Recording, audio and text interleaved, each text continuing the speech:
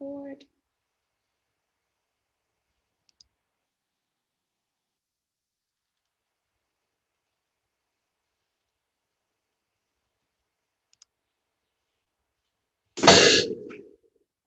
I heard they're coming.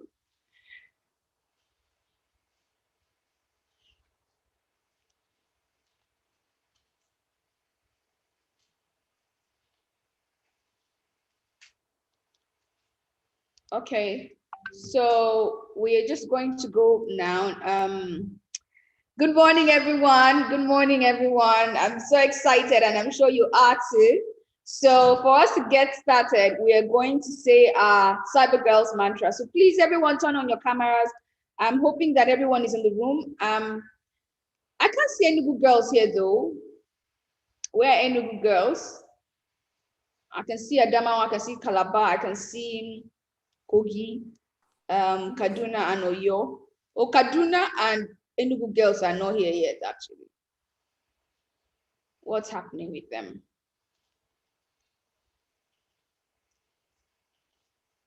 Divine, what's happening with them? Maybe we give them another 3 minutes to join in, and then we say our mantra and get started.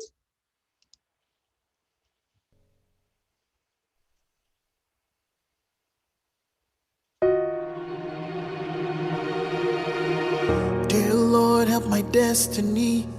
Let someone invest in me like a $10, cause I wanna blow. Otibela SS3. I've been blessed with the melody, Lord. That was many years ago. I don't pray, Baba. I don't tire, Lord, when only heaven knows. So give me one hit song, Lord. Let me blow like Olamide. Give me one hit song, Lord. Pick me up like Adekunle Gold. Lord, I want to blow like See Me or Small Doctor. I hope you see me. So give me one hit song, Lord. Let me blow like Olamide.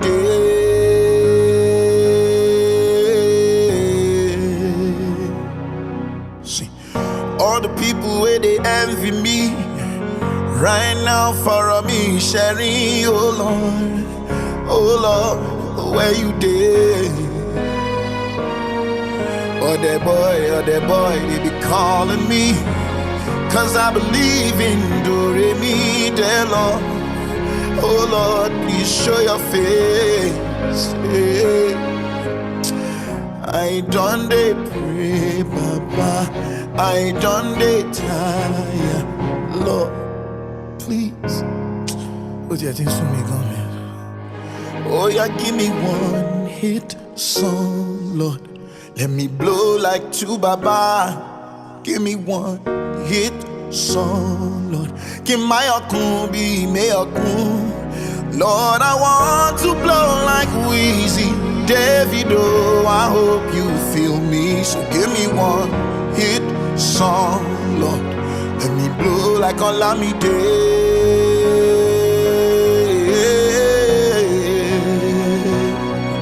Lord, I know, said the industry no easy. God will bless Mr. Easy. I don't mean to be greedy, but shit take me, oh Lord. Dear Lord, if I blow like Timaya, I will take my whole team higher. If you do it for me, everybody gonna know.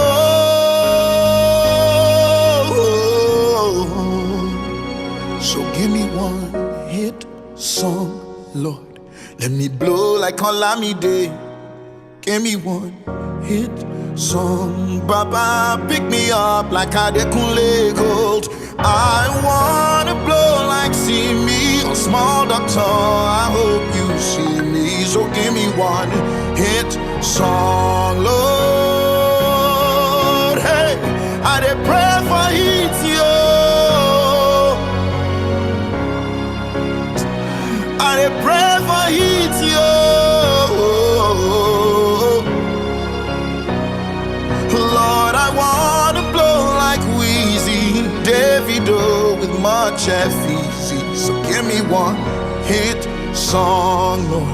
Let me blow like Olamide.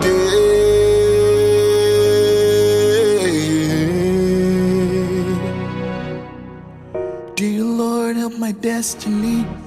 Let someone invest in me like Otedola, cause I have to blow. Please.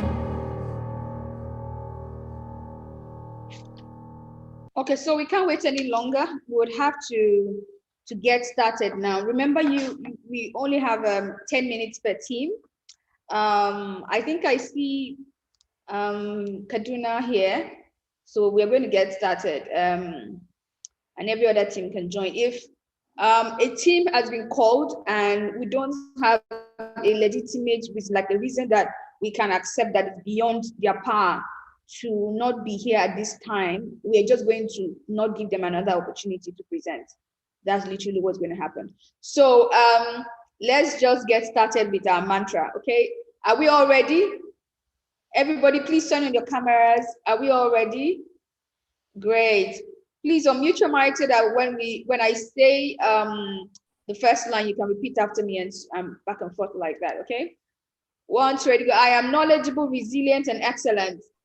I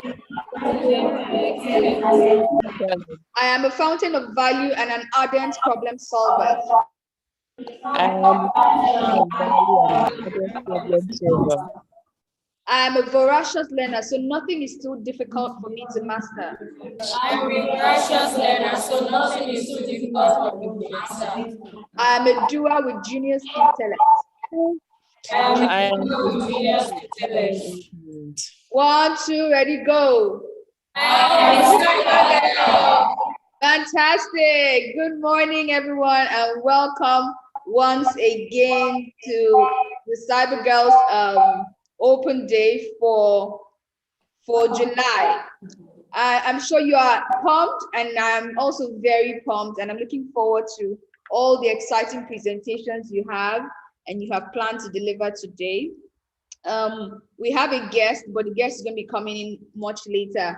I think in an hour's time. But our first presentation for today is going to be by Box Squashers Kaduna. Box Squashers Kaduna. Let me see. I didn't have a message here. Oh, Box Squashers. Okay, no, not Box Squashers. Sorry. We are going to have a presentation by Box Squashers Kogi. Box Squashers Kogi ready? Okay, I'm just going to stop share and have you, please unmute your mic if you're in Box Squashers Kogi.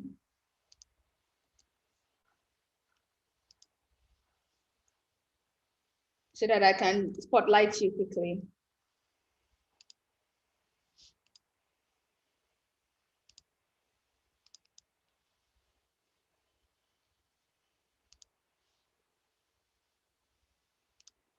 Where are Box Squashers Kogi now? Where are you? Yeah, I am.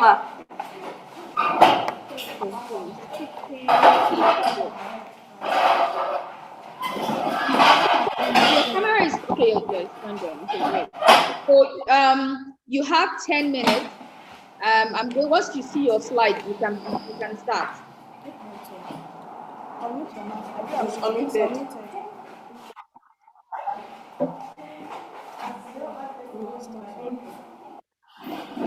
Hi. Introduce.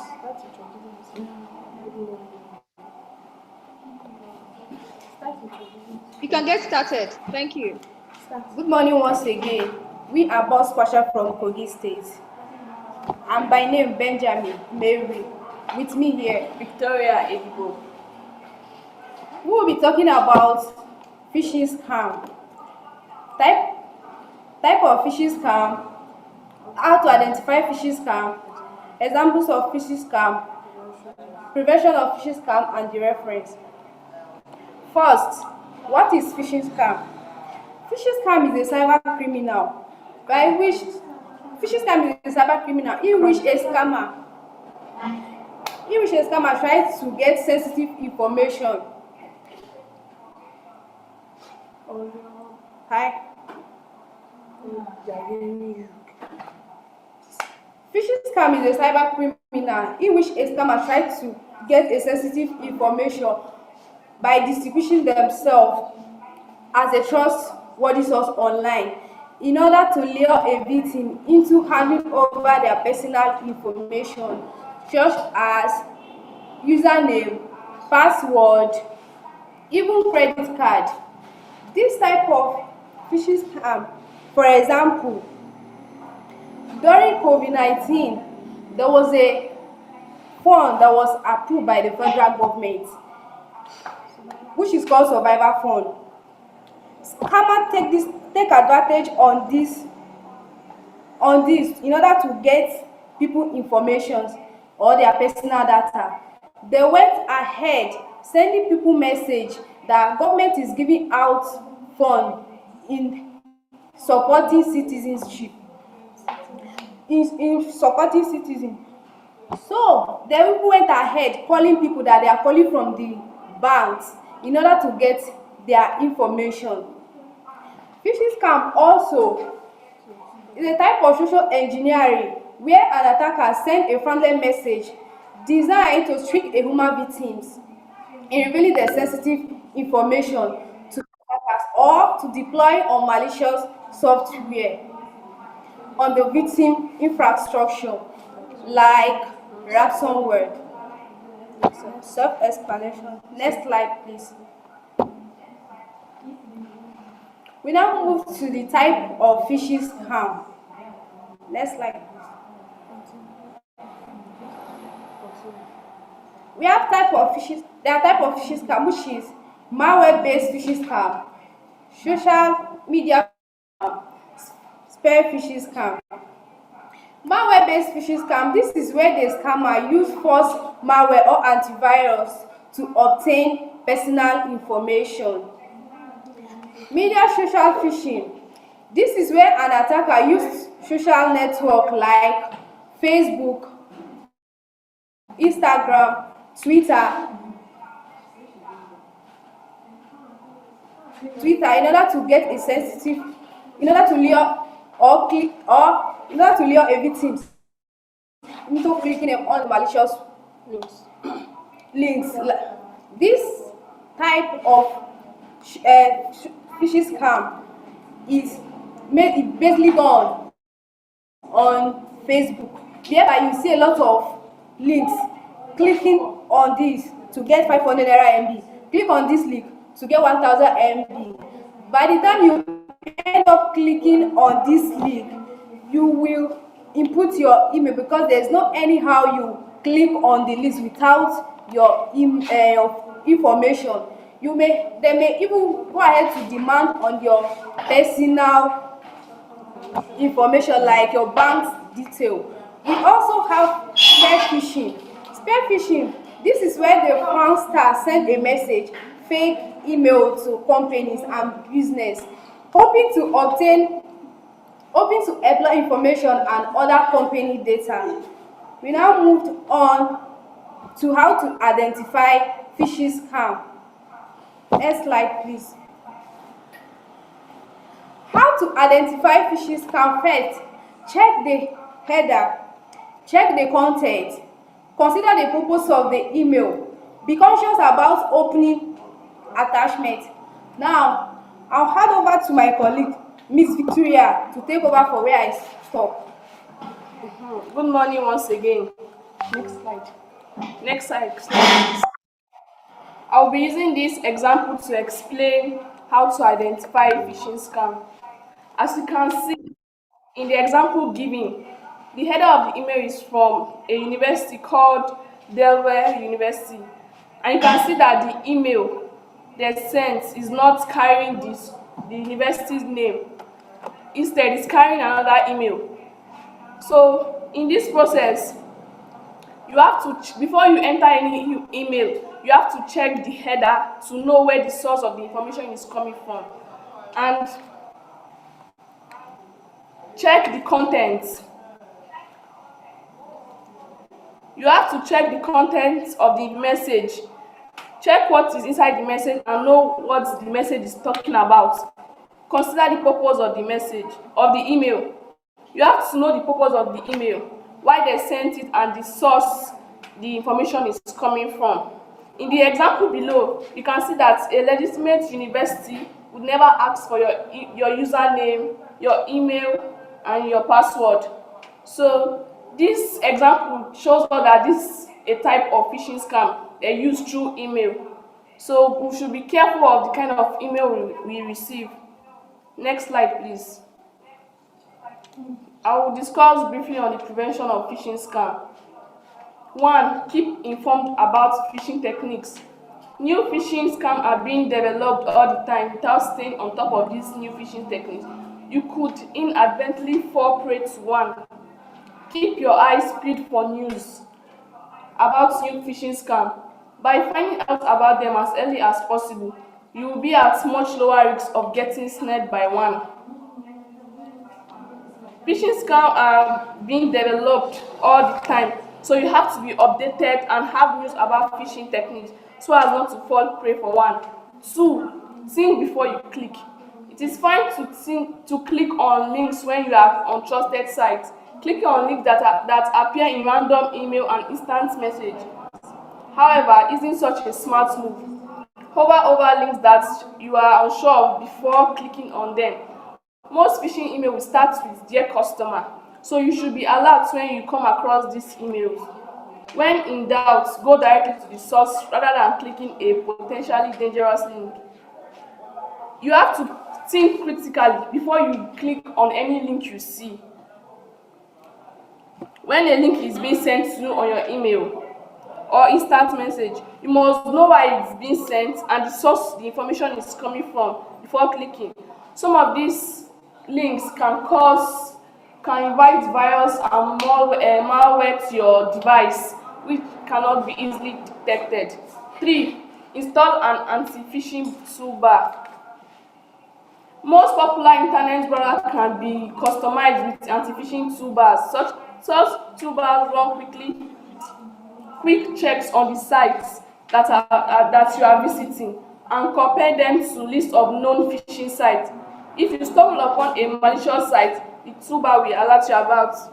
Toolbar like SpoofGuard, Netscape, CloudMark, Earthlink, and AccountGuard. Next slide, please. Verify a site security.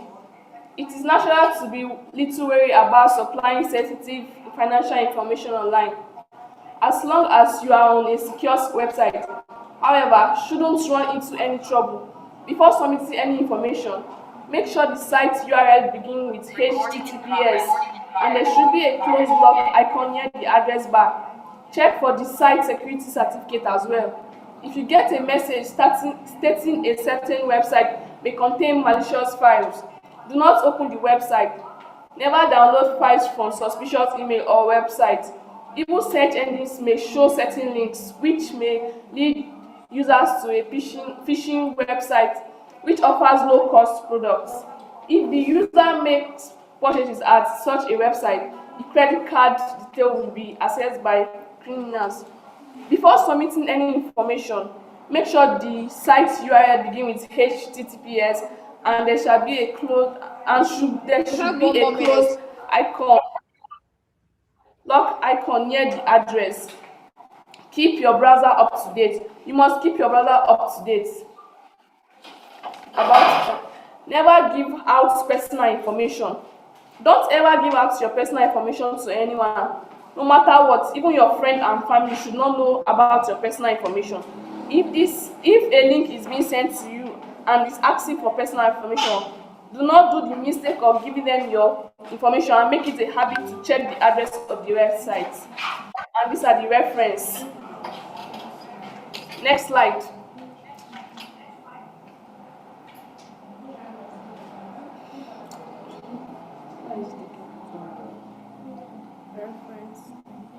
And these are the reference.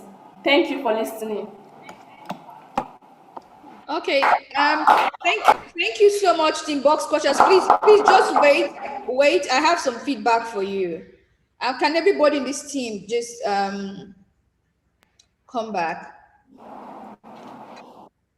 So don't take this the wrong way, but I am not happy with this presentation. I've not said this throughout this open day, but I'm saying this because a lot of the things you said were wrong. And I'm having to correct you this way only because we have guests that are joining us from YouTube. And if you're not giving the right information, I can't wait till maybe some other time to correct you. The person that was speaking about spear phishing said, let me show you that. The person that was speaking about spear phishing said that spear phishing is an email that is sent to just about everyone. That's not correct. When I taught you spear phishing, I told you that spear phishing was highly targeted emails. If you check your learning content, is also saying that same thing. She was speaking about phishing, and she said the way she was describing phishing is definitely not the way I taught you. Okay. And there's just so much that I'm going to give as feedback after this, but next time, if we have taught you something, please go and refer to what we have taught you and build up on that, and don't not something entirely different from what we have taught you. There's a lot that is actually wrong. And for example, she said, someone that was speaking about how malware infects, she said something about phishing using antivirus to infect, and I had to write it down because that's totally wrong from what we taught you. I want you to sit back and actually look at these slides and correct them. We will not give you another opportunity to present, but correct them for your own learning sake. Okay. Let me see the names so I can say your names very well. Correct them for your own learning sake, because if you give us wrong information in the open day, we will not accept it, because this is also a forum where other girls learn from you. Mary Jibril Edibo, make sure that the information you are sharing here, and everybody else has to learn. The information you're sharing here has to be correct. It has to be correct, and it has to be looked at. Did you show this slide to your mentor? Yes. No. Did you show No, this? ma. Definitely not. No, ma. No way you shared. There's no way you shared this slide with your mentor, because your mentors would have told you what I just said to you, and many other mistakes that came up, especially when you were describing phishing. That's not the way I described phishing to you. Phishing is not a cyber criminal. Phishing is a cyber crime. And I heard you say cyber criminal many times. So please, for every other group, I need you to prepare, make use of the information we have given you in the classes, and look at them very well. And then of course, also check with your mentors. It helps. Those people are there to help you. Okay. So Kogi girls, learn from this. Okay. Great. Let's give them a round of applause.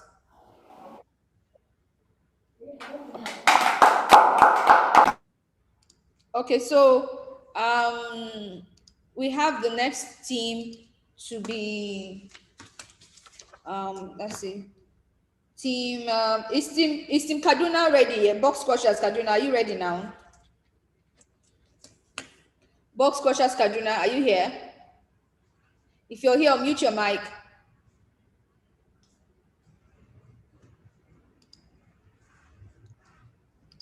Hello, good morning, ma. Good morning. Is that Box Squashers? Yes, it's been raining in Kaduna and most of the girls are not here. Can another team take up before us, please? Sorry to hear that. It's been raining in Kaduna since yesterday, and although some of us are here, but we're not all available right now. Okay, Yes, I understand. So we're going to give you some more time. We're going to give Box Squashers Kaduna some more time, and every other team in Kaduna. So Oyo, are you ready? If you are, mute your mic.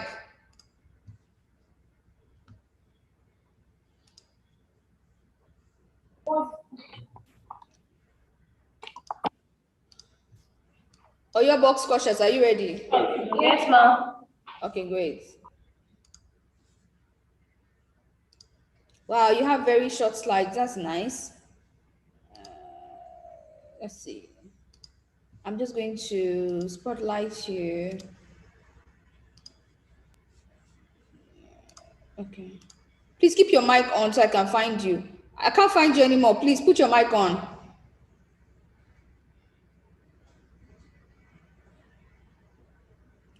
Please put your mic on.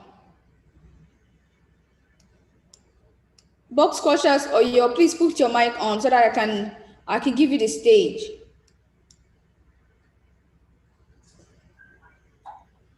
Okay.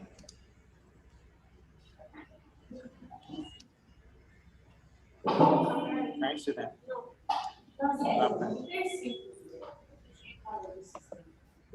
Okay. Can you please put You on can't your see them there. camera? All right, let's change.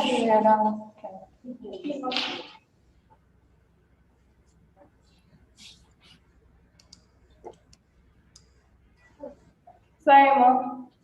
Okay, is it that, okay, I think I spotlighted the wrong one, right? Let me see. Please. Good morning, ma'am. Good morning. I think I gave the wrong one, the spotlight. Okay, great. Go ahead. Good morning, everyone. This is Box Clashers. My name is.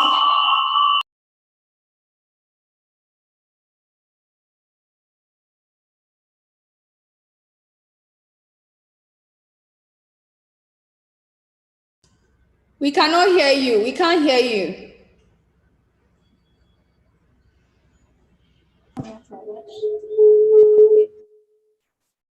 Good morning, ma. This is Boss Precious Oyo. My name is Toluwashi Abiodun. I'm Toluwani Antise. We'll be talking about the roles of AI in cybersecurity. But before we go into that, I would love to share a short story about the history of AI. So there was this French philosopher who has a great interest in the idea of mechanical humans. Yeah, that is robots. So when his 5-year-old daughter died, he decided to create a replica of that his 5-year-old daughter because he was depressed and because of the grief that he went through after the death of his daughter. So he would always bring out this replica every night and talk to her, speak to her, just like he would always speak with his 5-year-old daughter. So he took this replica everywhere. He took this replica everywhere he went. Whenever he traveled, it was always with the replica. Kept the replica in a casket beside his bed. So the Queen of Sweden, Christina of Sweden, one day summoned for him to come to her castle and sent a ship, which means he was going to travel through by the sea. So while on the journey in the night, just as usual, he brought out his replica again, the robot. He brought out the robot of his daughter again and started to speak to her. Unknowingly, he didn't know that something was going on, and so storm started and there was bad weather. So the suspicious crew on the ship became terrified, and they because they were hearing him talking, and he was the only one in the room. So they felt, why is he talking alone? So while he was sleeping, they went to his room, and they were very, very scared when they found out when they found out that the replica was inside a casket beside his bed. And so they picked it and smashed it and threw it into the sea. So that was how AI robots began. AI, next slide, please.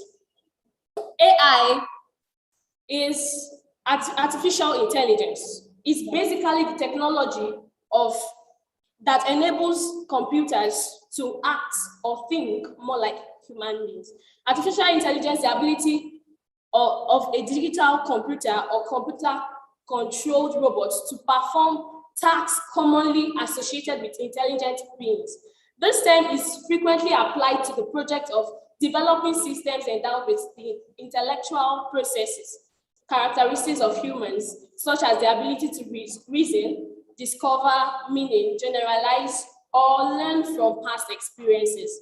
So we have a lot of examples of them around us, like the Siri virtual assistant on the Apple iPhone. I would give it up to my teammates to pick over here. Next slide. Oh, come on, have seen a phone with me.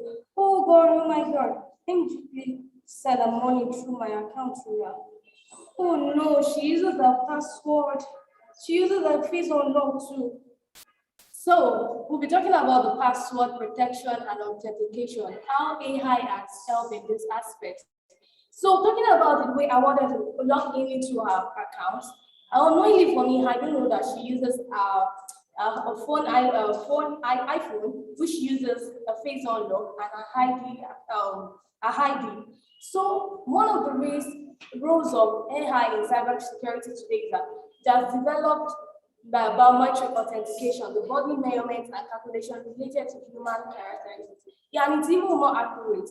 The interesting part is that this AI that is being used has actually helped that even if you change your look, your hairstyles, you can still fit into your password. Like you can still be able to recognize the person using that particular devices. So AI has helped in password authentication, whereby those who use the simple passwords can actually make use of this biometric, and it can actually help them and safeguard their electronics and even their works on electronic devices. So we'll go into the next slide. Okay, another way AI has greatly, affect cyber security is in behavioral analytics. Okay, so this feature allows the artificial intelligence, the machine to, flag out, red actions that are not known by the user of a particular system. So what do I mean by that? Okay, so AI through machine learning, learns the way a user uses their system or their phone on the internet. Yes, just like try to learn the behavior of the user of that particular system. So once the the system notice any behavior that is out of the usual one, it's kind of like flag it. Examples are maybe irregular online purchases or visiting a website that the user has never visited before. The system automatically flags out actions like that and then log the user out. So that is that's for behavioral analytics in roles of AI in cybersecurity. Yeah. Next slide. Next slide, please. Phishing detection and prevention control. AI as a restricting force is one of the best anti-phishing solutions. It is being used to study patterns and modus operandi employed by the adversaries to defeat them at their own game. So, for example, all this you have to know, like the unusual things that we find in phishing emails, like misspelled words, misused phrases, and email addresses, shortened URLs, all that. The AI, we have AI detects it. AI, you don't have to go through that. AI detects it for you. So we'll be leaving you with this question. Do you think that AI can replace human in cybersecurity? Thank you. That was a beautiful presentation. I like all the drama, although we didn't quite hear you, the second person who came on, but I like the creative feel to that and how very well put together these short slides were. Well done. Thank you, ma'am. Okay, let's give them a round of applause. Let's give them a round of applause now. Okay, great. So we're just going to go into this question session. So Kogi girls, Kogi box questions, please come back. Turn on your camera so I can spotlight you quickly. Kogi girls, please turn on your camera so I can turn on your mic so I can find you and spotlight you. So we can do our question session. Can we have that happen quickly, please?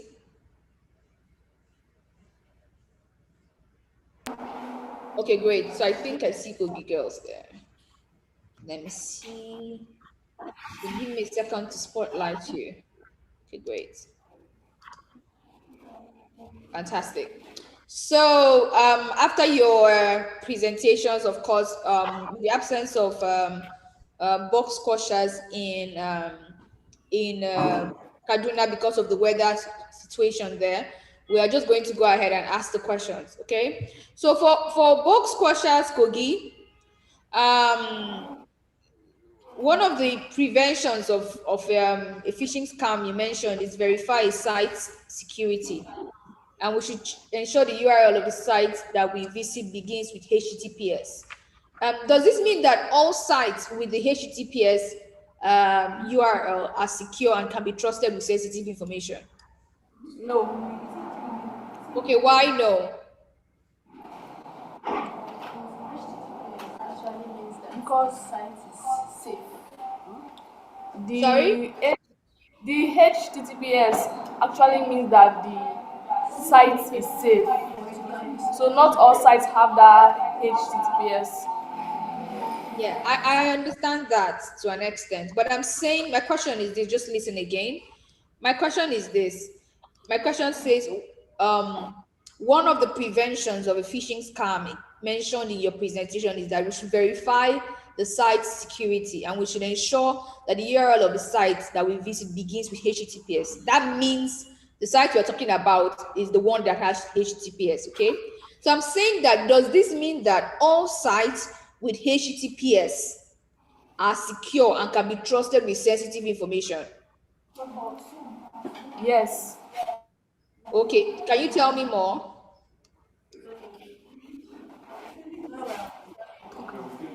Yes, ma'am.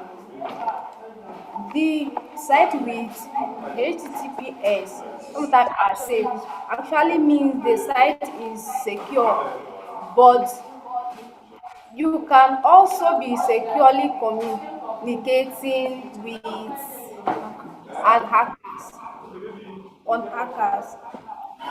Okay, you're partially correct. So I'm going to give you the answer. The answer is no. Not all sites that have HTTPS is secure and can be trusted with sensitive information. Remember when I was teaching you about this, I said that HTTPS simply means that the information is securely transmitted from you putting in your information to the server. It does not mean it can be trusted. And my question was, is it secure and can be trusted with sensitive information? So it cannot be trusted with sensitive information just because it has HTTPS, okay? So the answer is no. But like you said, you can be communicating with somebody who is a cyber criminal and you still have a HTTPS there because it's been set up and it's just about buying a security certificate and putting it on the website. So the answer is no, because HTTPS is not guarantee that the website is 100% secure and can be trusted. It just means that the website is probably safe and it may not be free from malicious code. It may also, not be free from malicious code because it only indicates that the site is encrypted. That's the communication between you and the server is encrypted. And cyber criminals can also encrypt communication on their website. So please, I've done this correction quite a couple of times. I've done this correction even on the group chat when we discussed around HTTP. Can we all remember that I mentioned this, a couple of times on the group chat, and I don't want us to be making those mistakes anymore. Seeing HTTPS is not a guarantee that that site is secure and can be trusted. It just means that there's a security certificate there ensuring that communication is encrypted. Do you know what encryption means? Can you kind of tell me a word that we've used many times to describe encryption so I can be sure that you understand what I'm saying? Ma? Yeah, encryption. Do you know what encryption means? When you say communication is encrypted, do you know what it means? Coded. It's The coded. process converts information. Fantastic. So it's locked, it's coded in such a way that it only gets to the people that it's intended for. Fantastic. Well done, well done. Okay, so I'm going to be asking Timoyo their own question. Are you ready? Okay, Timoyo, your question is this. You explained some key roles of AI in cybersecurity, but there are instances where, for example, AI could be used in the wrong way, thereby wreaking havoc on an organization's information assets, if leveraged by threat actors, of course. Now, like the use of chatbots to introduce malware is also one of the ways that AI, can be used for malicious purposes. And because of this way that's possible, threat actors will disguise themselves for etc. So, what do you think is a crucial thing that an organization must do that cannot be overemphasized in cybersecurity? Okay, one of the things we think that an organization can do is to practice cyber hygiene. Okay. Yeah. Yes. And also and also train our employees on cyber awareness. Yeah. Please give her a round of applause, like she killed it. Give her a round of applause. Fantastic. You hit the nail right on the head. Very, very precise. Well done, Timo. You've done amazing. Okay, so great. You can go back to your seats right now. And we are going to take, I think we're going to take do we have some, let me see. We have Team Ping Intelligence from Adamawa. Please, Team Ping Intelligence, you can turn on your camera so I can find you.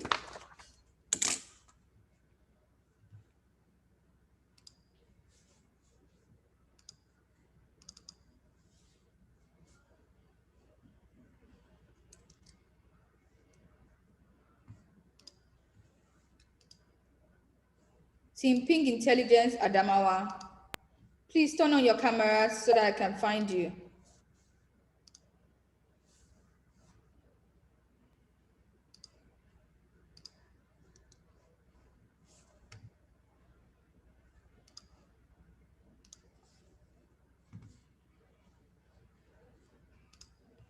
Right, okay. I've seen you now. I'll just share your slides and then I'll spotlight you right now. Okay.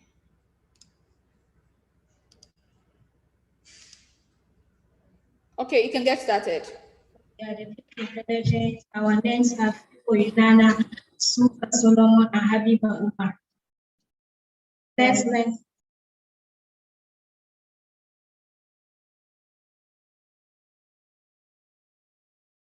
Interest of cybersecurity Adamawa State. Next line. Okay, introduction. Modern life depends on online services, so having a better understanding of cybersecurity is vital. Having essential knowledge and skills protect your digital life. Well, in today's world, most people do online services business, especially their business is online. So having the knowledge and awareness of cybersecurity is very important. Next slide. Who are cyber professionals? Cyber professionals are trained to find weakness in databases, hardware, firewalls, and encryption. Number one priority of the cyber professional is to prevent cyber attack by fixing potential issues before they are exploited by a malicious user. Well, this is just like the man in the middle. If the man in the middle is a cyber professional, the attackers may find it difficult for them to access your information and get access to your,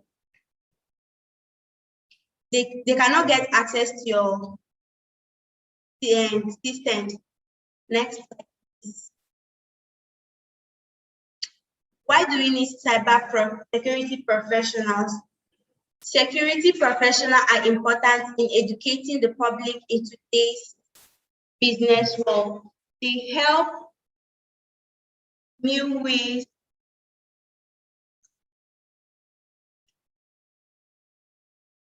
Security professionals are important in today's business world. They help new ways to combat cyber threats and the main line of defense against spamming, phishing, malware, viruses, and other information threats. Next slide, please.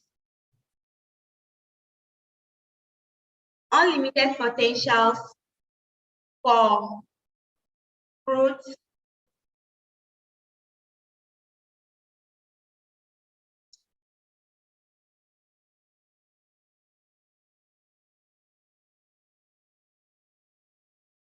Okay. Unlimited potential for personal growth. Cyber attackers are getting smarter by the day. Cybersecurity are busy outsmarting black hat hackers, patching vulnerabilities and analyzing the risks of an organization. Well, it is not only for when you have a cyber awareness, it's not only for let me say your profession, but it also helps you in person to protect your own personal details so that you cannot be scammed. And they protect big organization, the largest organization. And with cyber attack increasingly common occurrence across all sectors, professionals with the skills to defend individual companies and government from such threats are exceptional in high demand. We need cyber professionals in today, like even in the government, we need cyber professional, not only them, but we need their skills to help us to stay away from cyber attacks. Next slide.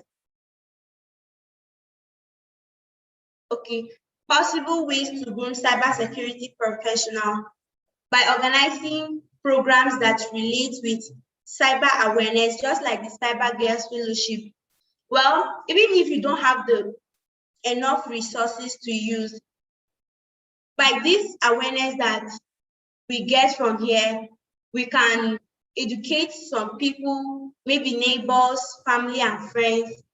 Even if you cannot have the resources to gather more people, educate them, and including cybersecurity as courses. Well, cybersecurity, for you to go and pay for you to learn cybersecurity is very expensive. So some people might not have that money, but when you include it in courses in schools, it will be a way to build professionals and providing scholarship.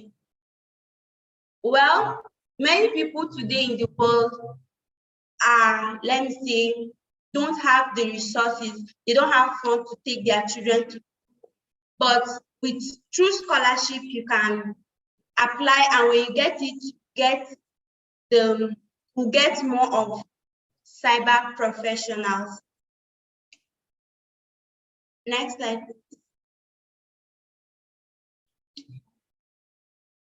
Although the sectors with workers couldn't I got to estimate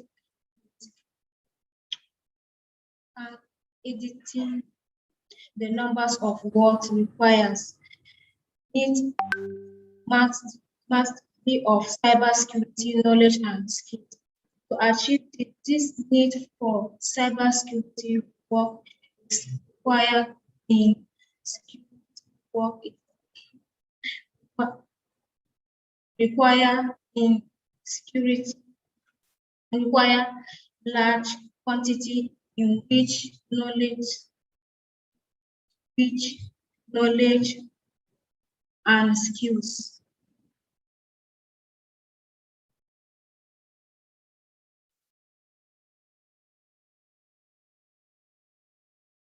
Right. Thank you. Okay, thank you, Team Pink Intelligence Adamawa. Okay, so I'm just going to give you some feedback. Your definition of who a cyber professional is incorrect. Yes, that's incorrect. I need you to please go back and look at your slides. Again, there are also so many typographical errors. Even on this slide I'm currently looking at, there's a typo there. So maybe you take the slides, work with your facilitator, show your facilitator the slides and correct some things so that you can learn from there. Okay, especially the typos. I'm giving you people critical feedback now because I need you people to grow. So you know that you need to prepare for your open day and put in the work. So for example, I also feel like you didn't rehearse your slides. So you had difficulties going through your slides because maybe you didn't rehearse enough. Okay, so please go back. I like your suggestions, although around ways to groom cybersecurity professionals. I liked that one. But again, there's a typo on that slide. Scholarship is not spelled this way. So please go back and work with your facilitator, correct them. We want to get corrected version of this slide.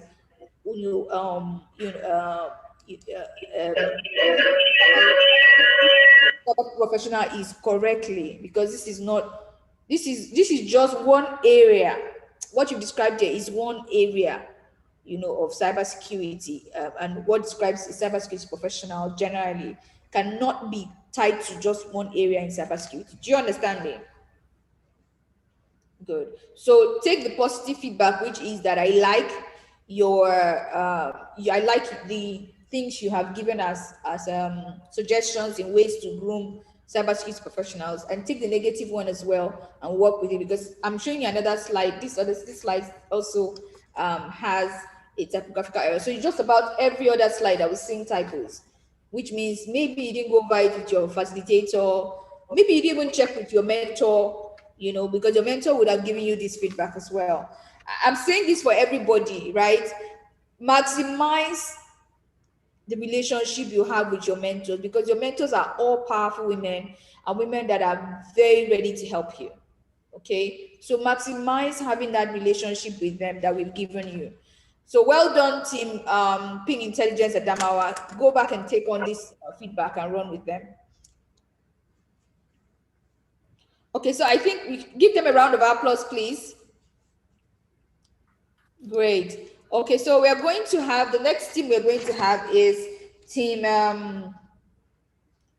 Ping Intelligence Cross River. And please, Enugu, be on standby.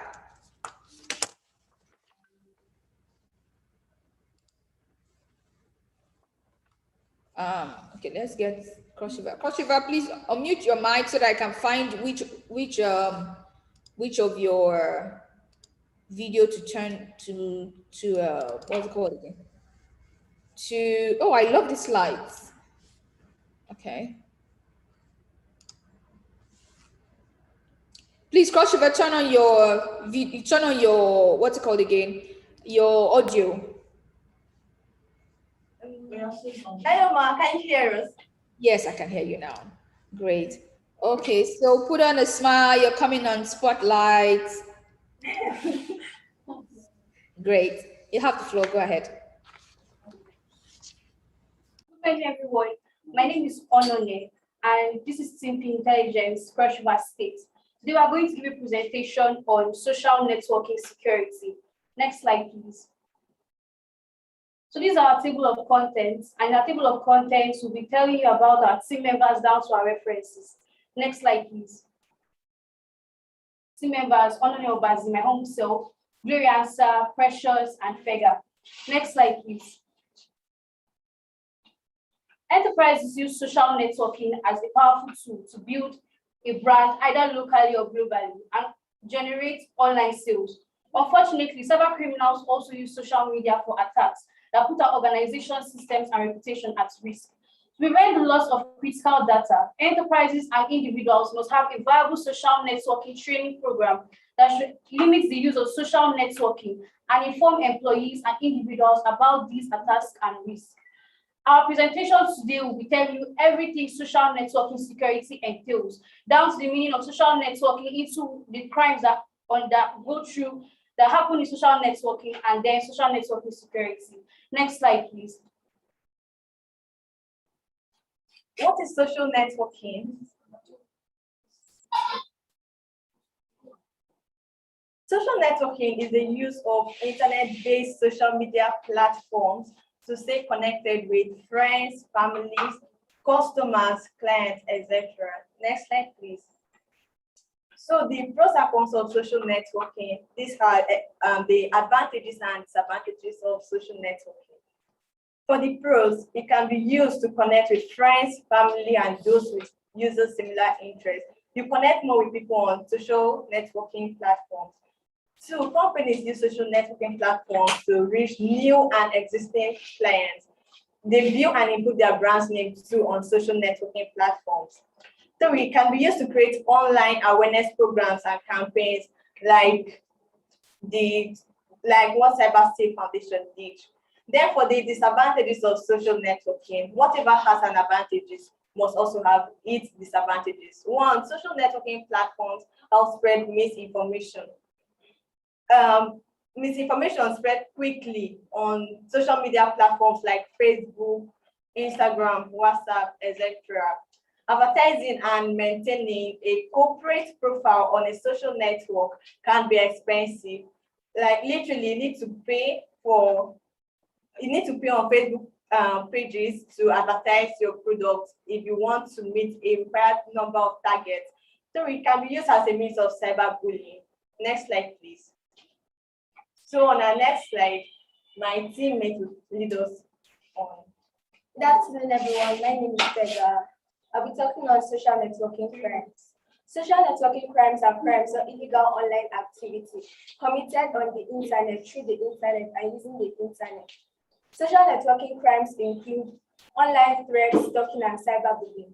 The most commonly reported and seen crimes that occur on social networking platforms involve people making threats, bullying, stalking, and harassing others online.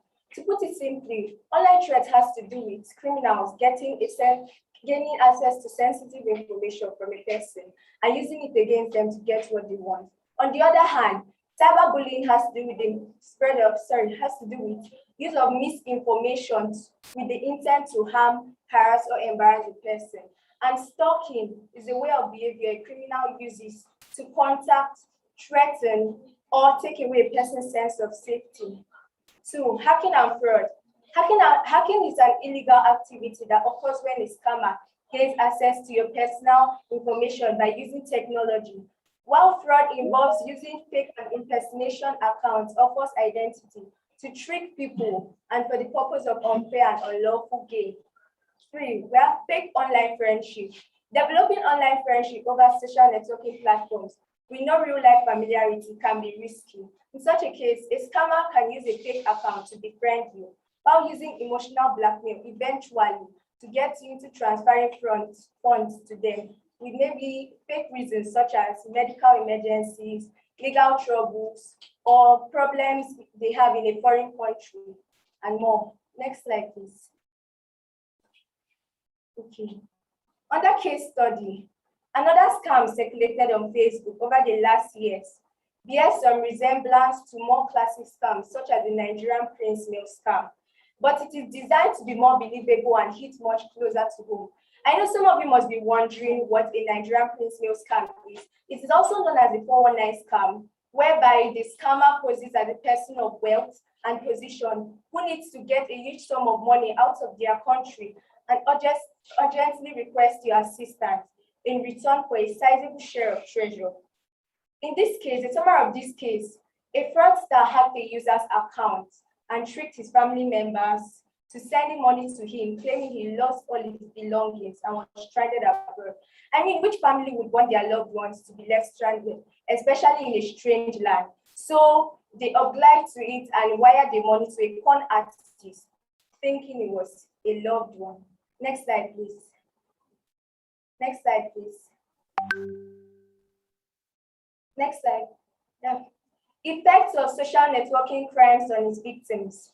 And that individuals, we have suicidal ideation, which is also known as suicidal feelings or thoughts. This is quite common among teenagers and young people. According to Intech Open, 11.5% of students who reported cyberbullying out of 33.8% have attempted suicide.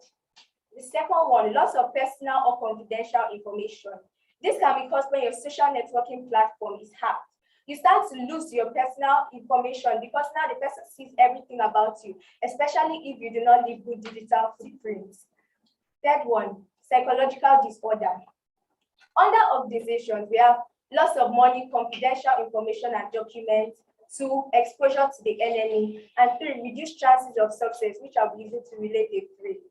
When confidential information is leaked and the organization's secret to success, financial information, and more is now out, thereby exposing them to their competitors, the chances of success is reduced. Okay, so I'll be handing over to my teammates. Next. Now the big deal, social networking security. This is the process of eliminating security threats through reconnaissance or survey, monitoring cybersecurity and protecting social assets on social media and networking sites. Next slide, please. Why is it important? It protects the data of individuals and companies at physical access points. As such, secures individual and company businesses. So basically, it reduces identity theft and spamming. 2, enhances productivity. 3, reduces percentage of cyber crimes. It reduces data loss, theft, and sabotage. If you have a secure network, not only will it filter out spyware, but it will also add layers of protection against future cyber attacks. You have 2 more minutes. How to enhance social networking security? 1, employ strong password, example, 2-factor authentication. 2, don't just rely on default settings. Don't put your password on default mode. Don't leave personal and business accounts. It makes it easier for a cyber criminal to get both your private and business accounts. 3, be mindful about what you share. Nothing is private. Your posts are sessionable. Your posts will cost you your job, and the internet lasts forever.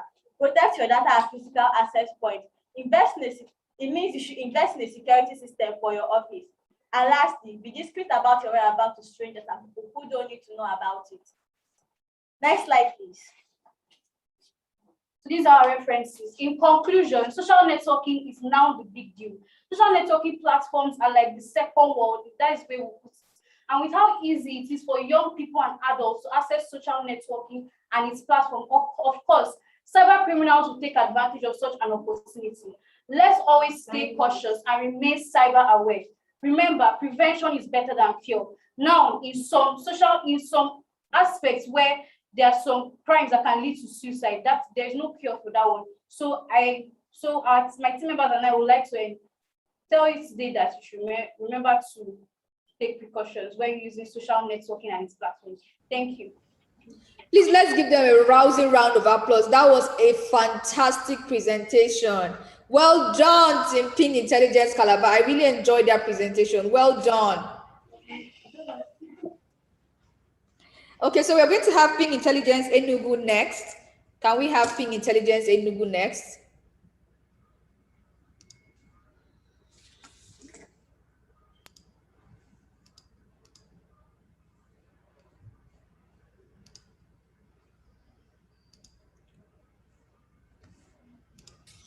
Audio first.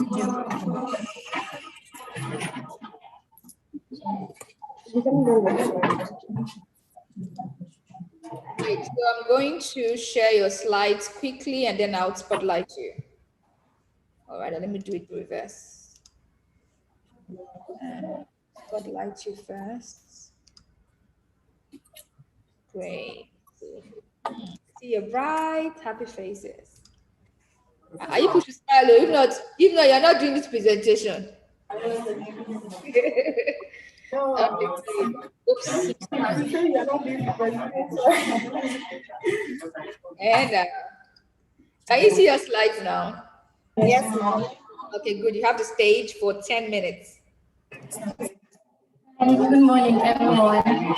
My name is Chima Favor Jonathan and my colleagues. And together we are from Pin Intelligence in Google. Today, the topic of our presentation is automobile hacking, a rising threat in cybersecurity. Did you know that vehicles can be hacked? It's amazing that many people do not know, many vehicle owners do not know that their vehicles can be hacked. And this puts them at a higher risk. Manufacturers too do not talk about vehicle hacking, and that's why it's continually grow. Now, vehicle hacking did not start today. It started since 2005, making it 16 years now.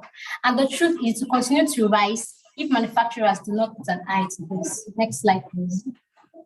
Next slide. Next slide. Next slide. The next, thank you. What is car hacking? Car hacking is also known as automobile hacking. Car hacking is all the ways a cyber criminal can exploit weaknesses in an automobile software, hardware, or communicating system in order to gain access, to the car. Then the mobile cars contains a lot of computerized features like Bluetooth connect, key fob enter, electrical control units, and others. Next slide, please. So the method of by which a car can be hacked is depending on the kind of car being hacked. So there are numerous methods that a car can be hacked. They are not limited to the ones that we are going to discuss here, but for the purpose of this presentation, we'll focus on these three methods. Next slide, please. The first is the car whisper method. This is a hacking technique in which an attacker hacks a Bluetooth in-car system and connects it to a Linux system to record audio from a bypassing car.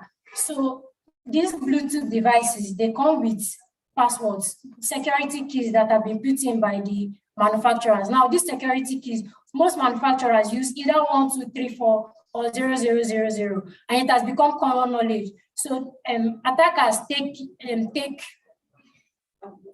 advantage of this vulnerability and perform this malicious act. How does this happen? It happens using a technique called the blue sniping technique. This is where the normal range of a Bluetooth device is 0.01 kilometers. So you have to be in proximity with a Bluetooth device before you can be able to connect to it. But they've come up with a technique in which they can increase the range of a Bluetooth device to at least 1.6 kilometers. So from a mile away, they can record the audio of a bypassing car which they have connected to. Next slide, please. The next method is the mobile app hacks. So mobile apps are being created for cars for the convenience of users. So where users seek convenience, what hackers see is an opportunity to exploit a vulnerability. One of these mobile apps that can be used as an example is the global positioning system, commonly known as the GPS. So when they gain access to this GPS now, we can use it to direct ourselves. Like when you don't know the direction to somewhere, you can input it and it can lead you, it can guide you on where you're going to.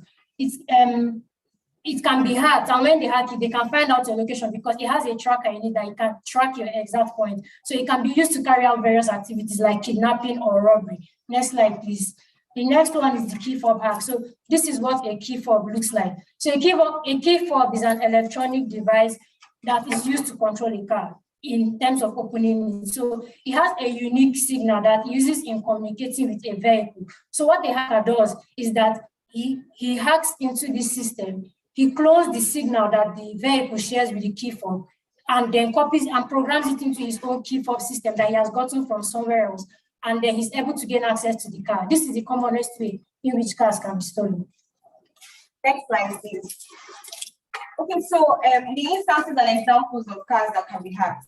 According to the Federal Bureau of Investigation, any vehicle that can send or receive an electronic signal, whether be it a Wi-Fi connectivity, radio reception, keyless entry, ignition control, can be hacked by cyber criminals.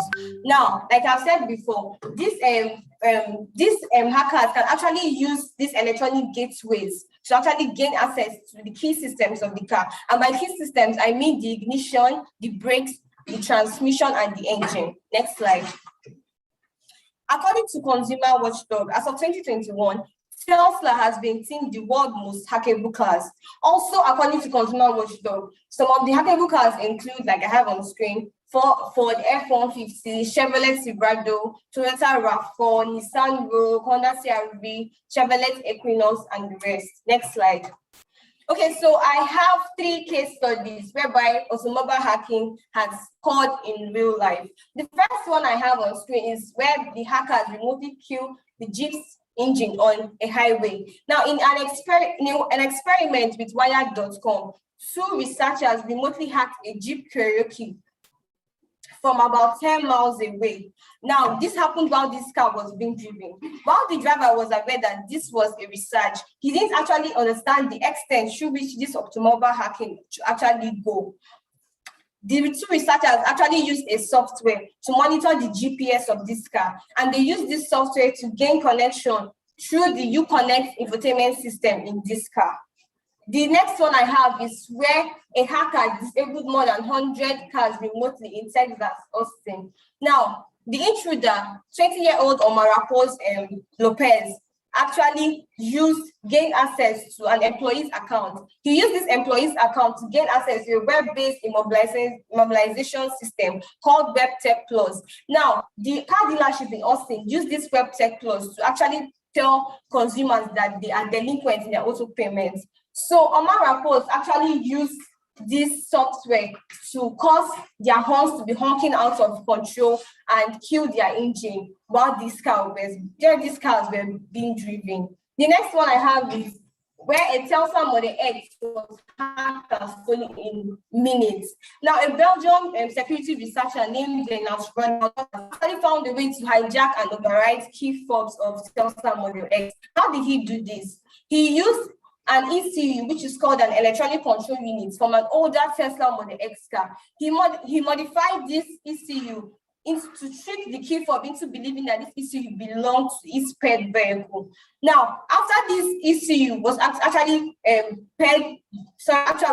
tricked into believing it belongs to this pet vehicle, it actually sent a malware update into this key fob. Now, this malware update, which was sent into the key fob, actually allowed the attacker to extract unlocked messages, which was used to unlock the car. Next slide, please. Now, vehicles today are loaded with computers networked to each other. This makes it more vulnerable for attacks to occur. Now, one of the ways in which people can prevent hacking is for manufacturers to improve password policies.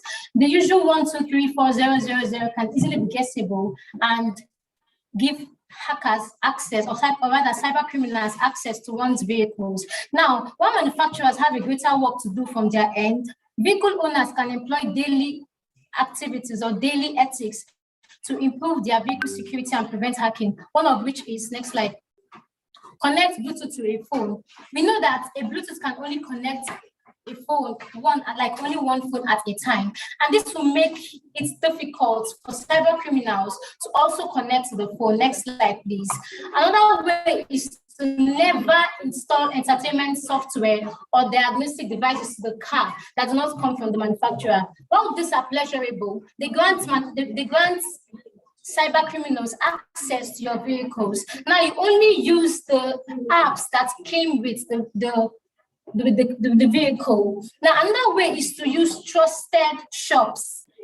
Anyone can have physical access to your vehicle. And if this person has a technical know-how or a hacking know-how, your vehicle will be in a very big problem. So you need to watch out for these things. And also, do not put your home address into your GPS.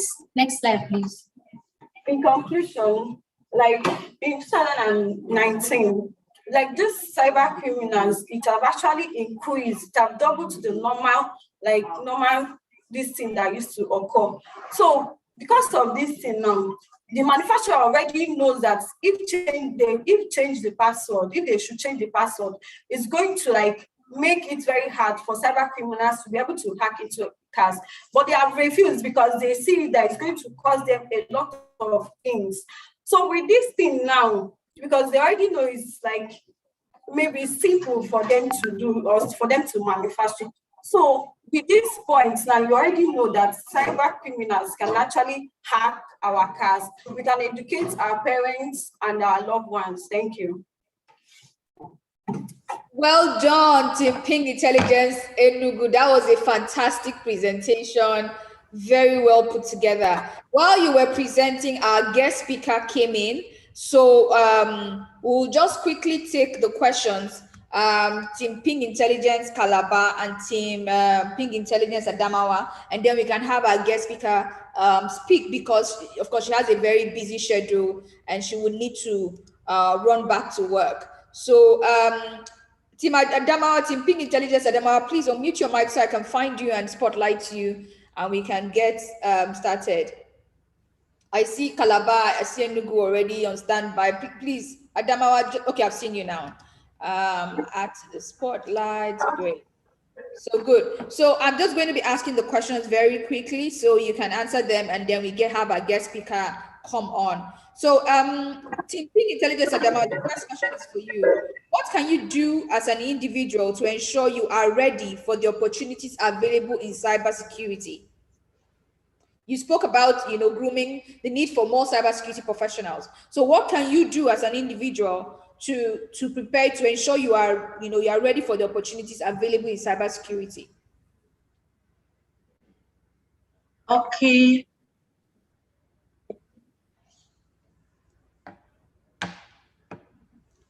Okay, by making sure I focus and I learn so that I can teach others. Okay, let me give you a clue, a very good clue. Also see that let me give you a very good clue. From yesterday, for example, we had a cyber leader come and speak to us. Do you remember some of the things she said? You can actually answer a lot of the possible answers are in her presentation from yesterday. So I'm just giving you a bit of a clue to give a very quality answer. Go ahead.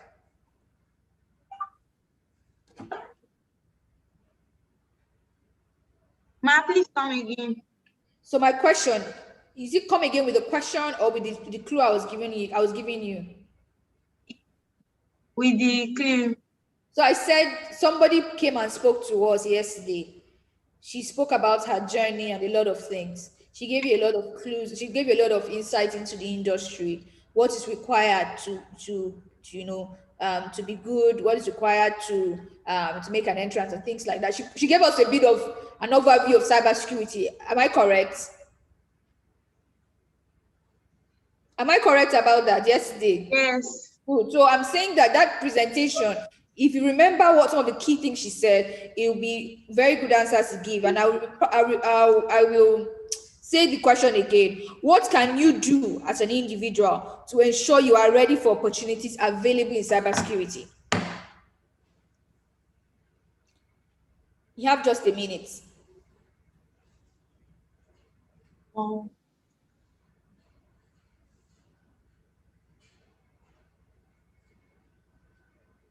By learning some things like on your own as an individual. You don't need your maybe facilitator to tell you. You can research on your own. Some things like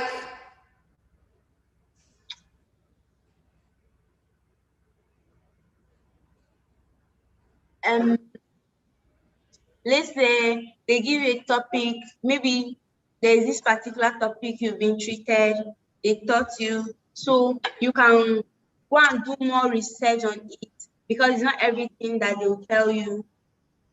So you can go and research on your own and have more knowledge about it. Okay, great. Thank you very much. So we're going to move on to Team Ping Intelligence Calabar. What do you think is the key cybersecurity issue? What do you think are the key cybersecurity issues on social media now?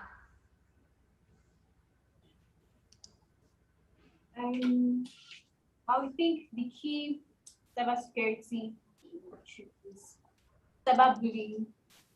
Okay. Yeah, cyberbullying, hacking. Those also hacking accounts. Okay. Great. Thank you so much for that answer. You're very correct. Those are some of the issues that I think you can relate with as well. So yeah, that's so that's a good one. Great. So we're going to move on to Ping Intelligence Enugu. What is the most common way cyber criminals can gain access to cars? What is the most common way cyber criminals can gain access to cars? By exploiting weak passwords. Okay. Exploiting weak passwords. Okay. Is there another one you have up your sleeve?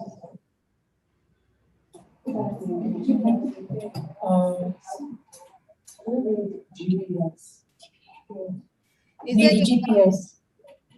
Okay. What about the fob? You're speaking about the yes. Where did you bring that up? Password.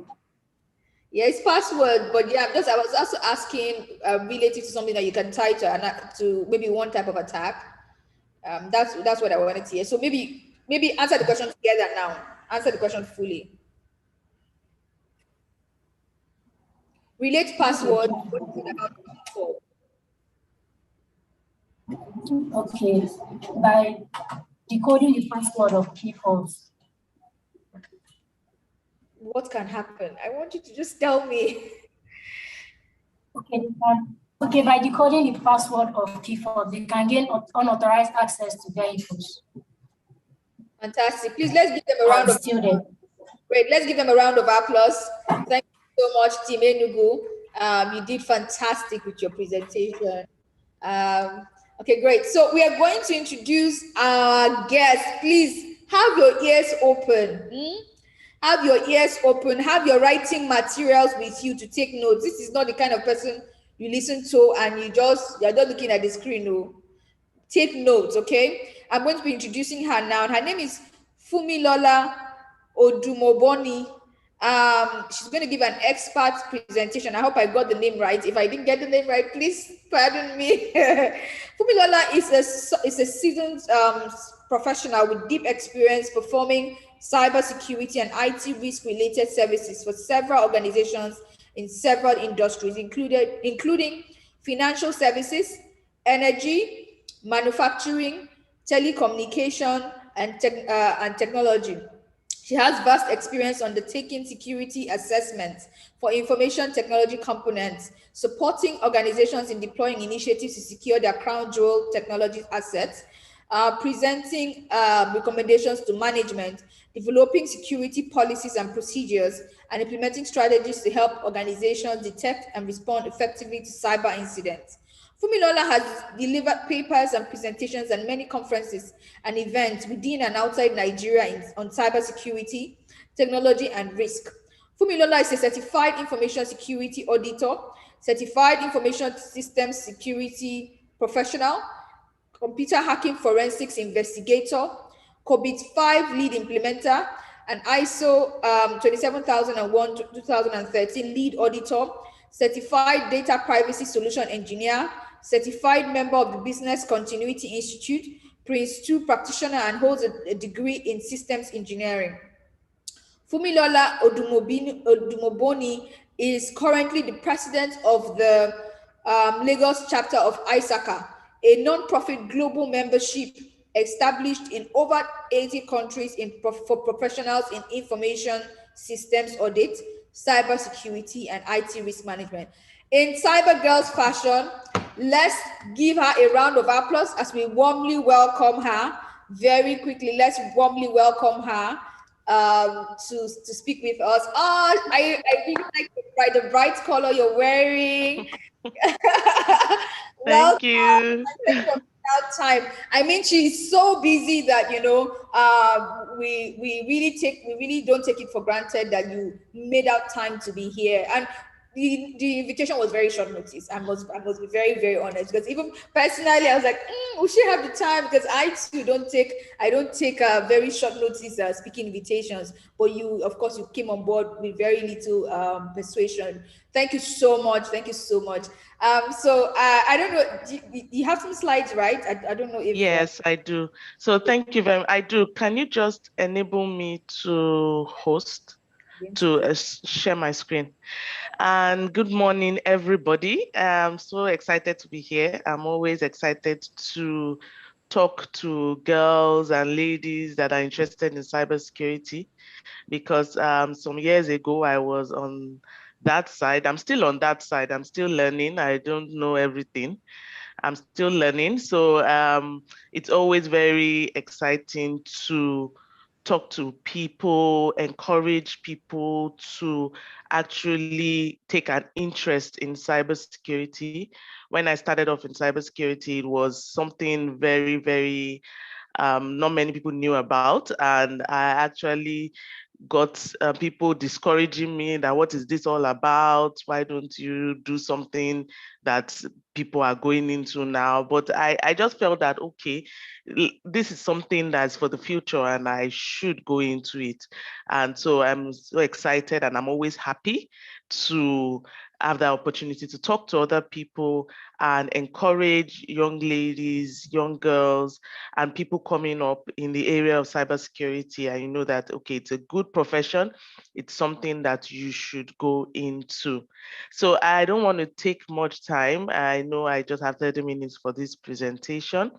And it's a very, very deep topic. In fact, when I saw the topic, I was like, how does Confidence want me to present on this topic?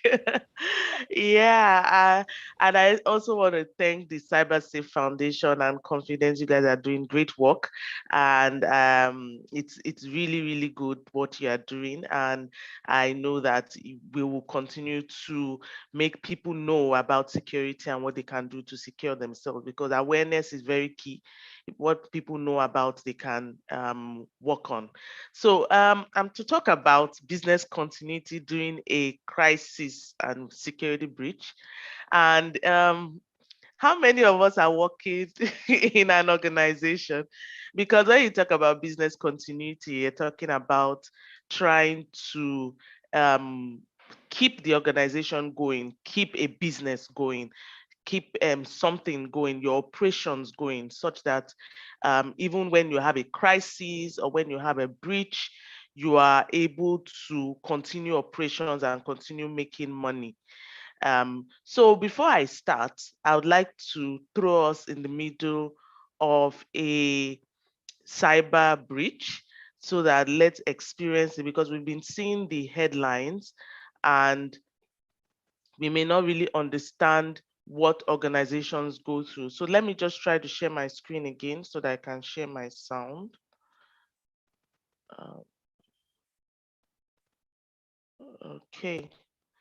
Okay, so I will I will just quickly play the video, then after the video we will talk again. So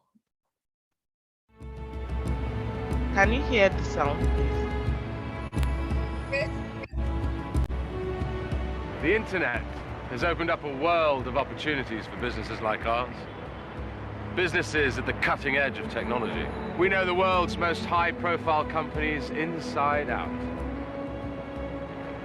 Companies like yours. Who are we? Your worst nightmare.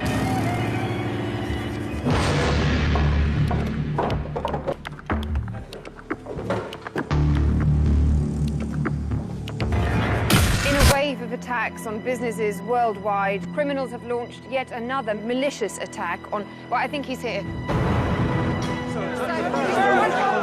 I've got nothing to say. Do you think your position is sustainable, sir?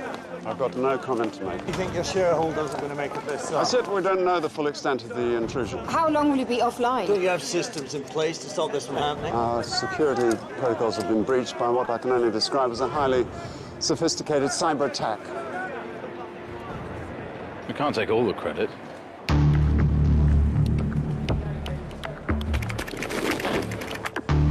We had a little help from Jim. Oh, hello. One of your managers. Yeah, yes, please.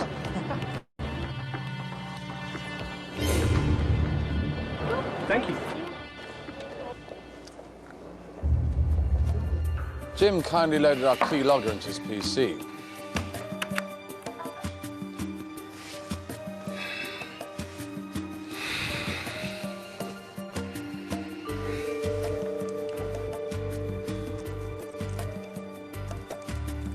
Before catching up on some emails, giving us direct access to his mailbox and password. Jim's giving us a lot of information.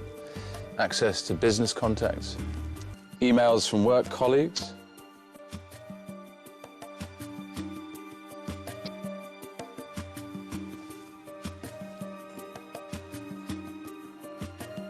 Jim's the outgoing type.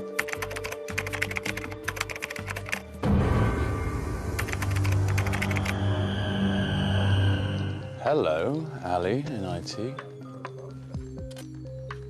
You look like a privileged Hello, user. Hello. Hi, yes, this is Ali. Okay, thank you. Yeah, no problem. I think I'm in there.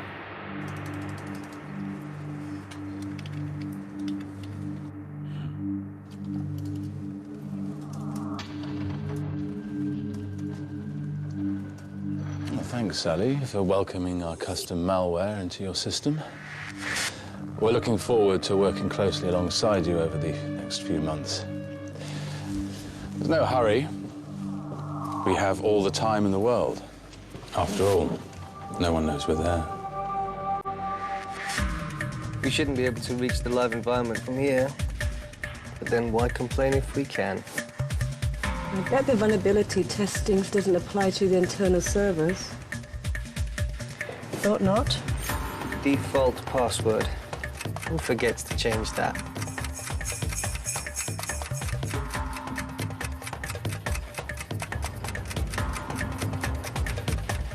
We have access to all your networks. We're in the database, mapping systems, circumnavigating firewalls across the business. Oh, and did I mention, we're going global on this one. Je l'enverrai tout de suite.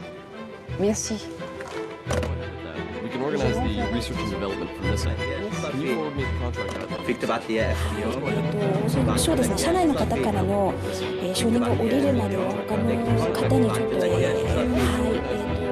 Intellectual property, confidential documents, personal and financial data belonging to thousands of people throughout your business, from anywhere in the world.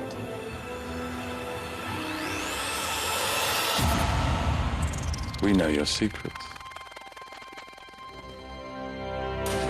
So how long has this been going on? This may have been going on for some time. What are the cost implications of the attack? He doesn't know what's hit him, or his business.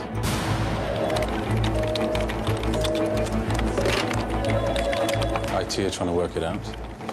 All systems stay offline for days while they assess the extent of the attack.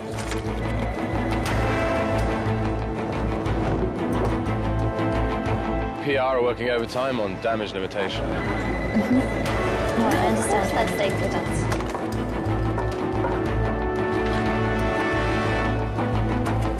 Then there's the emergency board meeting. Powerless as the share price falls. As customers and investors abandon ship, the board realize that the game has changed. They thought they knew the risks. How did this happen? Who the hell is responsible?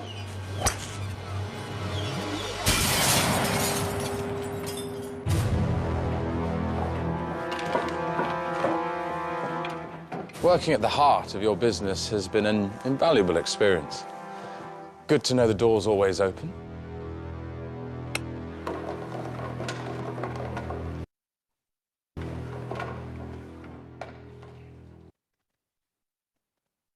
Okay, so that's what businesses go through.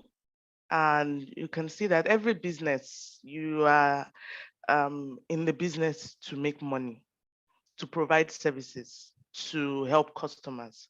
If it's a bank, you are supposed to be open. Your ATMs are supposed to work. So imagine those of us that have accounts, you go to the ATM and you cannot withdraw. You need to pay for something. You need to pay for something from school, and you cannot even withdraw to get the money to pay, because imagine if the bank has an attack and the systems are not available to be used.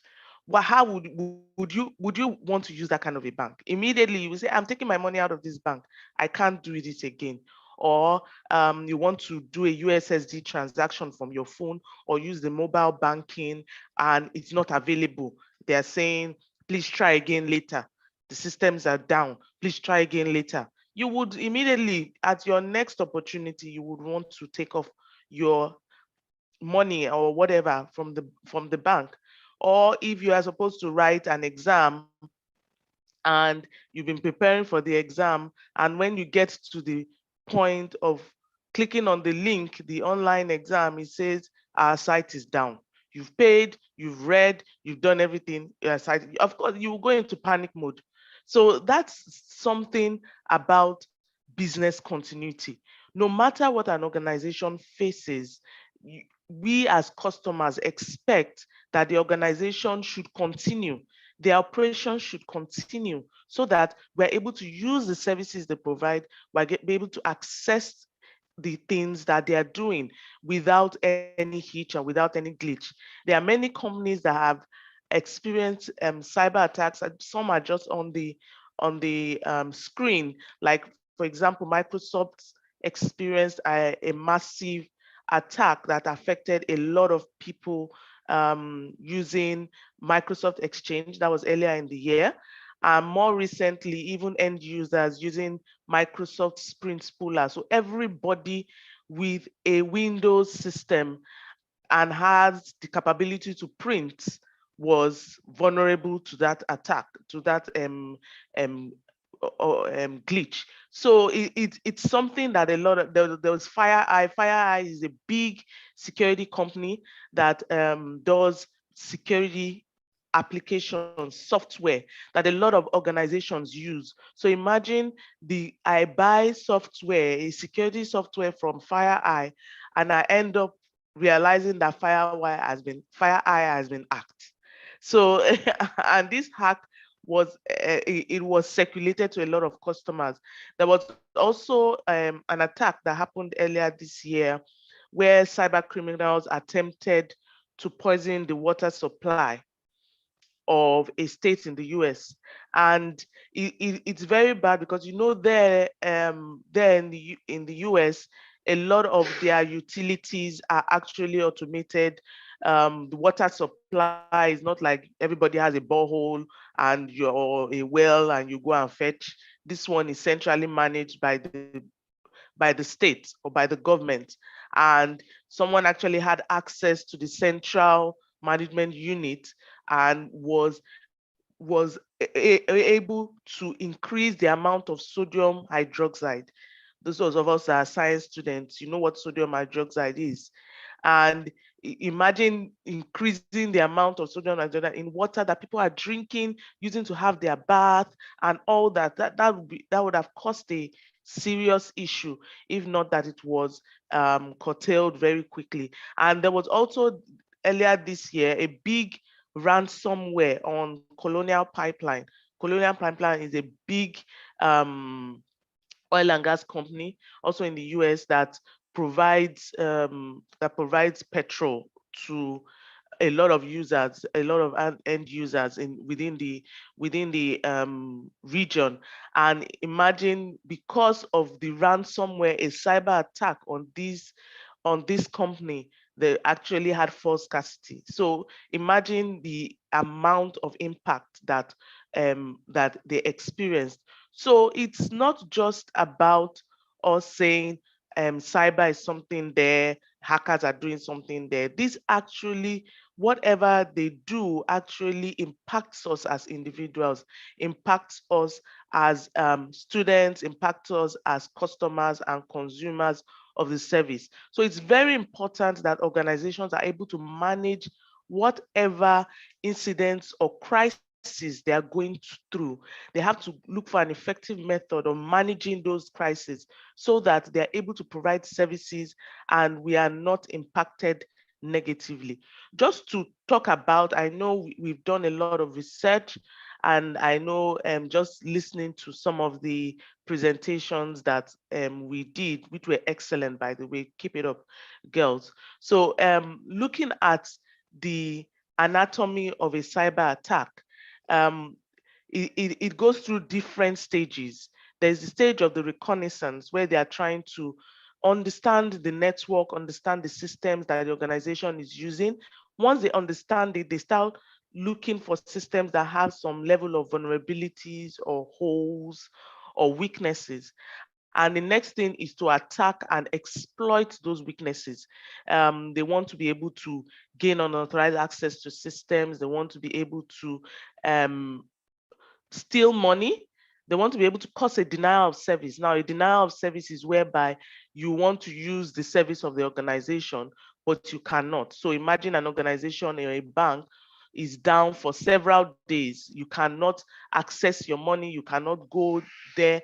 You can't even see the main system that posts your transactions. Everything is down. And that has happened to some financial institutions even within the region in Africa. And they want to be able to steal money from people, do identity theft, impersonate people, call and say, oh, I'm this person, I'm from this bank, can you give me your PIN? We've seen there are a lot of incidents around that where people are asking, I'm from this bank, there's something wrong with your account, I want to help you reset it, I will send you a code, tell me the code once I send it to you. So they want to be able to have access to the system or network. We've seen instances where a lot of attackers, when they have access to a system or a network, they download information and publish it online. And there's what we call ransomware, whereby they take hold or encrypt or encode the systems of the organization such that they cannot have access to those systems. And when you need to use the system, you won't be able to use the system. So those are the kind of things they do.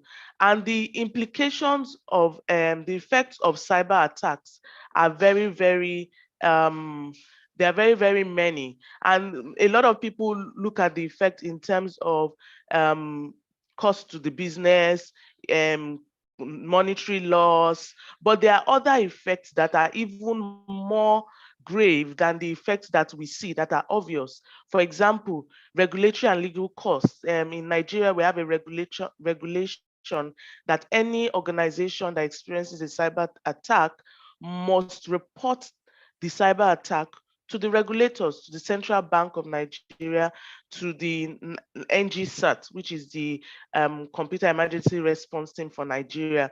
So you're supposed to report that, and if you don't report that, you will be slammed with legal and regulatory fines. Also, public relations, if you hear that, and how many of you would hear that your bank has been hacked and would still keep your money there? So the next opportunity you have, you want to go and remove your money, even if it's 10,000 naira, you will say, let me keep it in my house where I know it will be hacked than keeping it in the bank. So reputational, brand value, brand loss, customer loyalty. So those are the hidden costs that people don't readily quantify. But when an organization gets a cyber attack, those are the costs and those are the effects. And just before we start talking about what are the effective mechanisms for business continuity in times of a crisis, it's good to understand what are the types of incidents that an organization can experience. So there are different types. That we start from the compromise of data. So confidential information that the customer or the consumer expects would not be released to people. It is being released to people. So that is why attackers and hackers, when they have access to an organization's information, what they try to do is to release the confidential information, because they know that that is a breach of trust. So if I have my account with a bank, I don't expect that my account balance should be published on the internet where everybody can see it. So even if it's 1 naira I have in my account, as long as I look good, I'm happy. Nobody knows I have 1 naira. But imagine if my 1 naira is published online, I'll really be ashamed. So those are the kind of confidential data. Confidentiality breach is a very big thing. And even not only about amount of money in your account, we also have what we call the Nigerian Data Protection Regulation, NDPR. And that regulation states that me as an individual, I decide who has access to my information and who should know my information, my personal identifiable information, like my name, my age, my account number, even my IP address for my system. So imagine if someone goes, publishes my name, my username and password online. That is a confidentiality, data confidentiality breach. We also have attacks around malicious activities like misuse of information, people that send phishing emails. I'm sure we know what phishing emails are, whereby they send an email trying to mimic a legitimate person and trying to get information from you.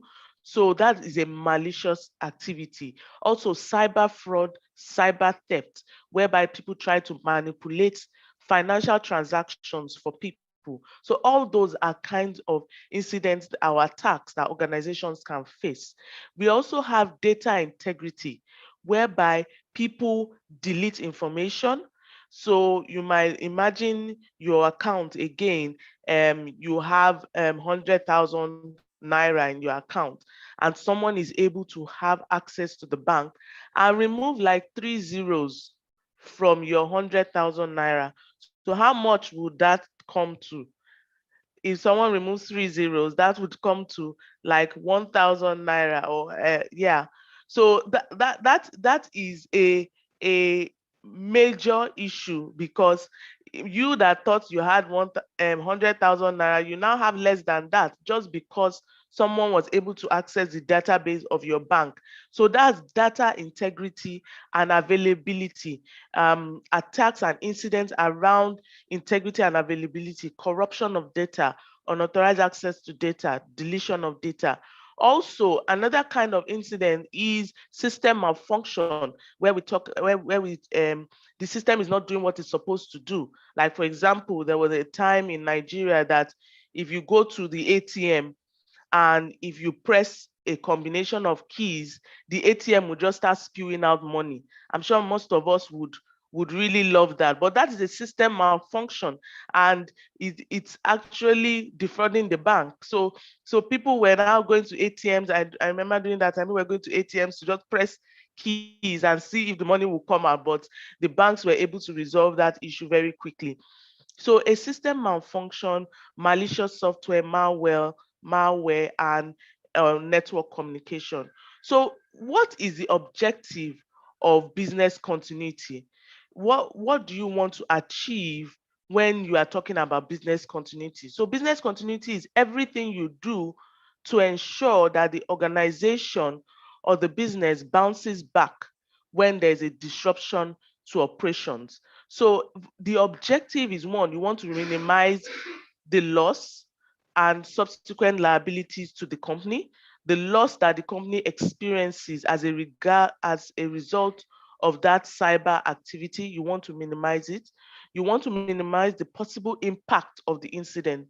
So if the incident was going to throw the organization out, or the bank out, or the system out for maybe three days, you want to be able to minimize it to maybe like only 1 hour. If the outage will just be 1 hour, you can still manage that.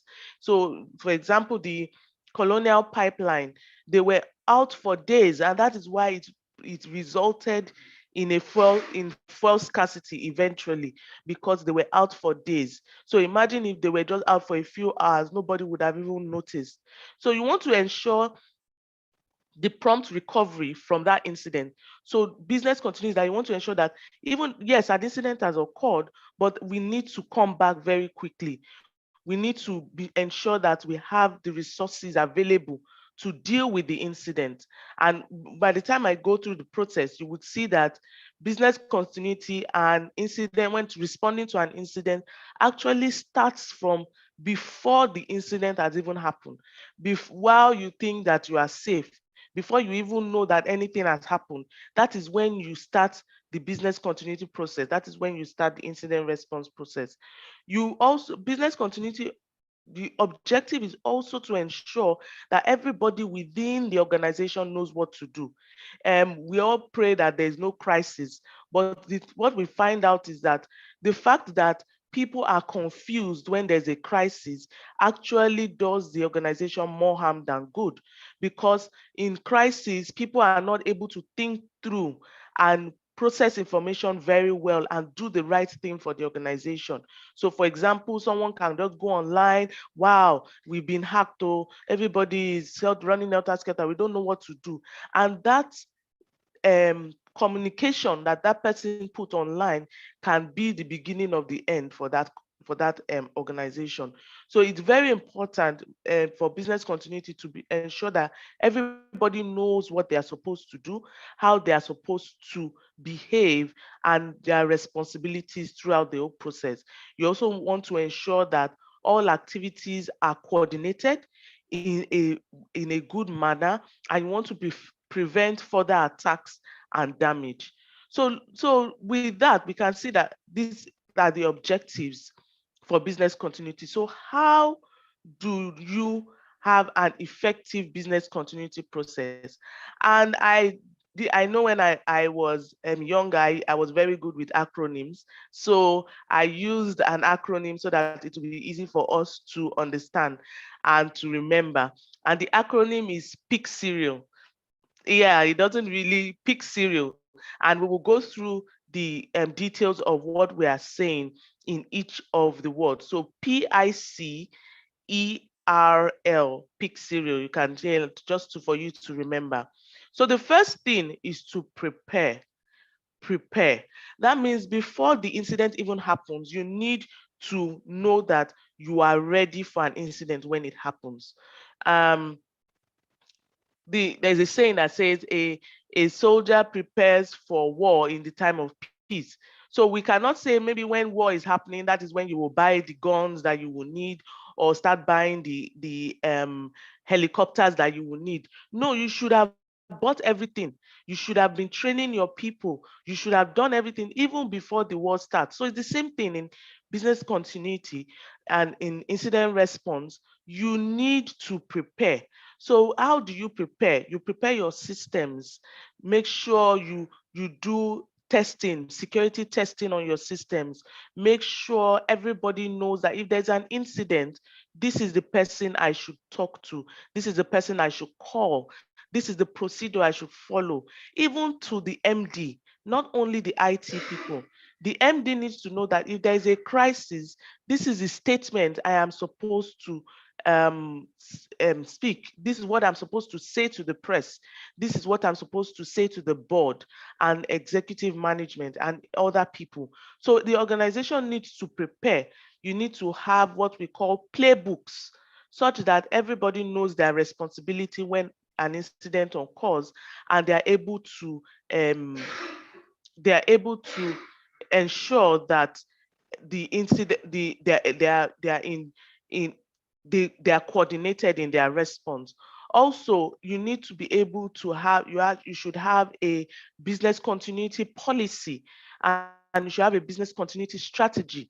The policy will make you know that these are the statements and these are the procedures that we're going to follow. and to ensure that everybody follows that. Once you have done that, you have been able to prepare, your systems are keeping logs. When we say logs, they are keeping trails of all the things that are happening, such that if an incident occurs, you can look at those trails and try to decipher what happened and how it happened. That is very, very important. And another thing is that even in the preparation, you also need to do what we call simulation exercises. Simulate an incident has occurred and try to walk through the process as an organization, so that when it really happens, you are able to ensure that it is everything is done appropriately. So the next thing is identification. You need to be able to even know when an incident occurs. And if an incident occurs, you need to know the scope of the incident. You need to know the scope of the breach. Is it only my head office? Did it happen in branches? Did it happen in across the world? We could see from the video that we watched that the incident took over all their branches across the world. So it's very important to know the scope, so that you will be able to know how to contain it, which is the next thing, containment. So it's just like how when the coronavirus, the COVID-19 pandemic started, the first thing was that it was very good to know where the virus is. For example, they were saying people in Lagos are affected, people in Abuja are affected. They were not just saying that because they just wanted to announce states. They were trying to identify the scope of the virus spread and the virus infection, so that they can be able to contain it.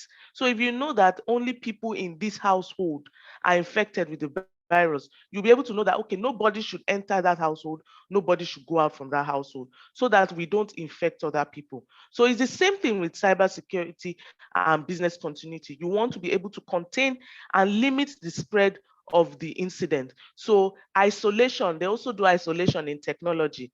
Yes, there's isolation. It's not only in the world that we do social distancing and isolation.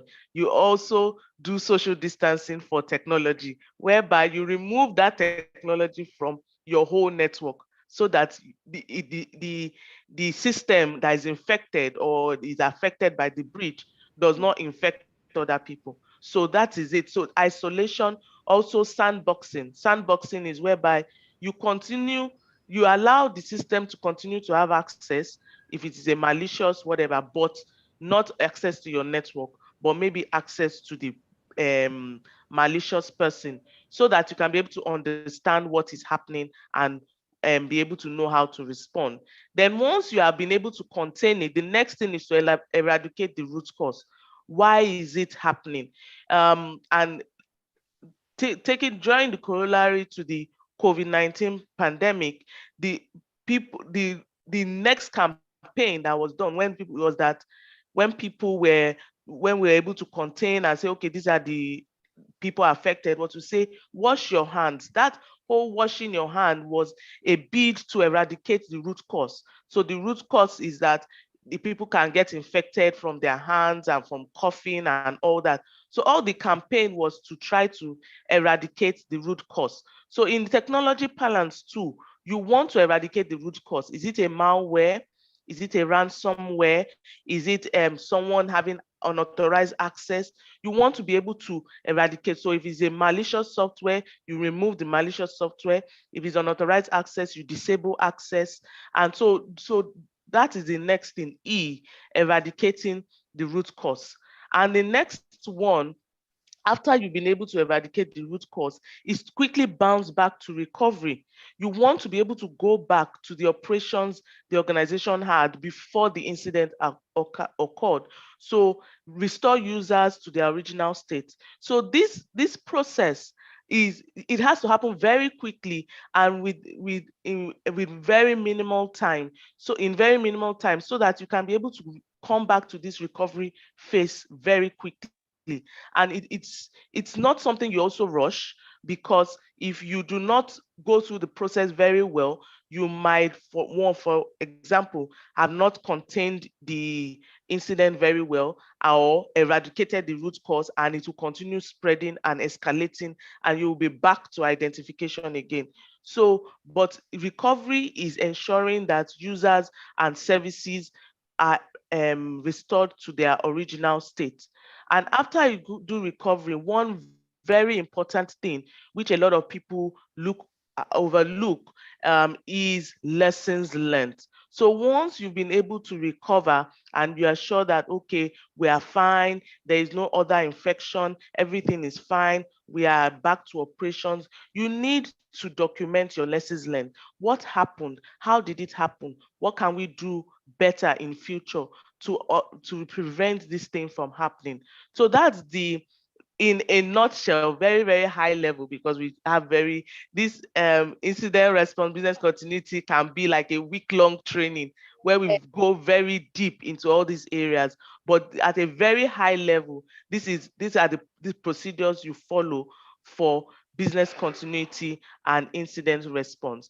And it all starts with you, because you might feel that I'm not working in an organization.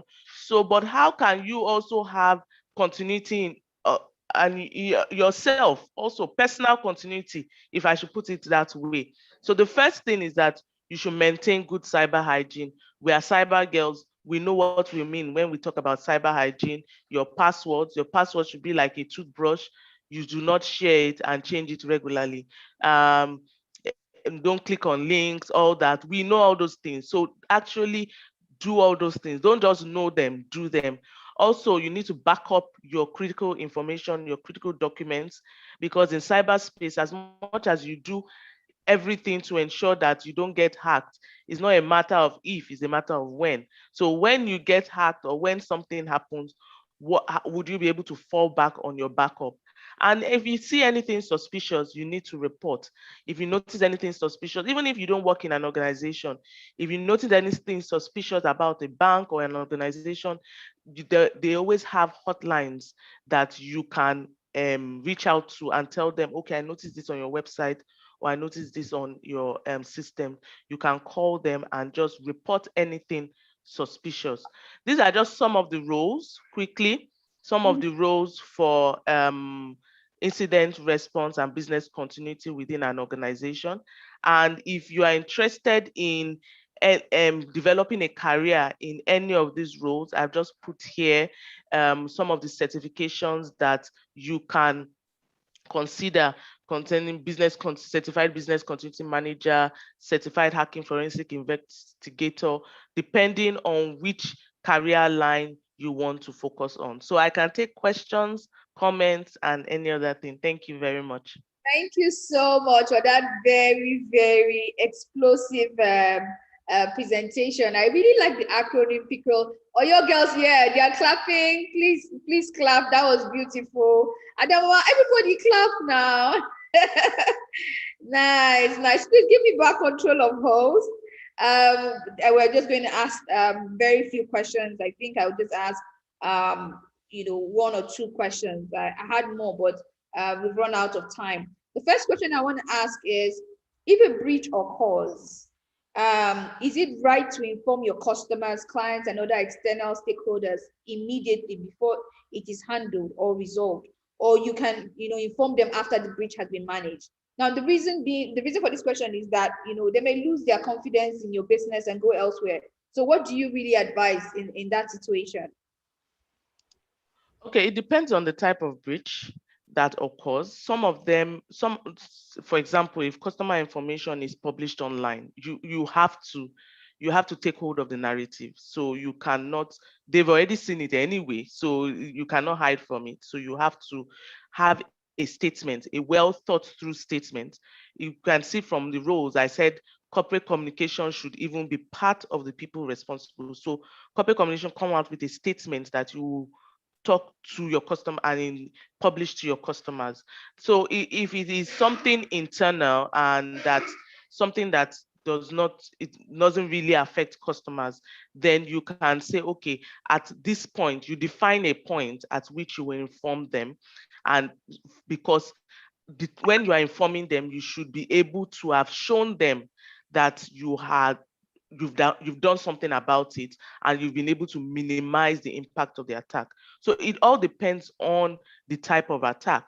But the most important thing is that before any attack happens, or before any breach or incident happens, you should have planned. So it should be clear to the organization that, okay, for this type of attack, this is what we're going to do. For this type, this is what we're going to do. For this type, this is what we're going to do. And everybody works together to ensure that you follow that process.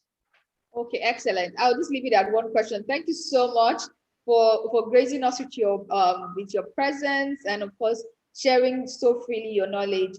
Thank you so much. Let's give her a round of applause. Great. Thank you so much for having me too. Thank you so much. Okay. Okay, so I'm just going to play a video for us while we take a bit of a break. I'm going to play a docustory, our latest docustory, while we just take a break. When we come back, we will be taking up Team Pink Intelligence Kaduna's presentation if they're around.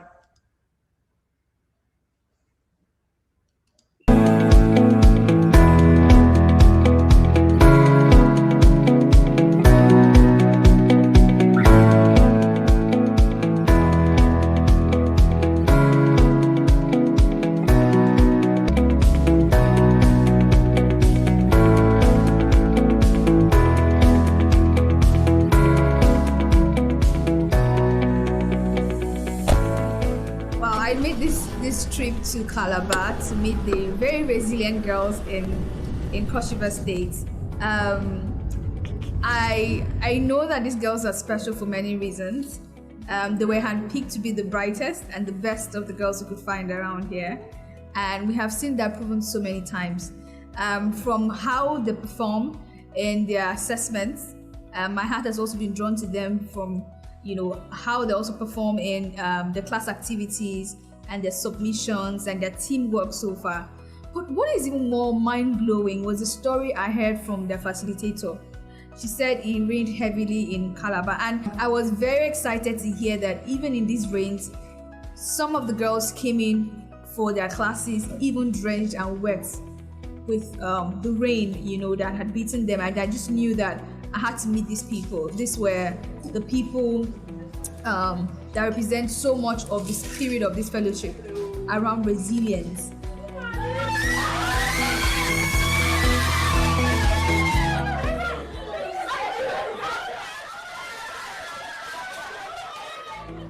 Good afternoon. When I said I'll see you very soon, I meant it. Cybersecurity is one of the top 3 skills I've wanted to learn. Back then in 2019, I was opportune to attend a digital skill class where we taught so many skills, and cybersecurity was among them. So out of all the skills, I fell in love with cybersecurity. I wanted to know more. CyberSafe Foundation have made it easier for my mom and my brother because they actually wanted sending me to Lagos to learn cybersecurity until my sister saw the form online and she filled in my name. So this is an easier way for me to get the knowledge, and it's also helping my mom as well. First of all, I'm able to make a presentation on the computer, which I didn't know earlier, but now I am so good at it. I'm able to search the internet perfectly well, and that is such a great achievement for me. So far, I would say it's been so good and amazing. Knowing different skills helps a lot. So me now having this opportunity is going to give me an added advantage in my career. I feel that with this skill, I can impact my generation. I can make exploits. I can do things. I prefer working independently, like doing things on my own. So being in this program and the teamwork and everything, I'm trying to meet up with it, seeing how I can work with my team members and the rest. And this program will help my life. I don't know, let's just see where it leads, because I want to have a career in this cybersecurity aspect. From secondary school, we did the theory part of computer. We didn't have practicals, so I didn't have any knowledge of anything concerning computer. So when I got the opportunity to partake in the program, I was really interested, and then it has helped me. I could do slides, presentation on slides. I could research. I've learned a lot. I've learned a lot here. Okay, at first I didn't know how to make presentations and I'm a bit shy, but coming out here, the presentations that we do and then making of slides, it's really built me up, and I look forward to more activities. Personally, I've always wanted to be literate in computer, but I never really had the opportunity because of the resources and time. I was doing a French program, so there was not really time for me to learn computer. But then I got the chance of being computer literate, and not just in any area, in cybersecurity, which is a very massive and most like one of the most wanted fields in computer. So I'm extremely very grateful, because I know personally it's going to help me in future. Even though I don't want to be I never really thought I was going to be computer literate, but now I have the opportunity to be computer literate, and I know it's going to impact my career in future very much. First of all, let's start from discipline. I don't like waking up early. I don't like anything that has to interrupt my sleep or stuff like that. But then I love computer, I love security, I love everything that has to do with digital software, all those stuff. So I've seen reasons why I should wake up, come to class, copy notes, pay attention.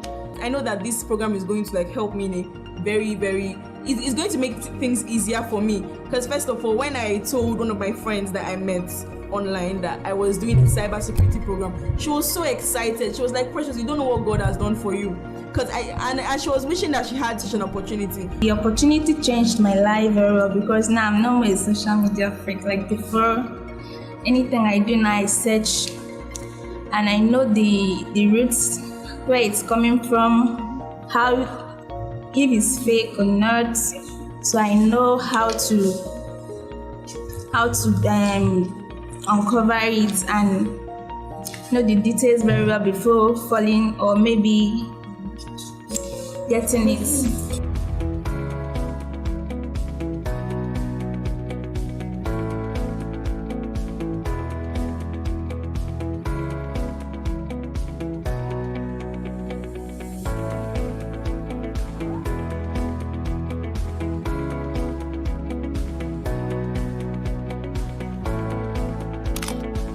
CyberSafe Foundation has really helped me and made it easier, for free for that matter. So I'm very, very grateful to CyberSafe Foundation for this opportunity.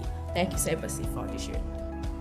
CyberSafe Foundation, CyberSafe ke eti utomfo. CyberSafe Foundation, Imela. CyberSafe Foundation, Thank you very much, CyberSafe Foundation, for investing in me. Thank you very much, CyberSafe Foundation, for this great opportunity. Thank you so much, CyberSafe Foundation. I really appreciate. CyberSafe Foundation. Thank you so much, CyberSafe Foundation. I really appreciate everybody that put heads together to make this come through for us. I pray God blesses you and provides for you. Amen. CyberSafe Foundation. Thank you very much, CyberSafe Foundation. I appreciate your efforts in investing in us. Well, I'm from Bekwara, so thank you, Oshi. So I say a big Oshi to CyberSafe Foundation. CyberSafe Foundation. I really appreciate it, and I'm so happy that I'm a part of this opportunity. Thank you. So CyberSafe Foundation people say nam the so ngo say nam ko kemekana make person Jesus.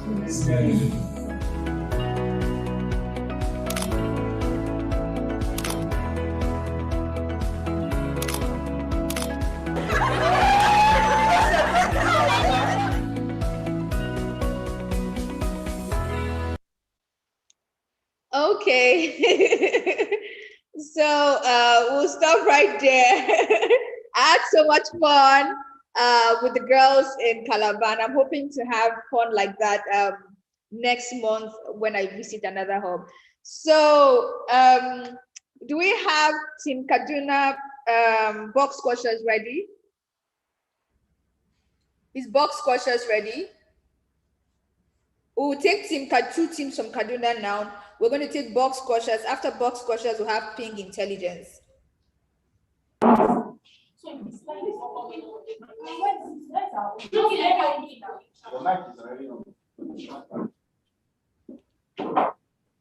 So I'm just going to.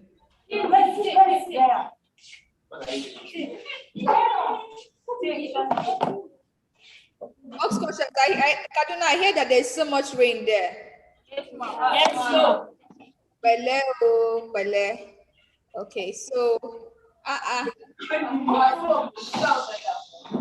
like your hair. Okay, great. So I'm just going to put on your slides now really quickly.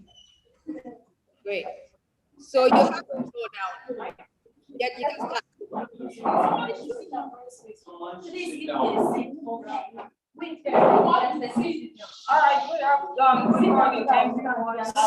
Okay, hold on. Please, everybody that is not box squashers, can you not make noise? So you don't distract them. Okay, great. So box squashers, get started now. All right, good morning, everyone. We are box squashers. Our question is Internet of Machines and how it poses as an opportunity for cyber crime. Meet the box squashers and Fatima Mustal. We have Khadija Abdullahi, Shannon Silver, Veronica Patrick, and Cynthia Shansher. Next slide.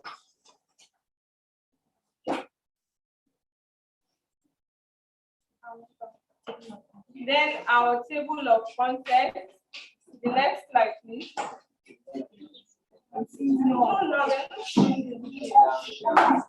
All right. What is IoT? IoT is an acronym for Internet of Things. It refers to any object. It refers to any object or devices which connect the internet. Which connect the devices, machines, equipment, tools together to internet to automatically send or receive data or information. They also consists of interrelated devices and is one of the most versatile technologies in the existence today. Then we have examples of the Internet of Things. We have various examples which include automated devices, like which are used to automatically or remotely adjust the data in devices or machines. We have security systems such as security alarms, Wi-Fi cameras. We have smart equipment such as smart television, smart refrigerators, smart music controller. We also have medical devices such as insulin dispensers and wireless heart monitors. The next slide. So, do you know that IoT is one of the fastest growing sector in technology? The first ever connected device was the ATM. The global Internet of Things market in all sectors reached $2.5 trillion per year by 2027. That's a lot. With over 41 billion devices connected to the internet. IoT can also make use of artificial intelligence (AL) and machine learning (ML) to aid in marketing. To aid in making data collecting process easier and more dynamic. Next slide, please. Characteristics of IoT device. These characteristics make IoT environmental functions and efficient, but they are likely to be abused by threat actors. Gathering of abundant data. IoT sensors and devices gather highly detailed data from their environment and users. Well, it gathers more information about the user on how it's going to work and how it's going to help you improve. For example, let's use the AC. A smart AC can actually tell the weather, whether it's hot, cold, or warm. It changes the environment for you to enjoy and relax your moment. Connection of virtual and physical environments. Many IoT devices are capable of functioning on the data they receive from their respective environments. Threat actors can take advantage of its confidential convenience, which can lead to a major attack. Centralization of architecture. Centralized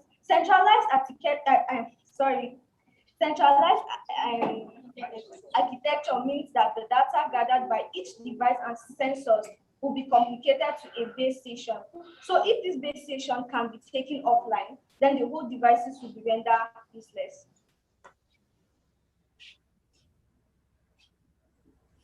Next slide. How IoT poses as an opportunity for cybercrime through the use of devices. Devices are the primary means by which an attack can be initiated.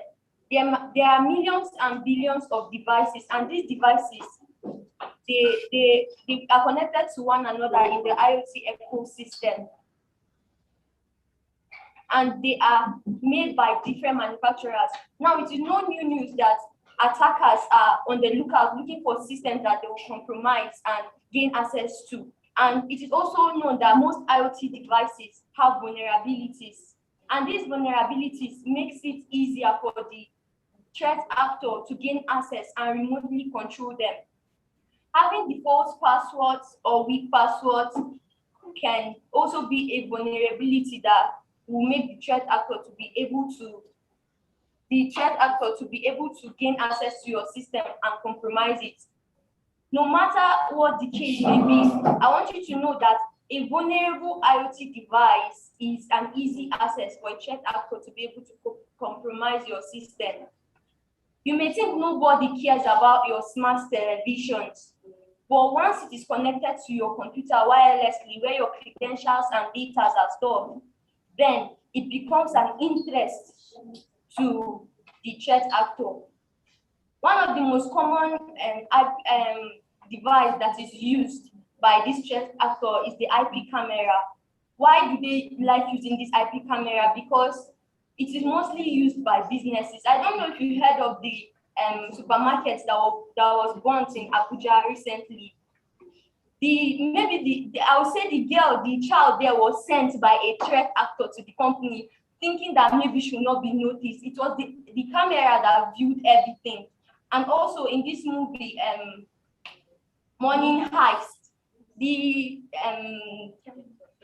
threat actor or the attacker there, he turned the camera in such a way that the company will see that the camera is moving, is working well, but they closed the alarm of the camera and directed all the information of the company to where the bad guy or the hacker was staying. So they are using different devices, and we also have communication channels.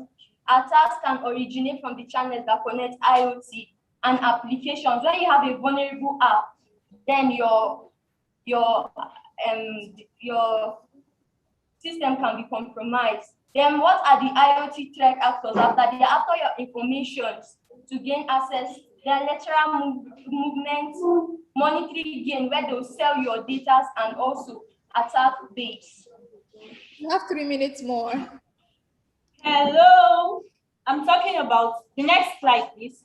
I'm talking about what the common IoT attacks are. The first is the vulnerability exploit. Just as she mentioned earlier, lots of connections could actually make some components vulnerable, meaning the attacker could actually exploit on those vulnerabilities. Then malware like Trojans, backdoors, and ransomware can be deployed through vulnerable applications. Now, where there are connections, you would expect that there might be a vulnerability. Now, for instance, we have a communication of people around us. you might expect a snitch. As we always say, where there are 12 people, there's always a Judas.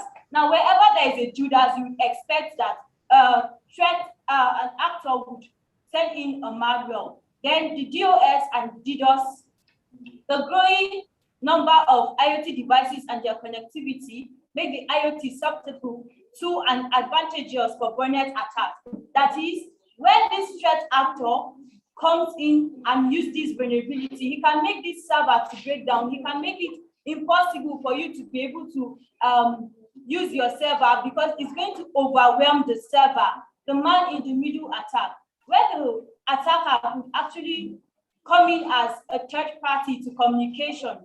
Where the attacker could actually come in as a third party to communications, it means it can breach the communication between this IoT device and the device that is giving the information, the device that is giving the data.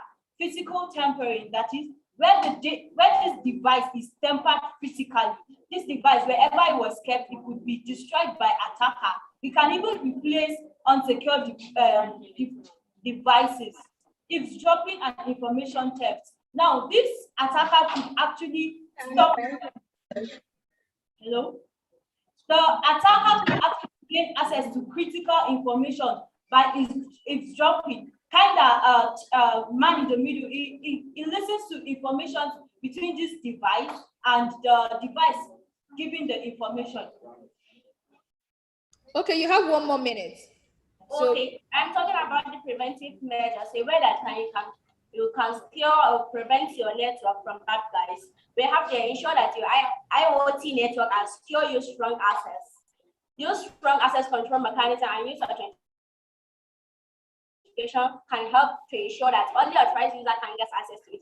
They tell us that when you have a strong access to your use control best practice when connecting IoT device to wireless network and when connecting remotely to an IoT devices. Ensure all default passwords are changed to strong passwords.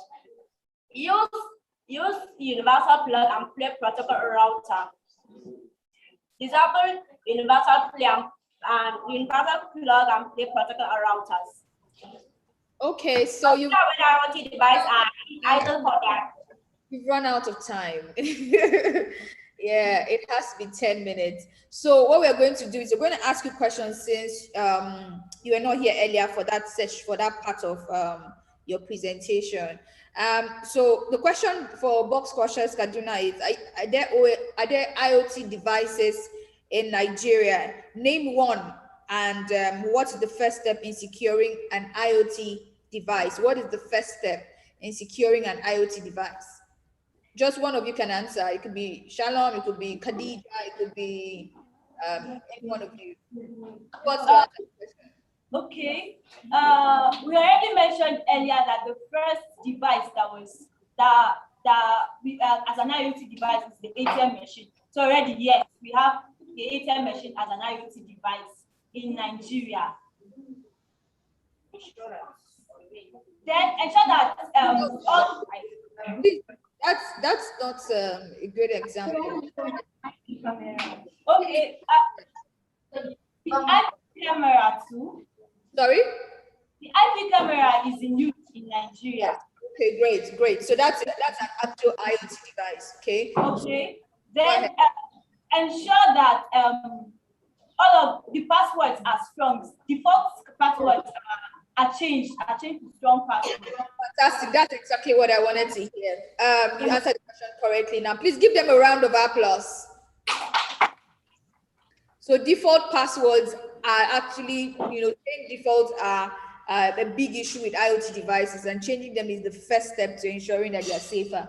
Well done, Team Box Questions. We'll be very strict to the time. Anybody who hits 10 minutes would have to stop abruptly. So Team Ping Intelligence Kaduna, please come on.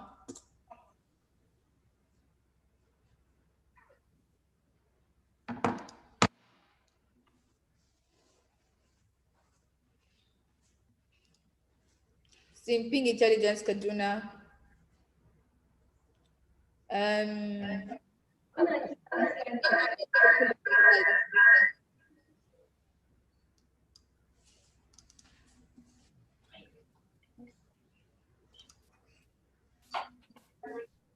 Good morning, everyone. We're Ping Intelligence Kaduna, and we're going to be talking about passwords.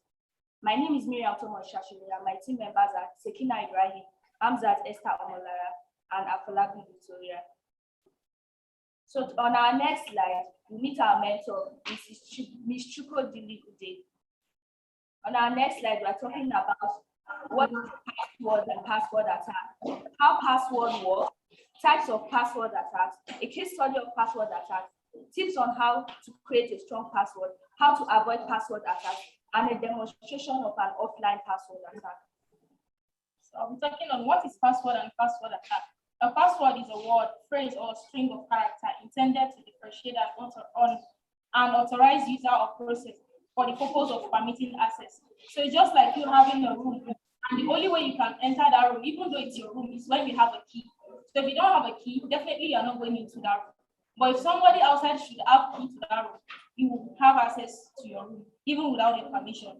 So it's strongly implied that password is secret. It's something that should only be known to you alone. A password is usually paired with a username or other mechanism to avoid password authentication.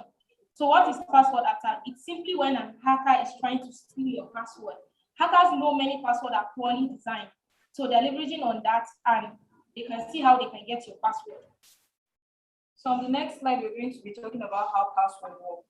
You might be wondering what happens each time I type in my password and how does the system knows that this particular password belongs to me. That's because all secure computer system store user password in an encrypted format. So for each time I type in my password in a plain text, the computer doesn't have it in a plain text. It has it in an encrypted text. And the only way it's able to have it in an encrypted text is because it has something called the hashing algorithm that turns the plain text into an encrypted text. So when I type in my password in a plain text, the hashing algorithm converts it into an encrypted text, and then the system checks to see if it's the same thing and then matches it. If it matches, it succeeds and gives me access. If it does not, then it means I cannot access.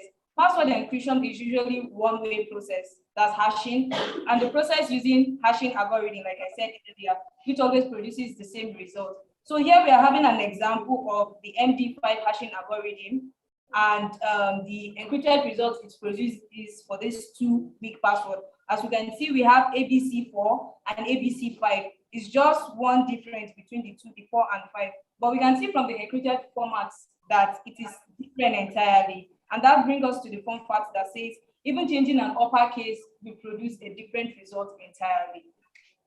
So on the next slide, we're going to be talking about types of password attacks. There are basically different types of password attacks. We have man-in-the-middle attack, we have phishing, we have the brute force attack, we have the credential stuffing, the password spraying. But basically today we are going to be talking about chain, which brings us down to the fun fact. It says a chain is only as strong as its weakest link. So it is advised to use OAuth if you are unsure about the site security, because your password stored in plain text and the site gets hacked, your password is easily accessible to anyone. So an OAuth is an information that pops up on your screen when you are using a website, which asks you to use either your Facebook account or your Google account so that your informations are securely saved, even when there is a crash down on the internet network. So a man-in-the-middle attack is a cyber attack where the attacker secretly relays and possibly alters the communication between two parties. So it's a form of social engineering attack where the attacker eavesdrops on communication between two parties, thereby accessing information from them. So on the next slide, we are going to be talking about the brute force attack, the phishing.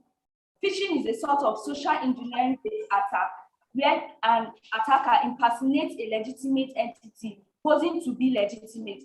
So using the email so as to get information from others. So a good example of phishing is a mailman trying to deliver a bank statement to you and opening it and taking out information from it and then resealing it and delivering it to your doorstep. So a brute force attack consists of an attacker submitting many passwords as passphrases with the hope of eventually guessing correctly. A practical example is having a padlock and having multiple keys. So you use different keys to get access to the padlock, guessing or hoping to break it. Thank you. We're talking next on some case study of password attack. We saw on the internet that Australian government were negligent about their duty. Imagine a whole government official saving their very strong credential with password just like password 123. That is unbelievable. Another case study, we saw that almost 412 million accounts were being hacked, not because the user were not having a strong password, but because the hashing algorithm used in saving those passwords was not strong enough, and hackers were able to hack into those systems and were able to gain access into those accounts. The third case study talks about a case where people that were hacked from the second, people that were attacked from this second attack used the same password across other multiple accounts, and they didn't change it. And hackers were able to leverage on that and use it on their, tried it on their other accounts, and they were able to gain access to it. So next we'll be talking on creating a strong password. Like we all know, password are gateway to your most important and confidential information, cyber attack opportunities, and can easily crack weak password. So a strong password must have the following criteria. First, it must contain a minimum of one uppercase letter, e.g. from letter A to Z, must contain a minimum of one lowercase, e.g. from A to Z in a lowercase. Then it must contain a digit from 0 to 9. It must at least be 8 character long. It must be e.g. A, B, C, 1, 2, 3. A strong password should not spell a word or a series of words that can be. Don't just go into the dictionary and just think, okay, this word is complex to you. You just use it. Hackers can easily guess this word and use it against you. Then spell a word with a number added at the beginning and the end. So what all this is just saying is that it's not about how complex your password is, it's how lengthy and complex. Your password may be complex, but it's not lengthy. It's how lengthy it is. That's how the encryption will be long, and it will be harder for the hackers to use that against you. Okay, so we have before I begin my presentation, one thing we should all know that as an internet user should always have a different password for each of your social media admin. So how to avoid password attack? We have password manager. It's a computer program that allows users to store and generate their password, whereby like your password is being managed by a program whereby any time you want to log in into any social media, any of your social media, you can easily get it right. Like you don't need to mix up any password. And we also have multi-factor authentication, where two-step or more independent way to identify a user. Example includes code generated from the user's smartphone, captcha test, we have fingerprints, voice biometric or facial recognition. We also have certificate-based authentication. This authentication technology identify users using either driver license or a passport. Then we have biometrics, which is a malicious actor who find it very, very difficult to replicate your fingerprints. We help you to help the actor or to replicate your fingerprints or your facial shape. And we also have the remote access. Using a remote access platform like login me. You have 1 minute more. Are no longer there. So lastly, on our last slide, we're going to be demonstrating an offline password. And we promise that any information we're learning in cyber safe, we're going to use them for good and not for evil. So this demonstration is going to tell how an hacker can gain access into a computer offline. First, it is done by using a sticky key and a window rebootable CD. You can access the sticky key by pressing either Shift, Alt, or Control key down for like 5 seconds, and then it pops on the screen. And then the hacking method works by replacing the sticky key with the command prompt. To initiate this attack, we insert a bootable CD into the CD drive of the targeted computer, as shown in this thing, as shown in the image. After loading the installation file from the DVD, the next slide.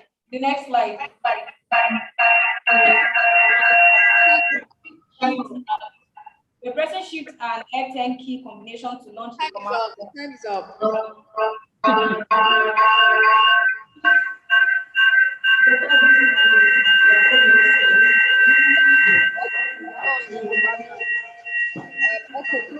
that out. I just want to say this presentation was too good to be true. You did such an amazing job, and I can tell that you touched base with your mentor for this, right? Yes. Well done. This was very packed, very beautiful. Next time, just walk.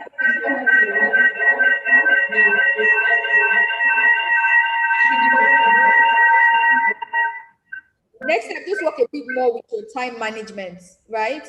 But this was a very packed presentation that I'm very proud of. Well done, girls. Thank you, Mom. Thank you. Okay, let's have Team Ping Intelligence Kogi.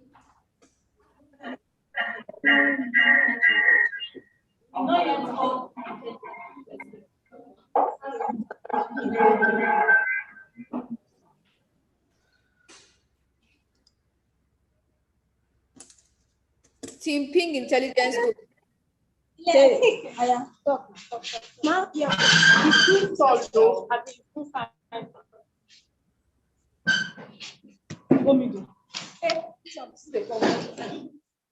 Sorry, just give me a second. Let me pull up your slides.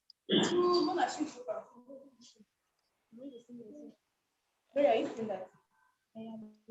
Just back. How are you doing in Kogi? No, I'm already. Somebody should stand. That's what. Good day, we are Ping Intelligence from. Sorry, hang on. Okay.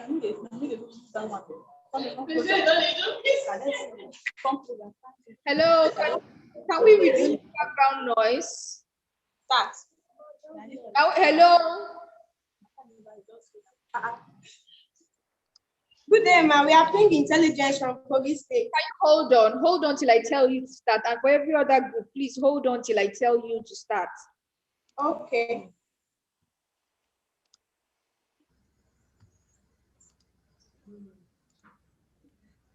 So,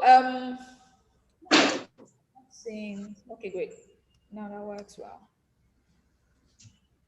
Team Ping Intelligence Kogi. I think we have one more team here from Kogi. I just wanted to share that I think at some point the Commissioner for Education joined the live stream. So please, Team Kogi, somebody from the Commissioner for Education is very keen on what you're doing and is very proud of you people. So whatever teams are presenting right now and next, know that there's somebody watching you from your state. And AC. Great. So that's why I wanted to speak before you. And for every other team, please just give me some time to tell you to start before you start. Okay, you can get started.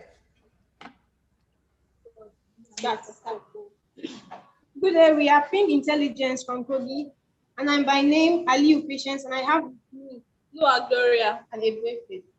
We'll be talking on safe computing.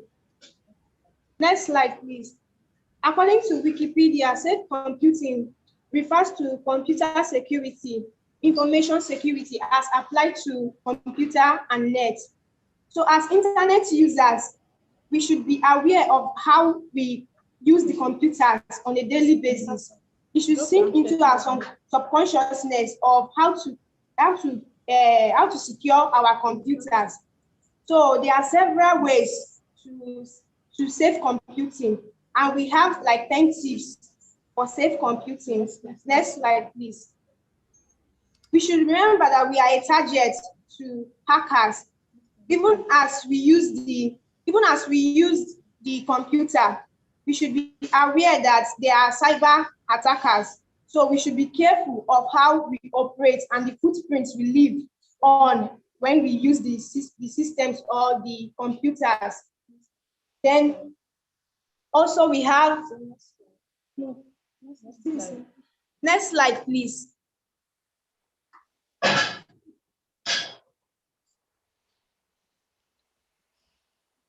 Okay, another tip, we have keep your systems updated. Even as we use our system daily, we should make sure that our systems are well updated. We should update our systems using the application software we should update our system. Using the web browsers, we can update our systems. So we shouldn't leave them like that.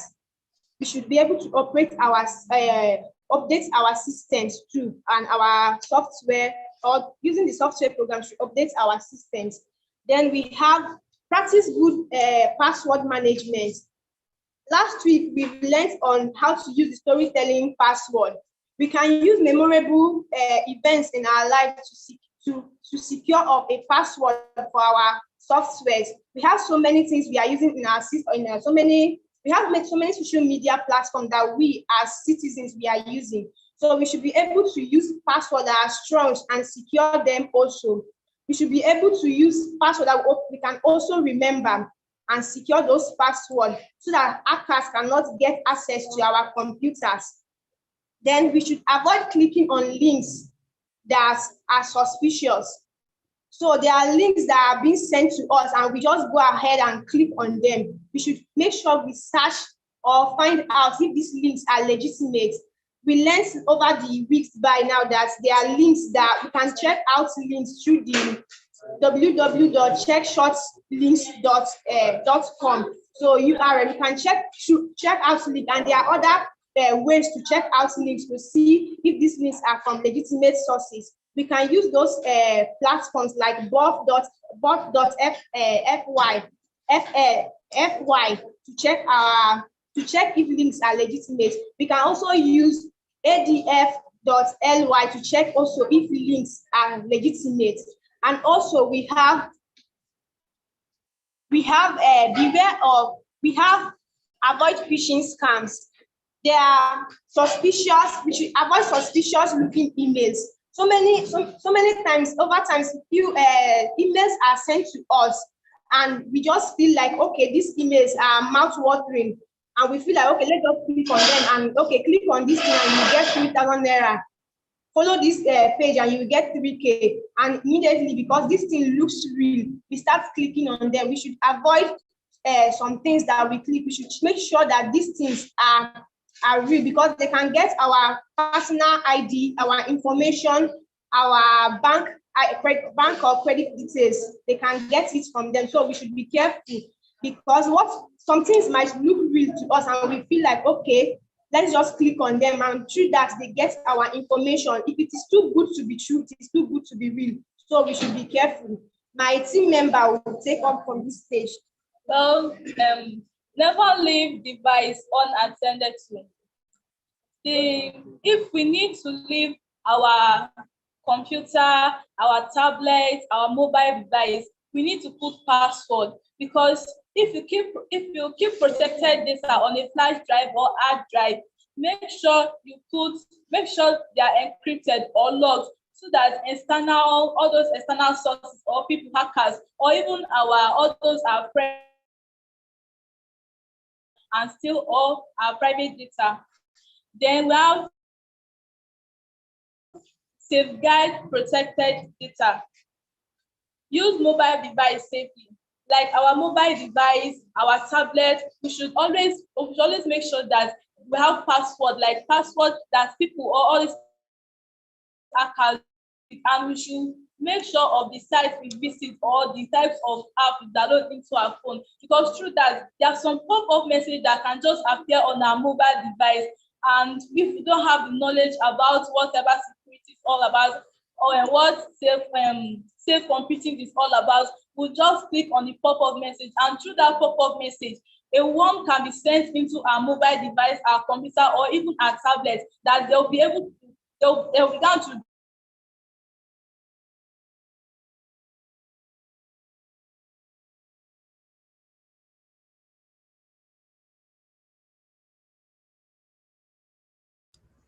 Okay, I think the network has virus. We should make sure that we download them from either Play Store or Google Play app, so that the app was downloaded, that will be safe. Because, and again, when we want to download any antivirus, because there are some apps that through the comments people are making on download, they can be able to tell whether the app wants to download is safe or not. then back up your data. Never leave your private documents that are so sensitive to you, the information that are so important to you on your phone, without even people are seeing what we are doing on our computer. Like, we should always have back up our mobile, to back up our information. Then I'll stop here. My teammates will continue from here. Thank you. Next slide, please. Yeah, you have 3 minutes more.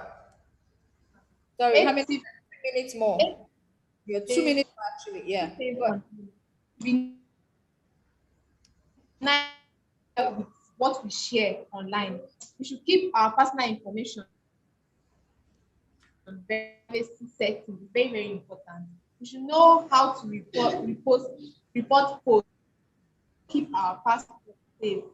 Then we have a TikTok says that we should be good to friends, say kind things to others, and make sensible. Because when we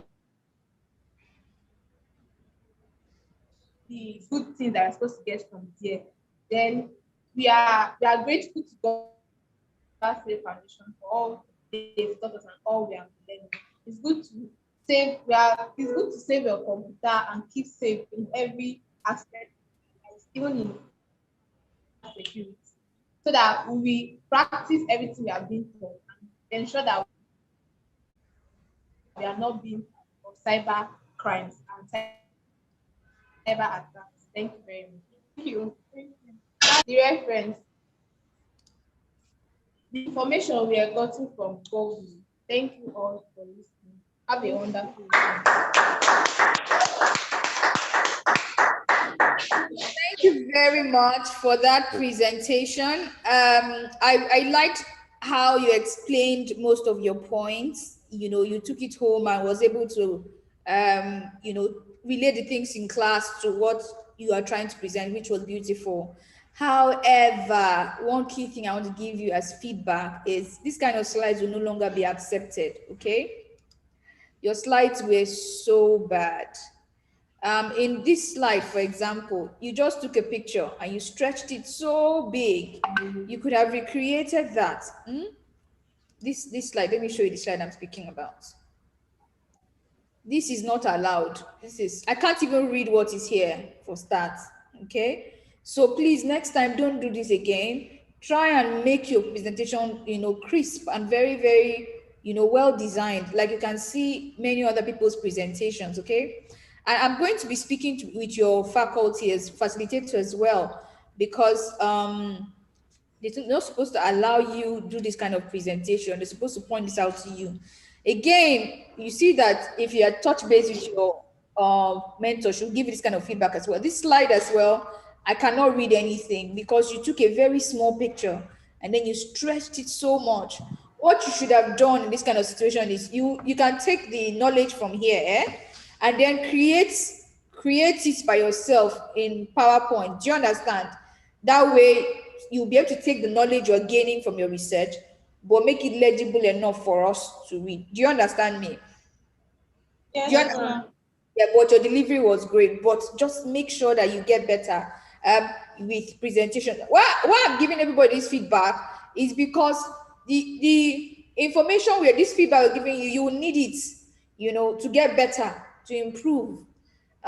You need it for even in the workplace, you keep doing presentations. So it's important that you know that this is not the way to go at all. What you have done in some of the slides. This slide, let me show you this slide.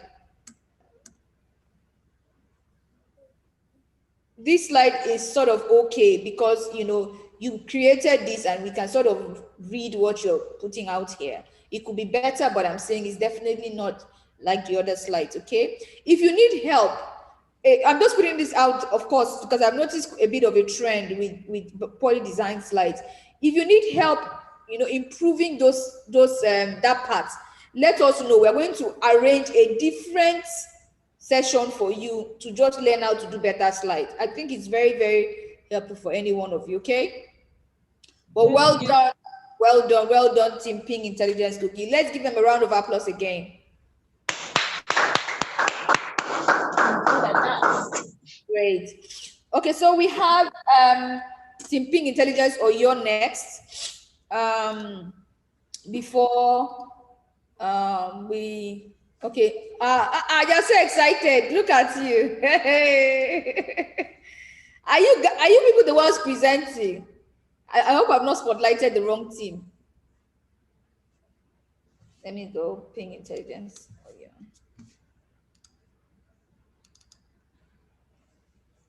Have I spotlighted the right team? No, ma, you've spotlighted the wrong. Okay. So let me take them out of spotlights. Give me a second. Please, I need pictures.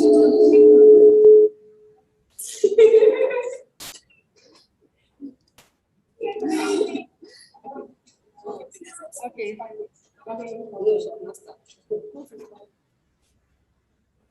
Okay, yes, I think I've collected the right team now. I can see. Okay, so you can get started.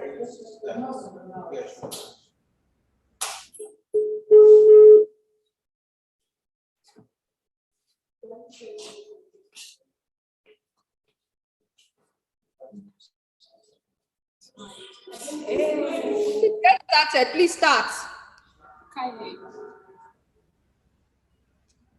Hello. Oh.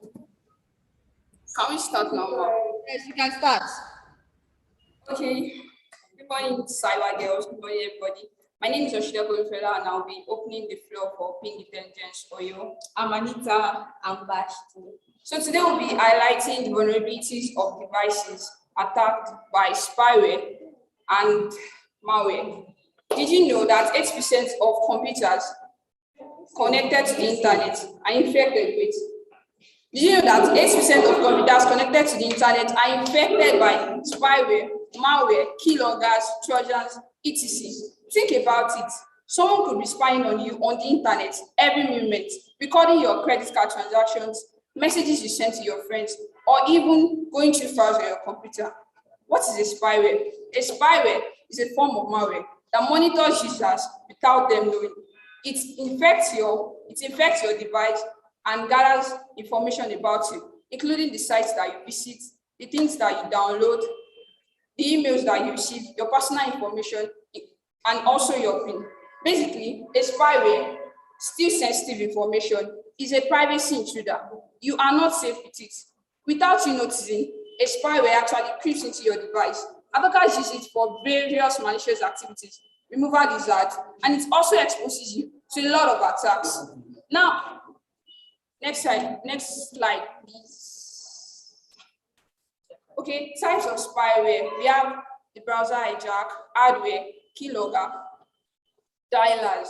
A browser hijack is a form of malicious program that controls web browsers and displays on unnecessary and unwanted advertisement bars on web browsers.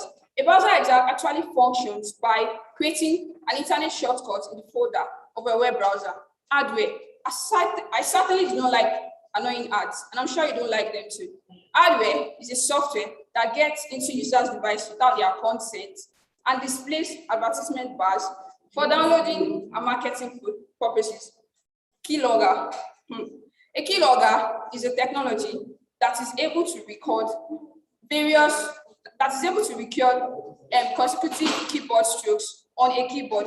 Now, this might actually seem like a cool thing, but it is definitely not cool because hackers actually use this keylogger to gain information, personal and sensitive information about you. Dialers. Imagine having 5,000 right down on your phone, and within seconds, it's all gone. A dialer can actually do that. A spyware dialer is a malicious program that installs itself on a device and attempts to dial telephone lines in other locations, and thereby incurring expensive charges on the victim. I'm talking about, the next slide, please. I'm talking about what a ransomware is. A ransomware is a malware. A ransomware is actually a malware gotten by a system, a malware ransom gotten by a system in order to block you having access to a computer device, your computer device. You know, just as the word ransom sounds, just as the word ransom, it actually needs something in exchange for you to get either your personal data or anything personal to you. So a ransomware, it's a malware software designed to block access to your computer system and later seeking for money in exchange just to get back what is yours. Next slide, please. Examples of malware. We have the ransomware, we have the crypto logger, the ransom logger, the spyware, and the doggerware or blackware. What is a crypto logger? What is a crypto logger ransom?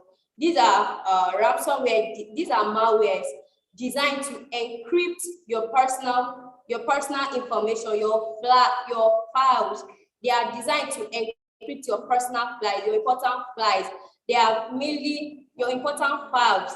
They are mainly based on encrypting those files in order for you to pay back money in exchange, in payment of what it is. Same way with the logger, they all work in hand in encryption of important files.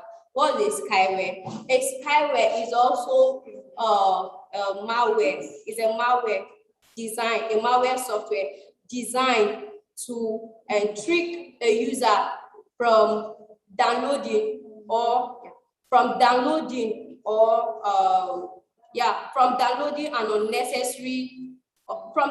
and buying an unnecessary information from a website or a particular system. Those are very, very bad. We need to be careful. And as you can see, so we have a very short story to tell about ransomware. So it goes this way. Right at 9 a.m., Nora shouts at the top of her voice, "Oh my God, melodious music was what I clicked on. Attackers want a ransom of 5,000 to be paid in euros." That's what the ransomware looks like, and that's how it works. Thank you. Next slide. Okay, vulnerabilities they exploit. We have the unpatched security vulnerabilities. This is the greatest exploit in IT, in systems. They are basically zero-day exploits, which is hackers get from the darknet, and they use to exploit systems of companies. Examples of these are, we have that of Chrome, companies like Chrome. Apple has experienced this too, even this year.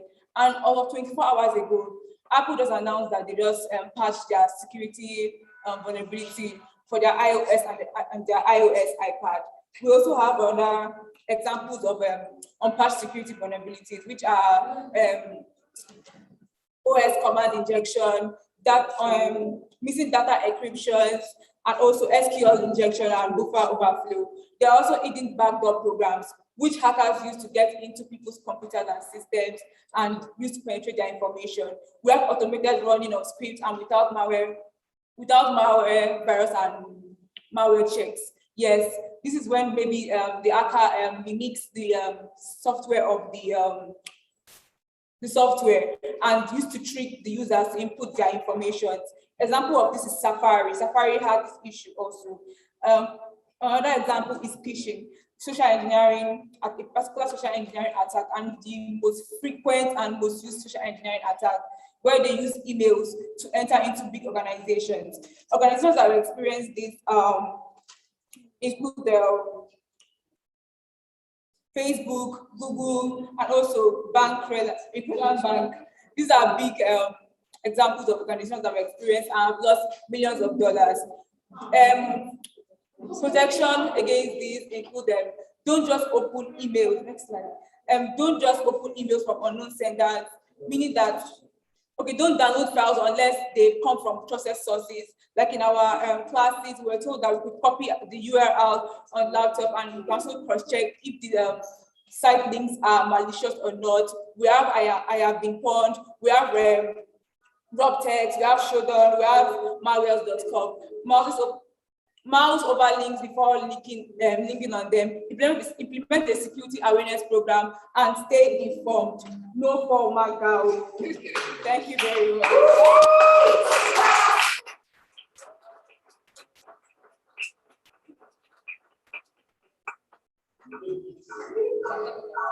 Okay.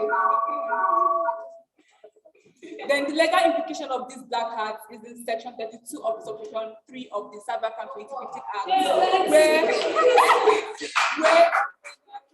are liable for 3 years imprisonment or fine of 1 million naira if caught. Thank you very much. Well done, Team Ping Intelligence. You've done amazing there with your presentation. I'm just going to stop sharing now, so they can see your ransomware story. Please, can you hold it up, Team Calabar, and I think other teams, want to see it. So her name is Barrister Anita. You see, she's combining cybersecurity with law. She will be so hot.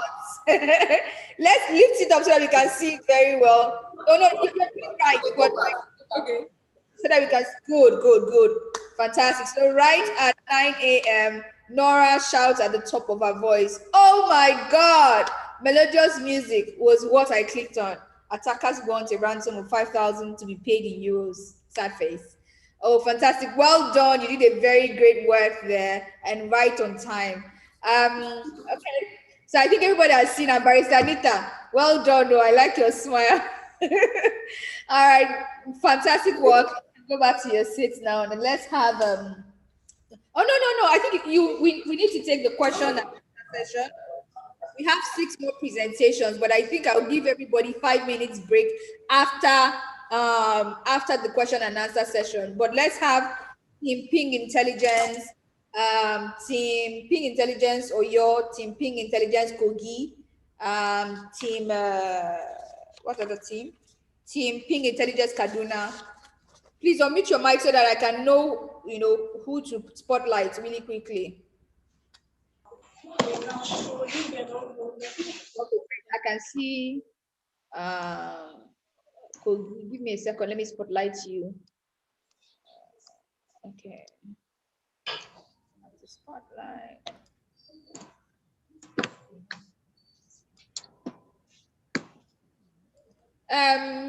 There's one team I've not added. Kaduna, please unmute your mic so I can know that it's you and spotlight you really quickly.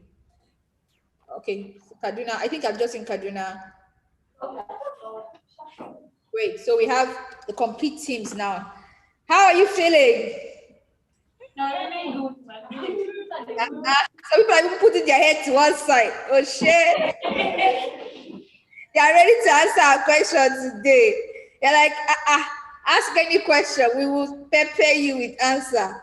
Is that the spirit?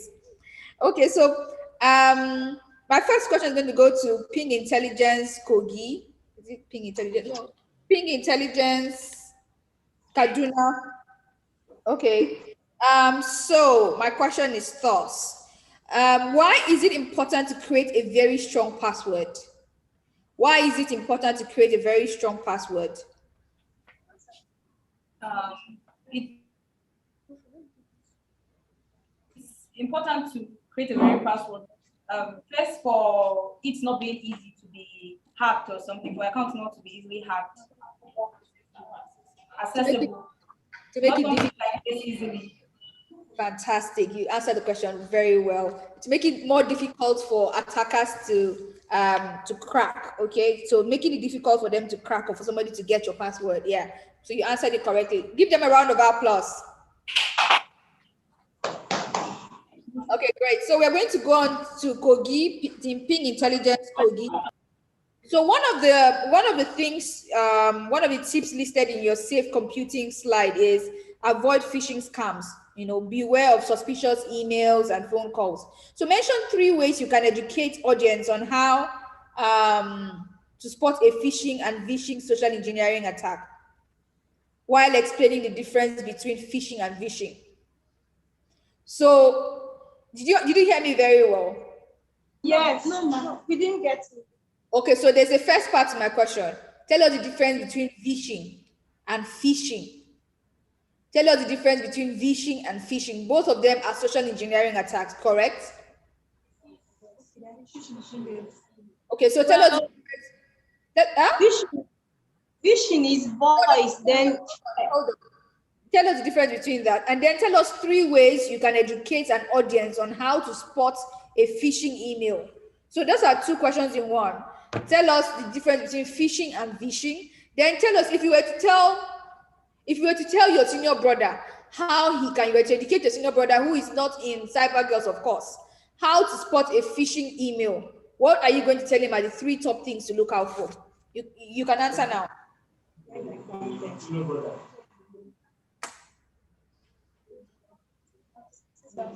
Phishing is via voice, while phishing is through email.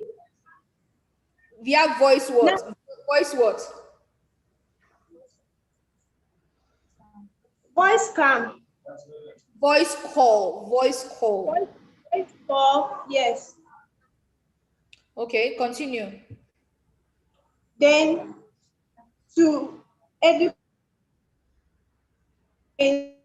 my younger brother now on how to spot a phishing scam, I will let him know that, okay, when something is sent to him like this, we should check the header, then check the content too, and then open it for information about the email. He can also I can also let him know that he can check through check www.check or contact me. He can contact me too to find out if such link or such email is legitimate or not, or is a phishing scam. Let's assume you're not within reach. You have given us one way. You can look at the header. What in the header should you look out for? Assume you're not within reach. That's how I want you to assume, because you will not have other people there. We have taught you many ways that you can check. What in the content? Say, look at the content. What in the content should you look out for? Those are the things I want to hear directly. In the header, what should you look out for that will know that this is a phishing email? 3 should be an easy number for you to hit because I give you many tips. Let's go. Well, ma'am, where the message is coming from, because there are some emails that are being sent to us. Why is this email coming to us? We do not even need it. Like now, I'm not bank now, and then or now a school, or I'm not a school principal, and that I should update my student record, their credentials, all those things. Yes, they are trying to scam me because I did not subscribe for it. I do not need the email. Then why is it coming to me? So whenever you check whether the email, the source, where the email is coming from, whether you actually subscribe for it, whether type of email or not. Okay, so that's one tip. The first tip you've given us is to check if it's unsolicited. Okay. There's something else I'm looking for in the header. What should you look out for in the header? You've mentioned header. What should you look out for in the header? The sender's address. Good. You can check the sender's address too. Okay, good. So that's one tip. The sender's address. What about the sender's address? Finish that. We'll check it if it's true. It's last source. We'll check it. Check the spellings to see, and the arrangement so we can also. Great. Fella, can you drop your phone? Okay, so that's one. Then the next tip, I want a third tip from you.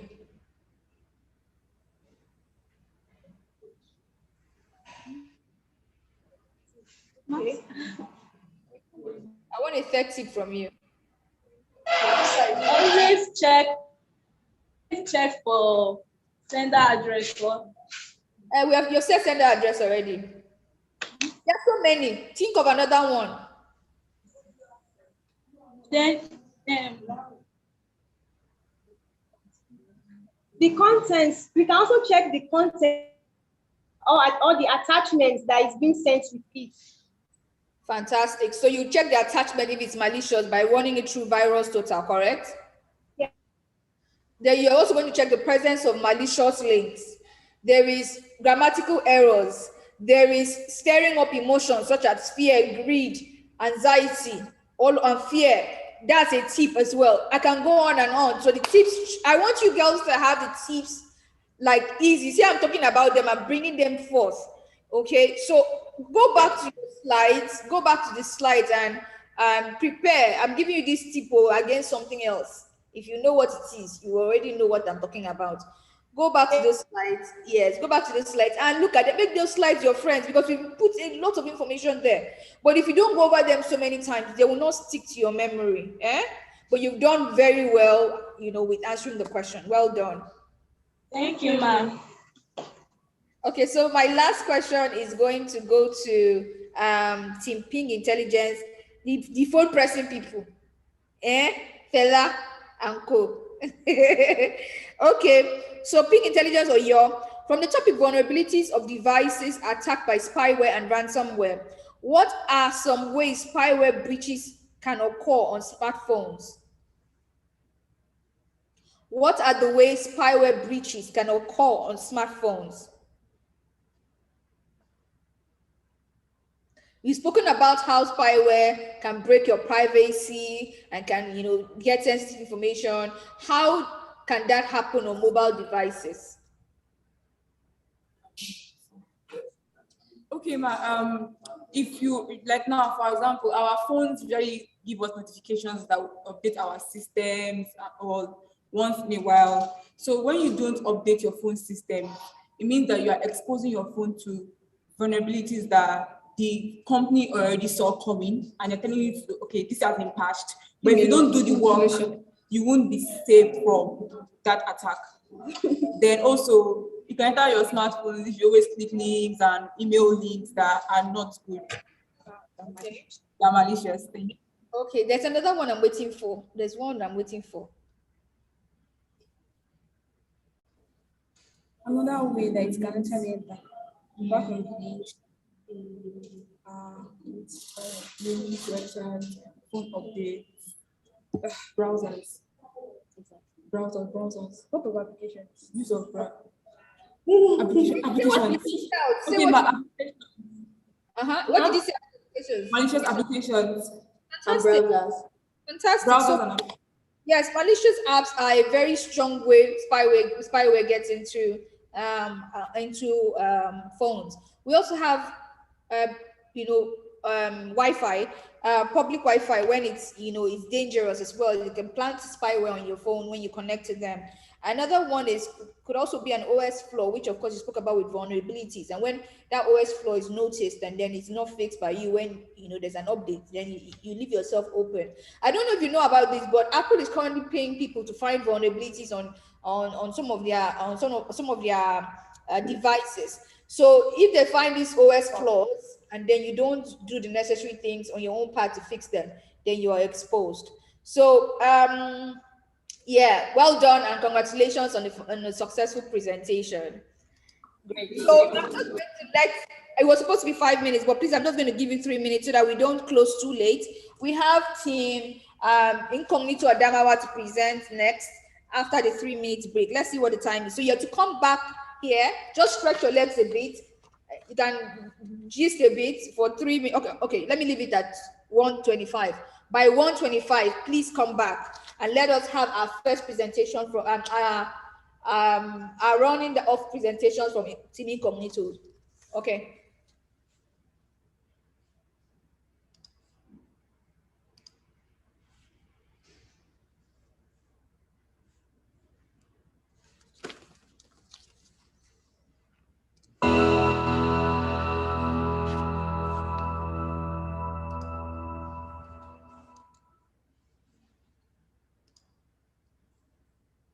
That briefly, and concerning data, I know that, and even with every other thing that involves security.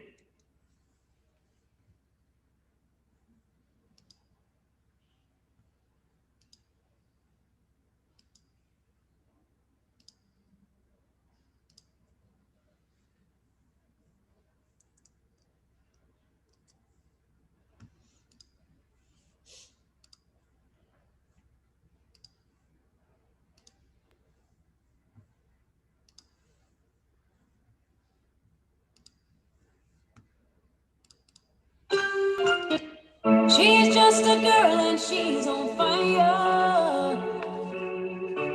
Hotter than a fantasy, lonely like a highway. She's living in a world and it's on fire.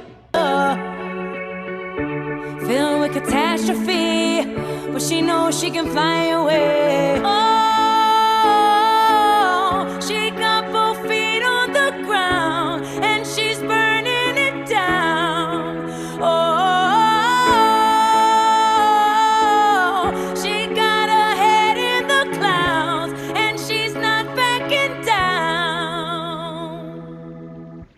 This girl is on fire.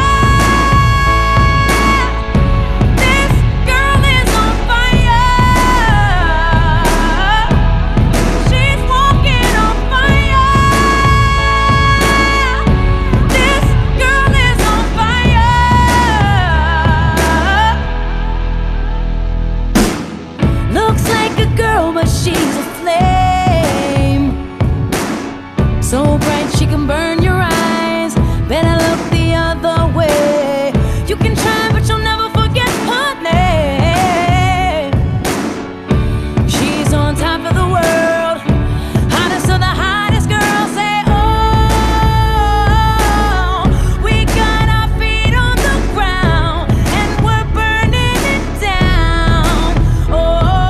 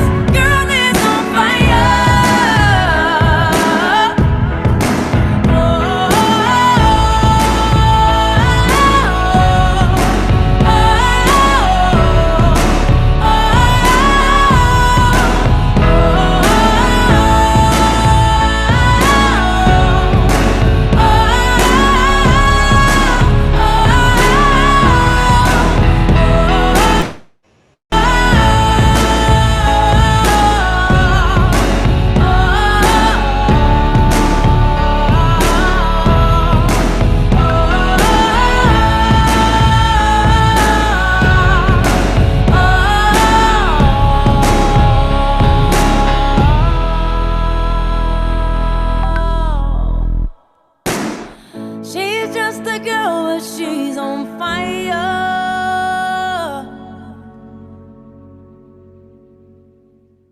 Okay, welcome back, everyone. We're going to have Team Pink Intelligence, Team Incognito Adamawa, the smiling faces of Cecilia and Adalchi. I see you there. I'm just going to spotlight you now. Great. So you can get started.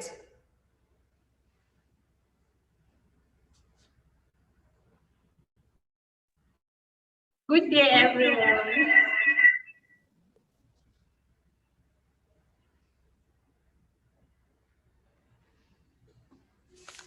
Good day, everyone. We are the Incognitors, and we are here to present a topic.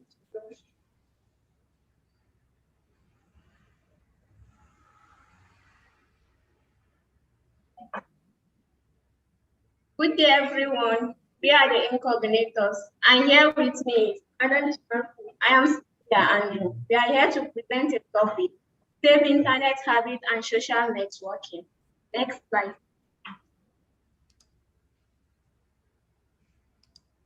Yes. start with the introduction. Virtually, every worker, especially in technology industry, has access to the internet.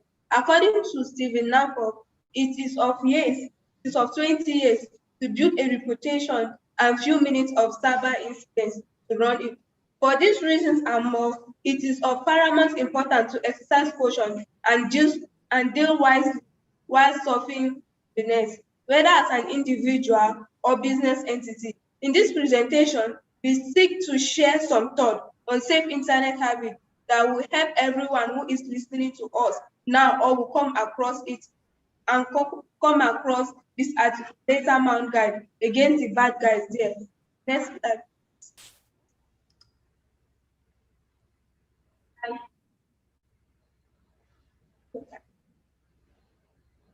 Next slide, please. We'll look on safe internet habits. Safe internet habits are regular actions taken while performing tasks online that will reduce the risk of exposing users to social networking dangers. For example, I remember one of the exercises we did in class. We were asked to have we been found.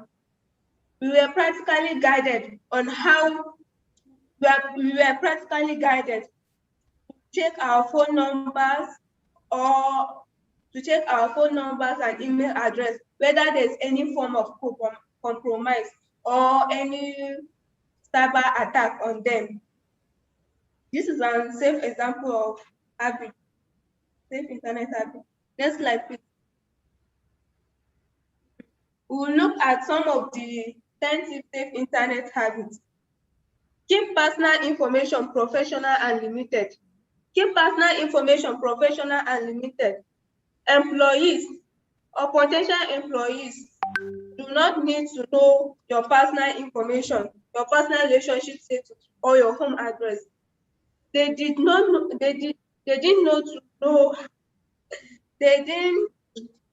need to know your professional background, how to get in touch with you, or know something about you. For example, we'll use our facilitator that joined in Adamawa. Be it the CyberGirls, we are his followers. He may just decided, let me say, he trusts one of the followers in CyberGirls. So he may decided to share his details or send his details to one of his followers.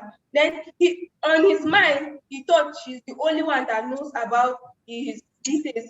But before he know, maybe his information or the details that he sent to her will be circulating everywhere. And attackers may attack one of the followers, and this may affect his information. So make sure that your professional information is limited. 2, choose strong password. Choose strong password. Passwords are one of the biggest weak spots in the whole internet security structure. The problem with password is that some internet users use easy password for them to remember. It. So make sure that you choose a strong password. For example, we should choose strong password like password that up to 8 characters, that special characters on it, or we should use password using this storytelling method. Make sure that you will use this password manager software. Yes, it will help you to save your password and you remember your password. Keep your privacy settings. Be careful with what you download. Yes. Make sure that there is some of the app on net that they are attached with malicious viruses or malware. So if it's not any app that you see online that you download it, because some of the app immediately you are downloading it to your phone, it will cause damages to your phone because they contains malware on them. So be careful. Any password, any app that you suspicious, please don't download it to your device, because if you are downloading them, they will cause damages to your system. Keep your privacy settings on. Make sure you keep your privacy settings on. Back up your critical files. Keep your antivirus program up to date. Be careful of what you post. Yes, don't forget, internet does not have the any comment or image you post online may stay online forever, because removing the original don't mean you have removed as in everything on the net. So please be careful with what you post. Don't post anything online that you didn't want your parents or your relatives or your employers. Make sure your internet connection is secure. Use a secure VPN connection. Think twice before clicking on links, because some of the links are very dangerous. Some of the links are created by the attackers.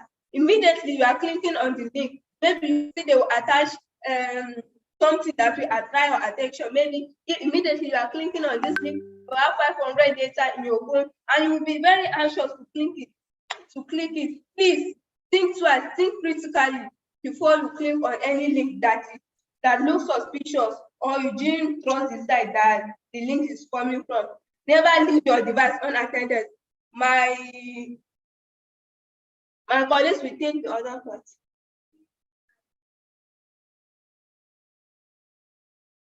Networking data. Next slide. What are social networking dangers? Kenneth Soon in 2021 defined social networking as the use of internet-based social media sites to stay connected with friends, family, colleagues, customers, or clients. Social network dangers are therefore the possible cyber risks that people can get exposed to while staying connected with the net. Next slide. These are some of the dangers of social networking. One, we have cyberbullying and blackmail. It is very sad that our kids today, indeed even the adults, are using social network site as a platform for practicing their malicious acts. Networking sites today has become the common site where cyberbullying occurred. Sending malicious email messages, harassment and there is in a recent case reported in England where a young man was arrested, was blackmailed about sending a nude picture to a poster in another country. This cyberbullying caused to his death because he was tormented and harassed, and he went and committed suicide. Next, we have the addiction. This is practically one of the examples of the addiction. You have 1 more minute. Because most of our youth today, believe it or not, most of our peoples today have been addicted to their hand devices, mobile devices, that they cannot stay a few minutes without checking their phones, waiting for messages from friends and family. And we have the loss of privacy. Loss of privacy. So many of us today have a loss of privacy using the social internet, using the social networking, because so many people have to post whatsoever that is going on in their life. They have to update their status, update their stories. I read about a story of a girl that have a birthday party, and she intended only to invite her friends and her classmates. Because of the loss of privacy, she now posted it on Facebook, which all the school got the invite, and at the party there were many, which was not expected to receive so many people like that. In conclusion, the extent to which we will be safe on the internet and avoid social networking dangers is a function to how we will observe some of these safe internet habits we share. Be careful, be vigilant, make you no go for more. Thank you. Thank you. Well done for that beautiful presentation. Great work you did there. I've heard a bit around the backstory with your team, but yeah, well done, girls. I'm just going to quickly take on. I'm going to quickly invite Cross River because we're behind time. Team Incognito Cross River, please keep to time so that we don't keep everybody for too long. Team Incognito Cross River, your slides are coming on now, so please Unmute yourself. Unmute yourself. I like your symbol. You're taking this thing very seriously. Let me find you people and please incognito crush. Okay, great. So I'm just going to show up your slides now. Yeah. Okay, you can go now. Okay. Hello, everyone. A very good afternoon to you all. This is Steve Incognito from Cross River State. Our presentation today is on computer forensics and penetration testing. But before I go on, let me introduce you to the members of my team. I am Dr. Stephen, and with me we have Utai Sarah Amaku, we have Abigail Johnson, we have Stella Prince Achibon, and we have Esther Ushi. Next slide, please. So our presentation today will basically run through the meaning and definition of basic terms down to the role of computer forensics in penetration testing. Next slide, please. What is penetration testing? When you hear penetration testing, what usually comes to your mind? Any ideas? Okay, penetration testing is simply an act of finding vulnerabilities and digging deep to find out how much a target can be compromised in case of an illegitimate attack. In other words, penetration testing is a preventive measure which companies use to prevent an illegitimate attack on their data. It's also known as ethical hacking, and its primary purpose is to discover risk spots and vulnerabilities in system defenses which attackers can take advantage of. Now over to computer forensics. We all know what a computer is, but forensics is the word that might sound a bit strange. It simply means scientific tests or techniques used in connection with the detection of crime. Now, putting both computer and forensics together in a definition, we can see that computer forensics is the application of investigation and analysis to gather and preserve evidence from a computing device in a way that is suitable for presentation as evidence. It's also known as cyber or digital forensics, and it has to do with the investigation of cyber. I'm going to pause here, and then Abigail is going to come up and explain more on penetration testing. Thank you very much, Lucas.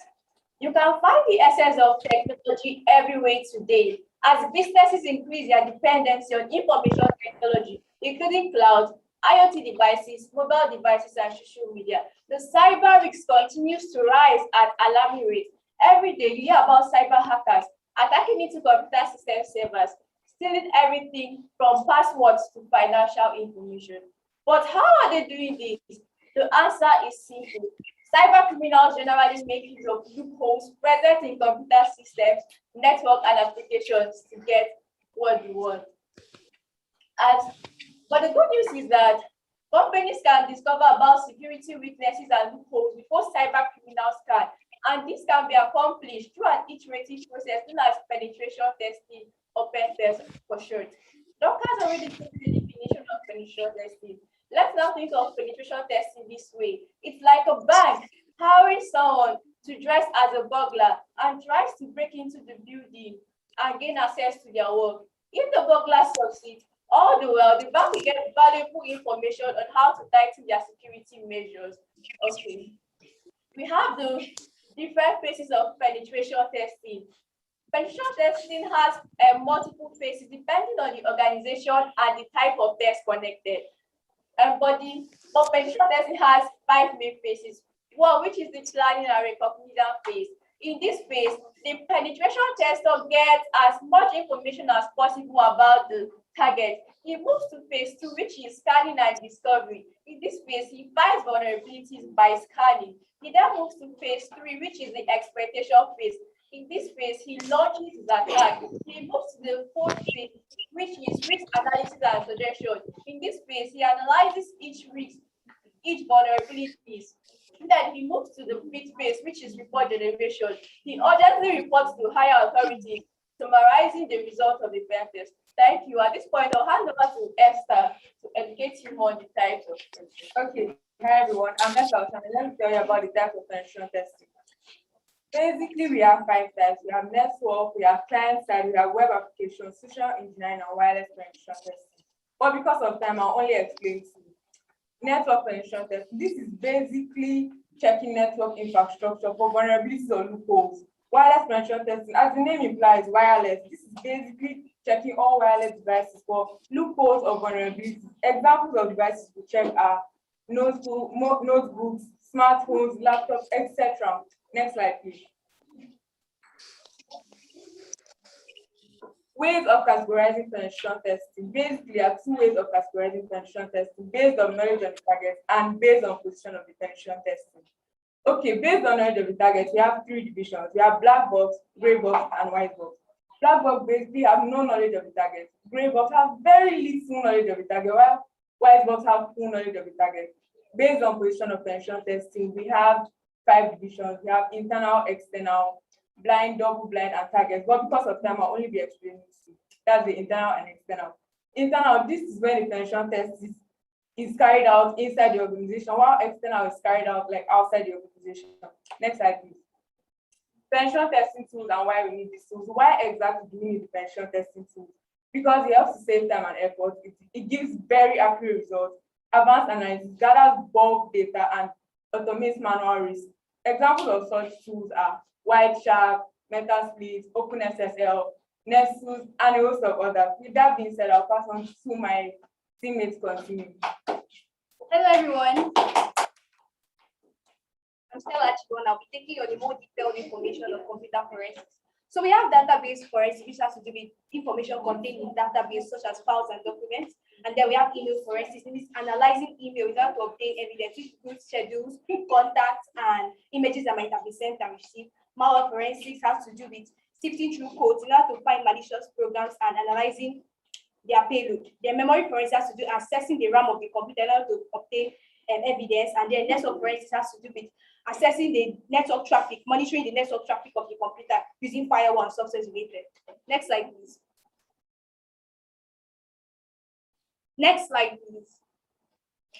So now we have the steps and techniques in computer forensics. So for computer forensics officials to be able to perform computer forensics properly, they need some basic steps and techniques. And we have a few of the steps and techniques. We have the identification phase, where they evaluate the scope of the cyber attack and then try to collect as much information about it as possible. And then we move to the acquisition phase, which has to do with evidence acquisition and forensics backup. This has to do with assessing the information that had previously been collected for vital ones that are needed, and then making sure that they are not compromised. Then move to analysis phase. After the acquisition phase, you now analyze this data that has been collected for vital things that will give us evidence, and then you now use this evidence to move to the reporting phase, which has to do coming out with a conclusion that this is why and how the attack had happened. Then we have the techniques used. There are a lot of techniques used by these cyber officials, but then we just mentioned 5, and because of time, I'm going to explain only 2. So we have reverse steganography. So steganography has to do with hiding files inside, hiding information and data inside digital files. So reverse steganography just has to do with unveiling these hidden information that are kept in these files. Then I move on to stochastic forensics, cross drive analysis, live analysis, and deleted file recovery. So deleted file recovery, just as the name implies, has to do with assessing the computer for traces of information that might have been deleted but still left elsewhere. Next slide, please. Next slide. So now we have the importance and uses of computer forensics. So there are a lot of importance and uses, but we have a few here. Necessary detection of crimes, help in ensuring the integrity of digital evidence, used to solve physical crimes such as burglary, assault, and murder, to keep priority information safe and secure, very essential, and to help to recover data, just like in the deleted data recovery phase. Next slide, please. So now we have the computer forensics tools. So they need some certain tools and software in order to be able to analyze properly. And we have the bulk extractor, obsidian forensics, mail examiner, NK, SASVIP, and a lot more that are not included here. Please, I'll hand over to my next team member to continue. Okay, so I know that you've learned a lot from our presentation so far. So in conclusion, we're looking at the roles of computer forensics in penetration testing. Some people think that those who specialize in penetration testing are different from those who play a role in digital forensics. This is actually a misconception, and in fact, those who play a role, digital forensic skills can actually play major roles in penetration testing. For example, in a case where your company has been hacked by a black hat hacker, an official with the digital forensic skills, just like our guest speaker of today, has the technical know-how to detect how and why you were hacked, and as well as how further attacks can can be prevented. Thank you so much for staying with us. Next slide. Okay, these are the pages that we visited while we were conducting our research. Next slide. Next slide. Next slide. Thank you very much for staying with us. Wow, just wow. I am completely blown away. Please, you people should wait. That was such a beautiful presentation. Where are they going now? I say people should wait. Hey, they are doing shakara for us. Okay, that was a fantastic, well put together presentation. In fact, I might most likely make an excerpt of that presentation and we'll publish it so that people can see what you girls can produce. That was so much quality. That was so much, research that you've shown, and I like how everybody in the team was very assertively putting out their points and talking. Doris, is that you? Hello, Dorcas, is that you? I mean, I am just so happy to see how all of you have involved, and the teamwork was evident. The teamwork was very evident. Sorry? What did you say? Thank you very much, ma'am. Everybody did so well. Please remind me your names again. If you say them, I'm most likely. I know that you speak. You said Ushi, which is thank you in your language. Hi, Ushi, and yes, Esther. Esther, okay. And I think this is Precious sitting in front, right? No, Abigail. Abigail. How could I have forgotten Abigail? Okay, great. And I think Doris is behind you. Stella, okay, Stella, all of you did amazing, and I am so proud. I really have to say I am very, very proud. Whatever the results are of these open days, I want to tell you that I can't say about the results because I'm out of that side of things. But I really enjoyed your presentation, and I like the quality. I'm emphasizing quality so much because that's a very technical topic you picked up. I actually was very scared for you girls when you picked it up. I was like, are you sure you'll be able to do this? But I see how much work you've put in. Well done.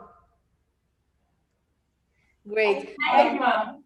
Great. So I'm going to be calling up Enugu Incognito. Enugu. After that, I think we have just 3 more presentations, and then we will just be we'll call it a day. But Enugu, can you just unmute your mic so that we can find you and give you the stage.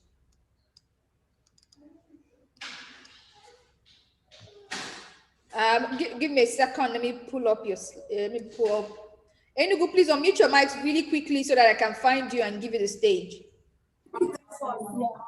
Okay, great. I found you now. Please turn on your camera.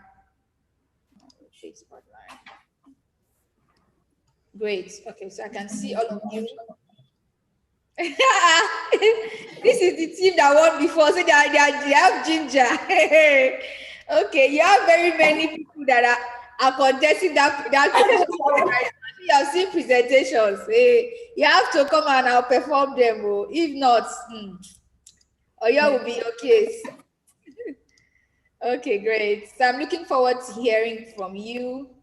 Literally defending champions. Okay, you have the floor. Good day, everyone. I'm Veronica. This is Naya. This is Cynthia, Emoda, and Iwewe, and we are from St. Incognito, Enugu. We'll be talking on cyber risk in the world of IoT. Next slide. Firstly, what is cyber risk? A cyber risk refers to the possible dangers that internet users are likely to experience while making use of the internet. Now, what is IoT? IoT, which stands for the Internet of Things, is a global system of interconnected devices with unique identifiers. These devices have the ability to share, send, and collect data in real time. They can self-monitor, diagnose, act autonomously without the need for any human intervention. IoT devices ranges from smartphones, smart refrigerators, smart homes, and smart cities. Now, how does IoT work? IoT works in 4 main components. We have the sensors, the connectivity, the data processing, and the user interface. The sensors.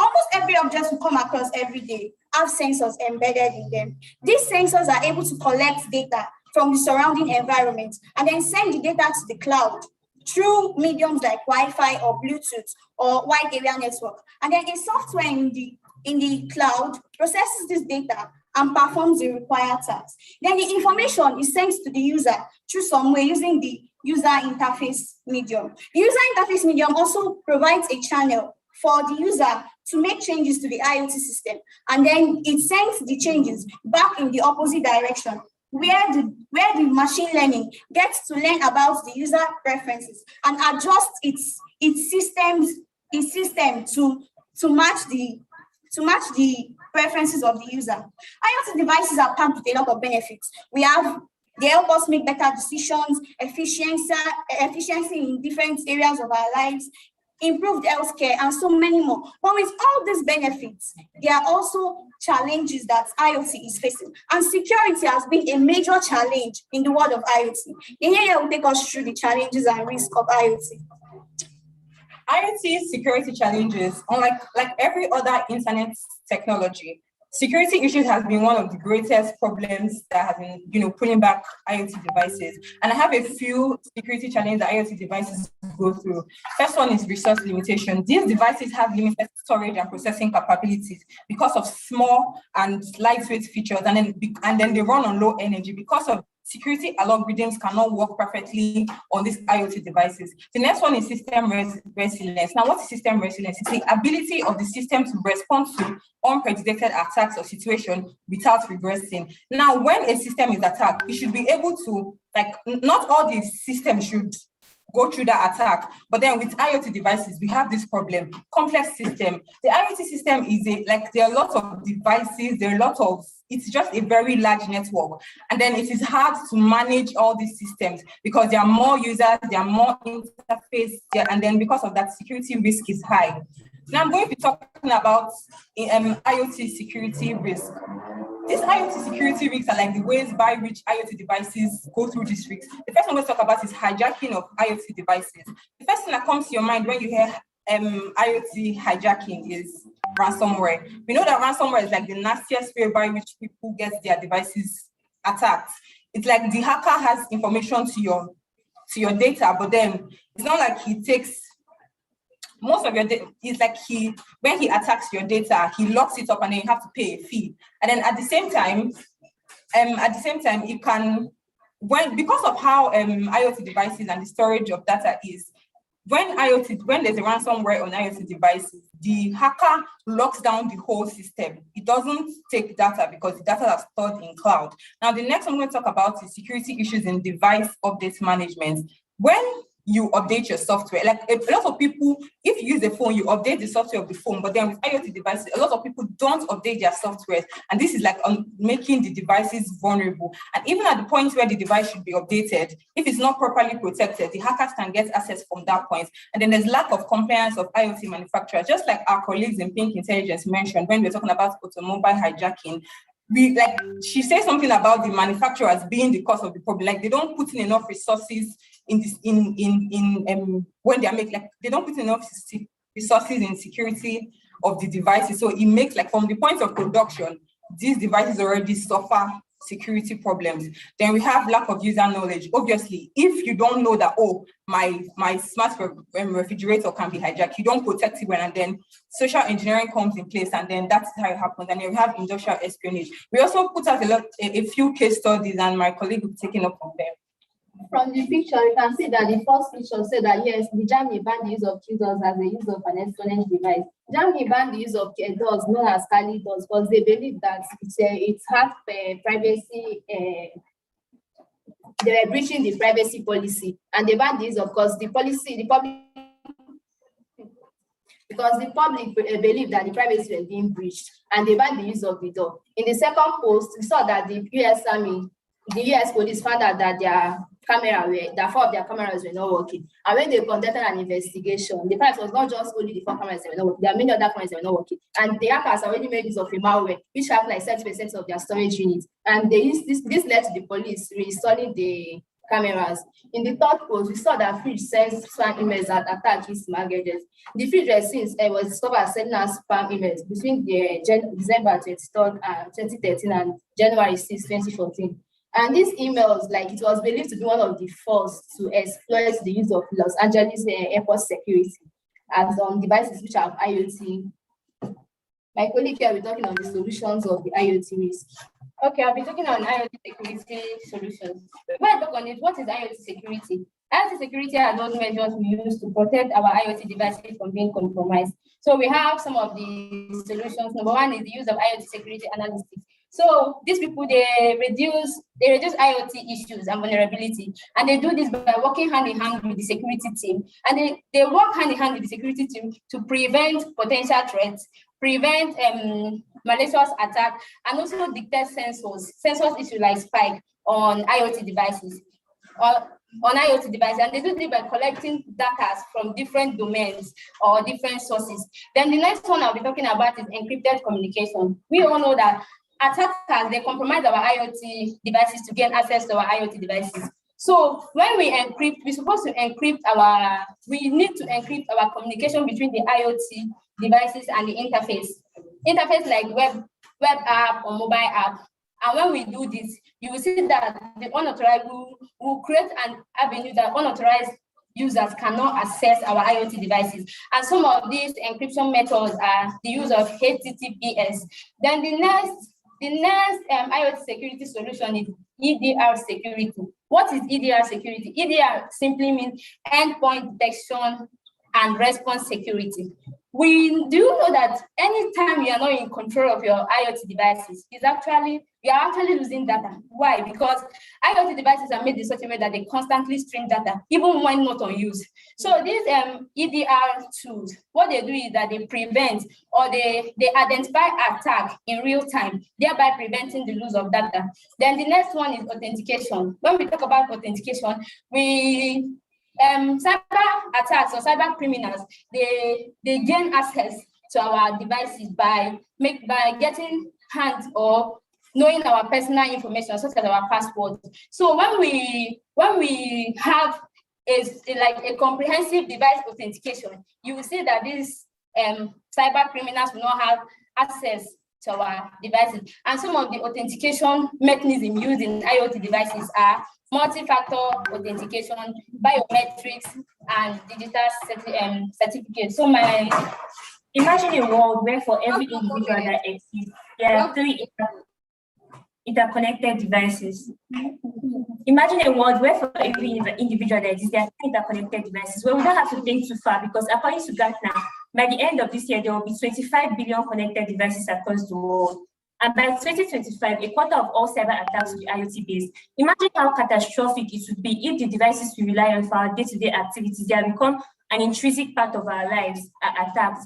In February, a water system in Florida was attacked when a hacker tried to increase the sodium hydroxide level in the water.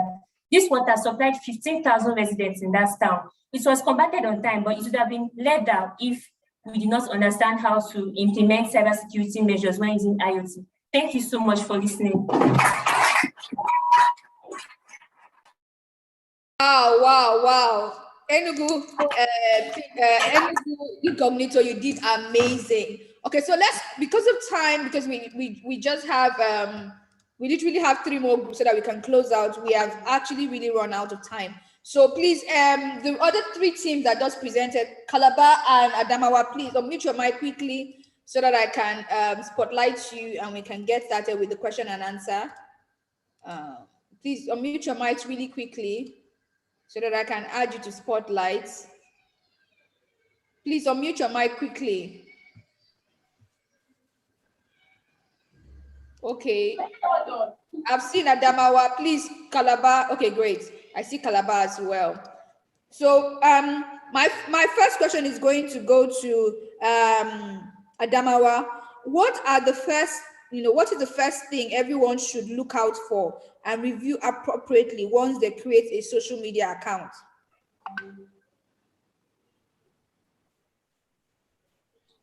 What is the first thing everyone should look out for and review appropriately once they create a social media account? Password.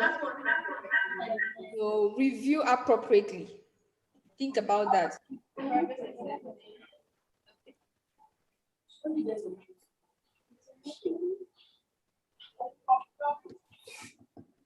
Actually, password is something there, but that's not exactly what I'm looking out for.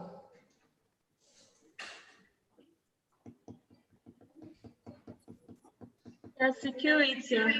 Yeah, security settings is one. There's another word with security settings I'm looking for, and then you ace this. Make your personal information limited. That thing you just said describes what I want to say. Privacy settings. Privacy settings, good. Privacy and security settings is actually what I'm looking at for. Please put your hands together for yourselves. You've just done fantastic. Well done. Well done. Okay, great. So we're going to, my next question is to Kroshiva. Do you think it is possible to recover deleted items from a computer after being wiped? Do you think it's possible? If yes, how?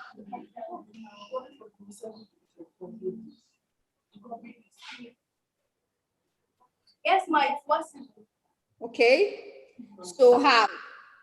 Like basically there's a cloud that stores all our information. So even if we delete things on a device, there's still a place that is saved, and computer forensics officials can still go there and retrieve. If you answered the question right in a way, what I was looking out for was computer forensics to go in that I can actually find. So even if it's not the cloud, right? So there's a dynamics behind your computer, and your being and your hardware and your hard drive itself. That even if you wipe your being, right, the information still lingers on your device for a while. That is why, if you didn't know this, that is why a certain presidential candidate, before an investigation, she poured acid on her computer. Why she was doing that was because if they laid hands on her hard drive, even after she had deleted the files that would have implicated her in that investigation, pouring acid and damaging the hard drive, from her computer immediately, because the FBI was already at her door. She just poured acid on it, because at that point she had to just damage the hard drive so that the forensics team of the FBI, even when they take the hard drive, will not be able to do anything about it. So forensics was the answer I was looking out for. Okay, well done, well done, well done. Okay, so you're welcome. I'm just going to move on to the defending champions. Okay, so Timmy Cognito Enugu, in a scenario where my IoT device has been hijacked and I'm asked to pay a ransom, would you advise I pay the ransom? If no, why?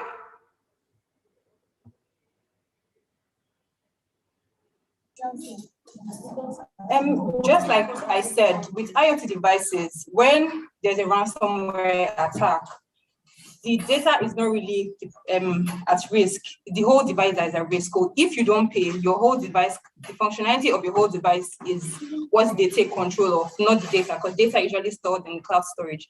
So if you should pay, you shouldn't pay. I don't think you should pay. Okay. There's a reason. I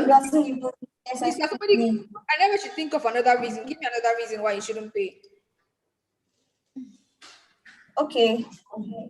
I would advise you not to pay, because even if you pay, it doesn't mean that your encrypted data would be released to you. So I would advise not to pay. So the decryption tool, that's one of the key things looking out for. The decryption tool that you may be given may not work or may be fake. So please give them a round of applause there. Well done, well done. Great. So we have 3 last presentations. Everyone that's been really patient, fantastic, well done. We are soon going to finish this and close this out very quickly. So please, if you're among the last 3 teams, do us a favor.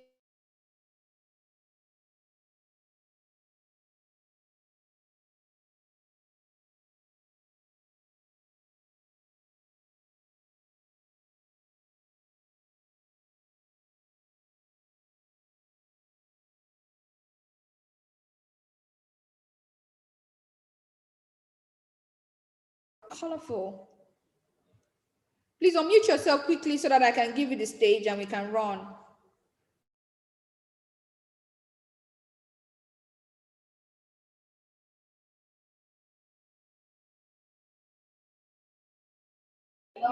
Is it the remaining teams that haven't spoken?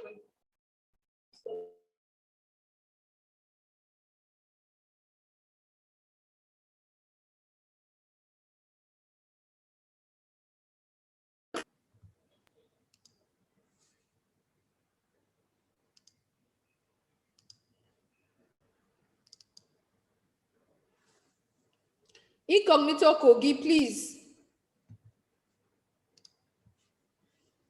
Unmute your mic so I can give you the stage. On this board.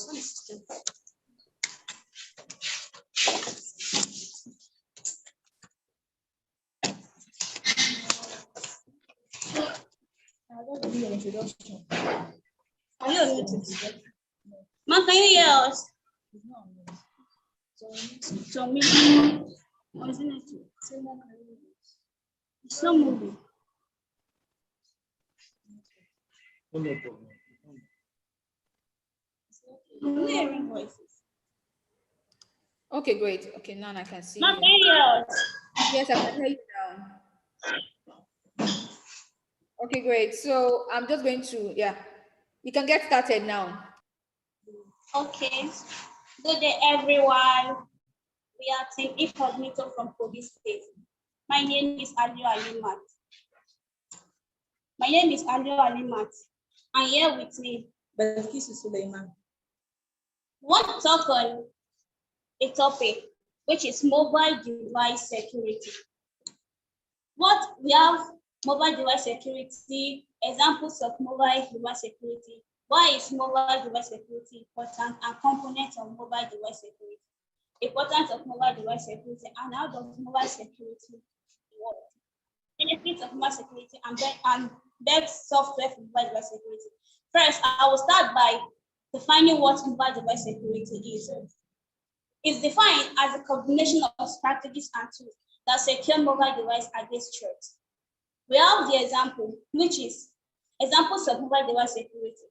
We have smartphones, just like the one on the screen. We have tablets, smartwatches, and personal computers and laptops.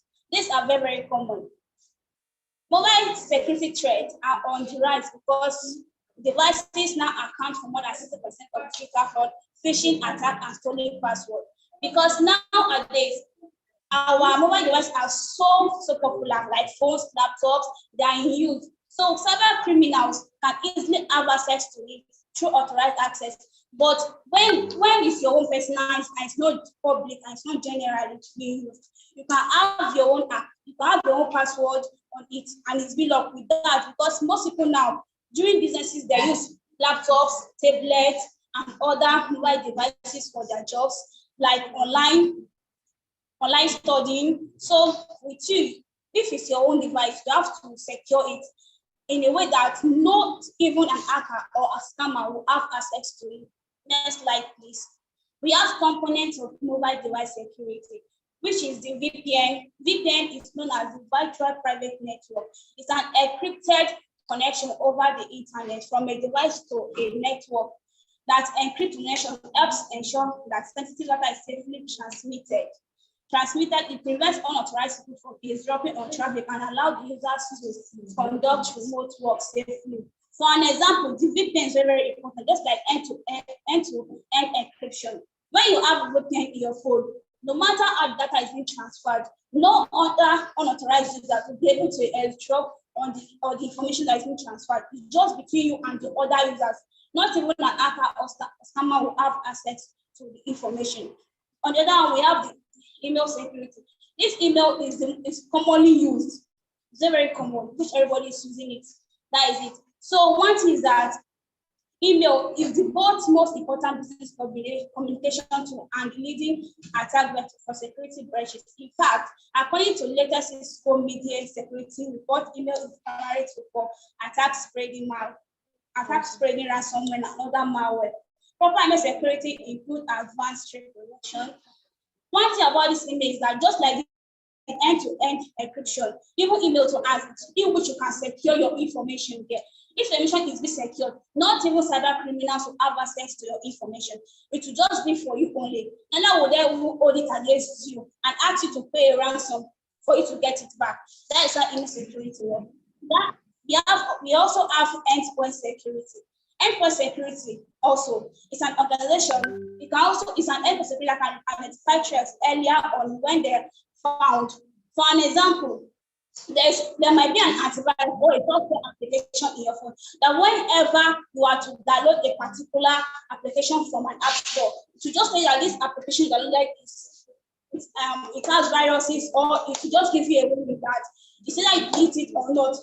If you are to have an idea about that this app downloaded this, it has a virus or it's unsecured, you quickly delete it immediately, because this endpoint security will give you a notification telling you that this app is unsecured, or else it will cause damage to your system. So if you are fast to it, you just delete it and get it out of the system immediately.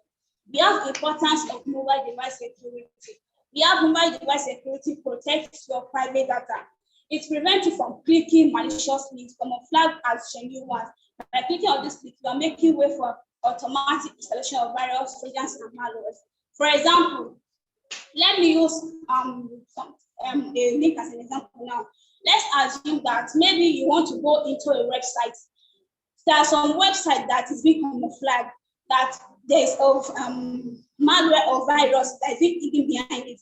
And whenever you click it, you will end up, whenever you click it, you end up seeing that your phone or your system or your device start developing faults. That is the way it works. They start developing faults. And through that, you might even get malware, it might even go ransom that, even though they might even steal your files through that. So the other line is that it allows you to not only track devices via GPS, but you can also remotely log the device, encrypt data, or wipe all the data from the device entirely. For example, now you are to use someone else's system, and all your information, you log into your account, all your information is in that person's system. For that person not to have access into your own account, you just have all your data leaked. That is the way it works. And also it should be end-to-end encryption for hackers and cyber criminals not to have access to it. And then now we have mobile security protecting against malvertisers. Certain malware can take you to a more dangerous website. This happens when your mobile phones are infected with viruses, or when all your critical data has stolen and goes for a huge ransom. This is also part of ransomware, because when you go to a website that you have no idea of that, or that is insecure, that is unsecured, they might just get hold of your important files. That is it. They just get hold of your important files. They might just ask you for ransom. That is the way it works. Then we have outdoors. Outdoors mobile device security works. Mobile device security encryption. This says that most mobile devices are boarded with built-in encryption features. Users need to locate these features on their devices and enter password to encrypt their devices. With this method, data is converted into a code that can only be accessed by unauthorized users. For an example, let me give a WhatsApp account as an example. On WhatsApp, we have two-step verification. And if you don't want someone to get access into your account or your messages, that is the way it works. You just encrypt it. Only you, that code will be for only you. No one else will have an idea. Then we have password protection. This is very, very important. For you to just have a strong password on your phone, like 5 digits, that is it. Next slide. On this junction, I would like to pass on to my teammate. Benefits of mobile device security. We have the application control, the data backup, security policy enforcement, support of bring your own device, remote control of device updates.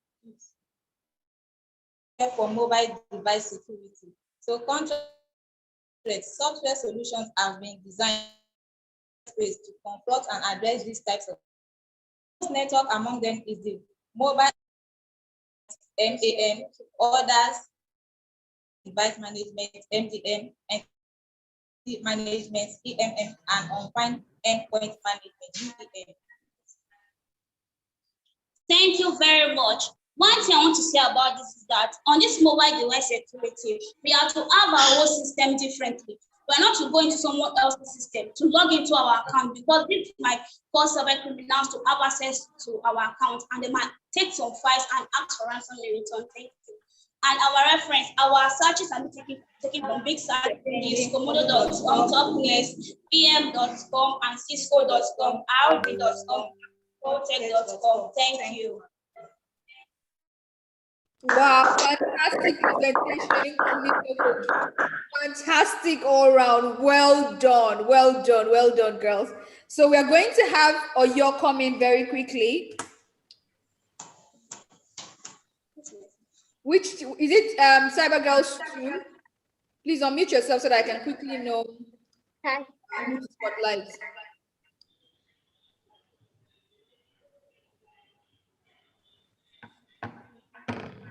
Mute yourself so I can know who to spotlight quickly.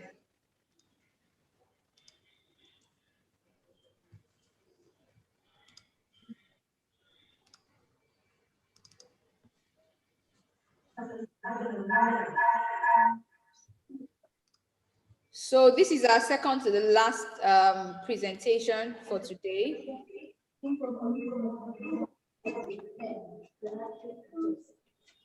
Please, incognito.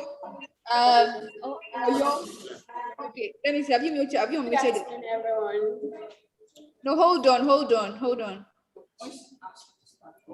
Sure. From trying to start. Great. Yes. So you can start now.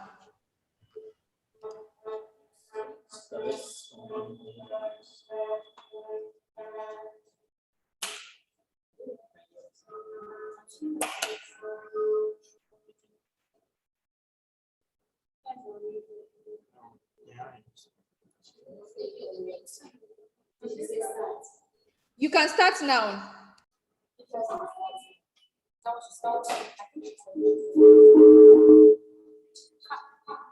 we start now?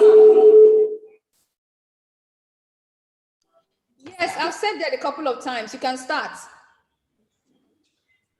Good afternoon, everyone. This is Incognito Oyo, and we're talking on increase in cybersecurity awareness for mobile phone users in the third world country. In this, I'm Martina, here with Miss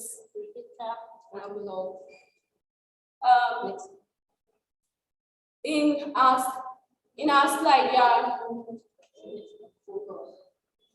we are yet to talk on what's cybersecurity and expecting to hear from us what are mobile security threat, what is a third world country, and we're using Nigeria as a case study for a third world country and how to detect and prevent cybersecurity attacks.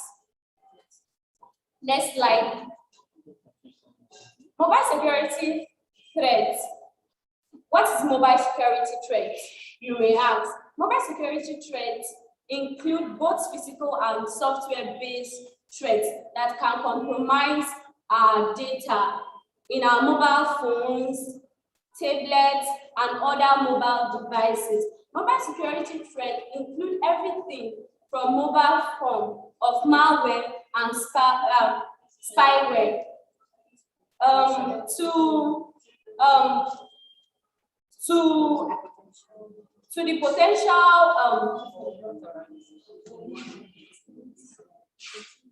so what am I saying? Like an instance, if you are very good on your phone and then you make a research, maybe you are always making a research on scholarship online, or you're always searching for clothes online, you would notice that frequently they will be bringing up pop-ups on maybe scholarship online or clothes online, and they're unknown to you that maybe these pop-ups that you might just likely click on without knowing might contain a malware which you might not know, but because you are frequently checking up on clothes and then scholarship, you will just likely click to it that you want to benefit from this scholarship. Unknowingly, you are clicking a malware into your device. So we should be very careful on what we click. I'd like to hand over to the next slide, please. As we all know, mobile security threats are viruses and spyware that infect mobile devices. And in the year August 2010, the first mobile virus emerged, and it was a classical SMS fraud app known as Android OS and mobile and Droid SMS. As you can see, mobile security threats are commonly thought of as a single all-encompassing threat. But the truth is, there are 4 different types of mobile security threats that organization needs to take steps to protect themselves from. There are mobile application security threats, web-based mobile security threats, mobile network security threat, mobile device security threat. The mobile application security threat it occurs when a person downloads an app that looks legitimate, but it isn't. This occurs, an example of this is spyware and malware. While the web-based mobile security threats are when malicious contents are being sent to one's email and text messaging. Next slide, please. And also, the common mobile threats we have are phishing attack. Phishing attack is a type of social engineering threat that uses that steals one's data. We also have identity theft, when a cyber criminal will impersonate a person to commit crime. We also, others are data leakage, network spoofing, spyware, social engineering, unsecured public Wi-Fi, poor password habits, lost or stolen device. I'll hand over to my team. Next slide, please. What is the third world country? When we hear of a third world country, what comes to our mind?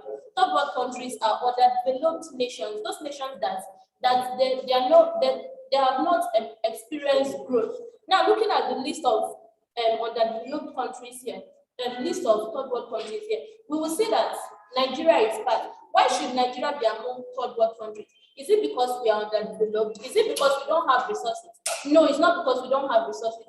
This simply means that third world countries can also mean those countries that have not put the resources that they have in use to use it for the betterment of their country, just like our country now. Like those some of our leaders in office, they go there just for some of their selfish desires, thereby making our country to be poor. Next slide, please. Using Nigeria as a case study. In 2018, commercial banks in Nigeria lost a cumulative 15 billion naira, which is $39 million to electronic fraud and cybercrime. This was a 537% increase on the 2.37 million loss recorded in 2017. Over 17,600 bank customers and depositors lost 1.9 billion to cyber fraud in 2018, with fraud rising by 55% from the previous years. Nigeria's Consumer Awareness and Financial Enlightenment Initiative has projected a $6 trillion loss by 2030 to cybercrime within and outside Nigeria. These crimes are committed mostly through phishing and identity theft. This is to mention but a few. Now, causes of cyber attacks: downloading malicious files. When we see files online, we just click thinking of, okay, this might benefit me. While under them, there are malicious links that have been attached to it, using weak passwords, connecting to unsecured Wi-Fi networks, failing to update mobile devices and applications regularly, then broken end-to-end encryption. When we hear of end-to-end encryption, we might think that this is the solution to our problems. No, end-to-end encryption can also be broken. And when end-to-end encryption is broken, it can act as a man-in-the-middle attack. Thank you. And there are other ways to prevent cyber attacks on mobile phone. We only have to download the application from our mobile application store. On Android phone, we have Play Store, App Store. Treat every unknown link as suspicious. Avoid using public Wi-Fi. set strong password on your phone, install a good antivirus software, update apps and mobile devices regularly. Next slide, please. Ways to increase cyber awareness. First, we have to organize awareness on social media, educating people on cyber security. Hence, not being aware on how to secure our mobile devices. One need to put them into practice because cyber attacks cannot be totally eradicated. It can only be prevented. Thank you.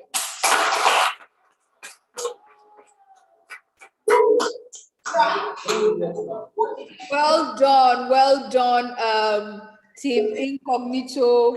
You did a fantastic job there. Well done. Keep it up. Great. So we are going to have Kaduna quickly come on. Kaduna, please quickly come on and let's close this out.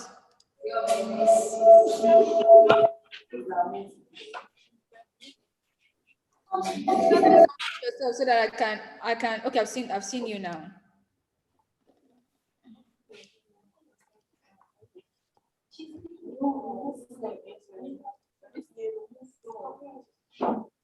Are we ready? Are we started? Just hold on.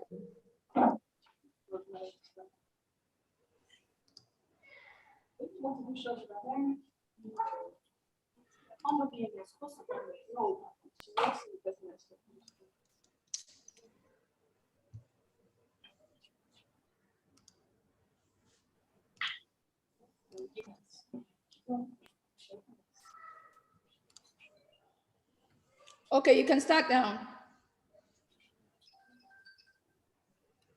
Incognito, you can start now.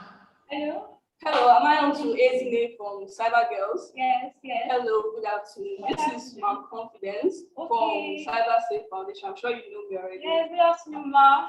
Oh, Ezine, please, I will need your help for something. Yes, right now, I'm stuck in traffic in Lagos and I need to disperse your weekly stipend, but I don't have access to my bank.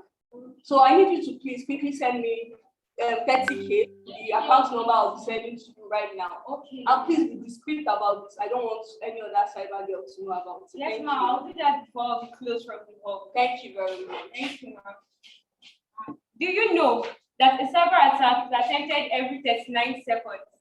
Also, World Wide Web Fraud Detection Organizations have estimated that over 150 phishing emails are being sent daily to individuals and organizations. Surely, we can say that at some point in our life, we may encounter a phishing email, and as cyber girls, we should be prepared to always tackle this attack. Good afternoon, everyone. This is Team Incognito Kaduna presenting on phishing attacks. Now, what is phishing? Phishing is a type of social engineering attack which uses email and other communication means as a weapon to trick the email recipient into believing that the message being sent is useful to them and legitimate. Now, let's think of fishing using this analogy. Okay, imagine a fisherman going to the sea with a baited hook and hoping to catch any kind of fish. In reality, the fisherman represents the fish as the bad guys, and the baited hook represents the fishing email. And unfortunately, there are the different kinds of fish that they are hoping will fall prey to this phishing attack. Now, moving on, how does the cyber attack work? It starts with fishers. Identifying the individuals and identifying the group of individuals or organizations to attack before creating emails with dangerous attachments. As times have evolved, the way phishers attack have also evolved. Nowadays, they identify the group of individuals or organizations to attack before creating an email that aligns with the interests of the individual or of the organization, so that it looks less of a scam and more legitimate. Well, human emotions are used to compel recipients to open attachments, links, or take any risky action. Human emotions such as anxiety, curiosity, or even excitement are used to compel us to act the way the fishers want us to act. despite how cyber conscious we may be, phishing attacks are designed to appear as legitimate as possible. It may even contain the organization logo, their trademark, or something that relates specifically to the organization. So you think it is legitimate. Remember, it only takes a double click to compromise your network, to steal your data and information, and successfully complete a phishing attack. So let's think before we click. Types of phishing attack. We have some type of phishing. We have the whaling, phishing or voice phishing, the pop-up phishing, the spear phishing. I would like to talk about spear phishing. This spear phishing, a phishing scam target at a specific people within an organization using real credentials. This is whereby the attacker go for a particular, under a particular organization, you go for a specific person using his image, everything about him, his date of birth, his email, his year, his rank, his position in the organization. He uses it to spread fake information across to the individual or the workers in the organization, either a lower level, either the person working in a high level or a low level. Then we have the voice phishing.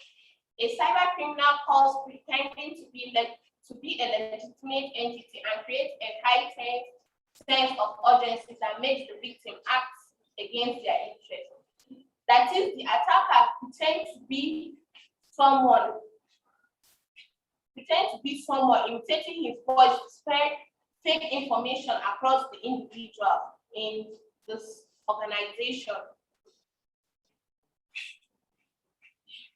Now, what we described at the beginning of our presentation is a perfect example of a voice phishing attack.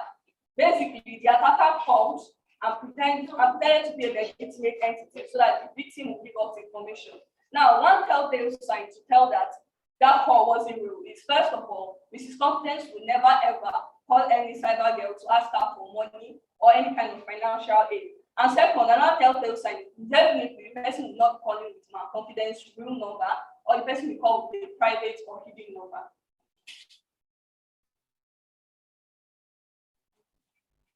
Well, do you know the dangers of phishing? I'll be talking about dangers of phishing. We have personal risks and business risks. Looking at personal risks, it includes money may be stolen from your bank account, fake media posts made using your account, fraudulent charges on your credit cards, and in business risks, it includes damage to the company's reputation, exposing personal information of customers and workers, might become lost and inaccessible. So we have 5 tips today for preventing phishing. First of all, don't click on any post or email from unknown sources. And if you have to access a link from email, you can go ahead and type it directly in your browser to be sure you are entering the correct link. Then second, beware of pop-up windows. All those pop-ups you see when you open websites, beware of all those pop-up windows. Then don't ever, no matter who is asking you, don't ever give out your personal information over email. Then there's a 2-factor, in fact, in some cases, multi-factor authentication for online accounts and social media accounts, enable 2-factor authentication everywhere. Then patch updates, when software updated, they are done for security purposes. So you should always ensure you do regular patch updates. Now, in summary, from the beginning, we said phishing is a type of social engineering attack. The whole point of phishing is trying to hack a human to make them give information that normally on a normal day they will not give out. Then we gave the phishing example, a voice phishing example, where the attacker called the victim and pretended to be a legitimate entity. Then we said the dangers, phishing poses many dangers to both the victim, and we can even say it causes a ripple effect because it will not just affect the victim, it goes beyond the victim and affects people around the victim. And we said preventive tips, always be cautious, always be on your guard. If there's something that is making you have this heightened sense of urgency, something that makes you do something you not normally do, always double think twice before you decide to do anything. Now we have Simi Cognito and I'm Sola. I'm Izzy, I'm Miss Secret. Our mentor is Mrs. Adenike Ajayi. And this is Team Incognito telling you, no go for Maga. Thank you. Thank you. Wow, wow, wow, wow, wow. Please just stay there. You people have schooled us. What? Your presentation skills are out of the roof. That was so good. What? That was so good. Creativity 10/10. That was fantastic. That was very. I didn't see that coming at all. Well done, everybody in that team. We also need Team Incognito in Kogi and Oyo. Unmute your mics quickly so that I can add you to the live. I can spotlight you so that we can ask the questions. Okay, great. I can see Kogi. Please, Oyo. Okay, I can see Oyo now. What's connected? Great. So we now have all our teams together. Okay. So my first question is going to go to Kaduna. What is the best prevention against phishing? What is the best prevention against phishing?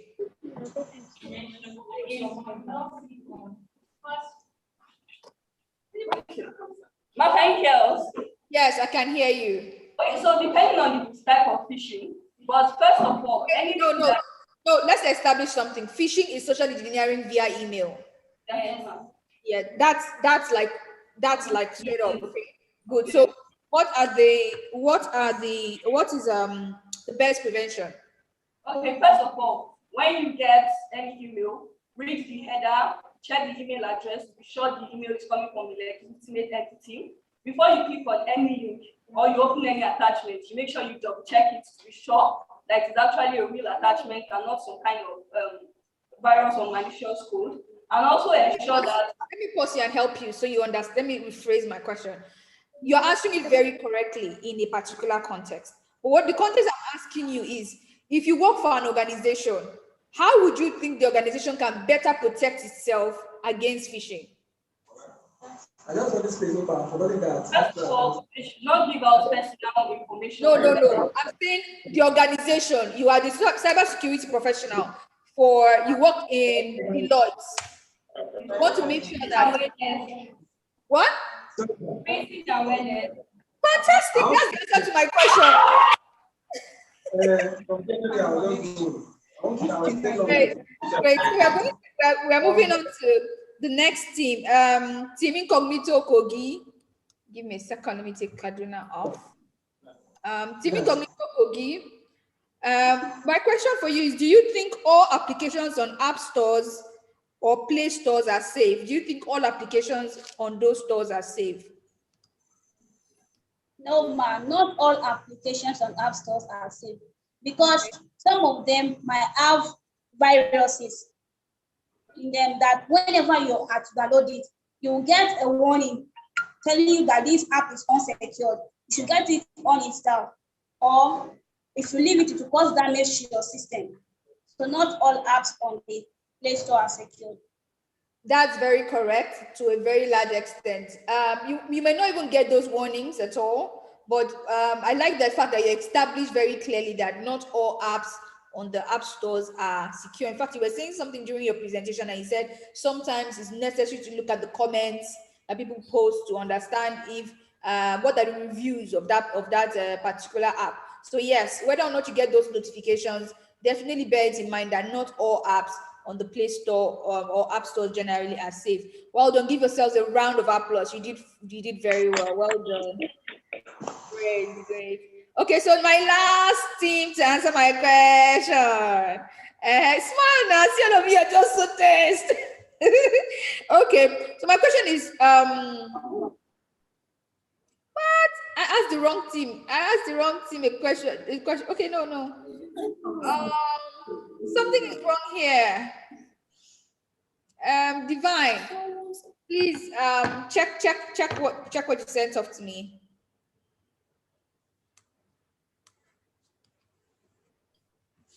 Please just give us a second to rectify it.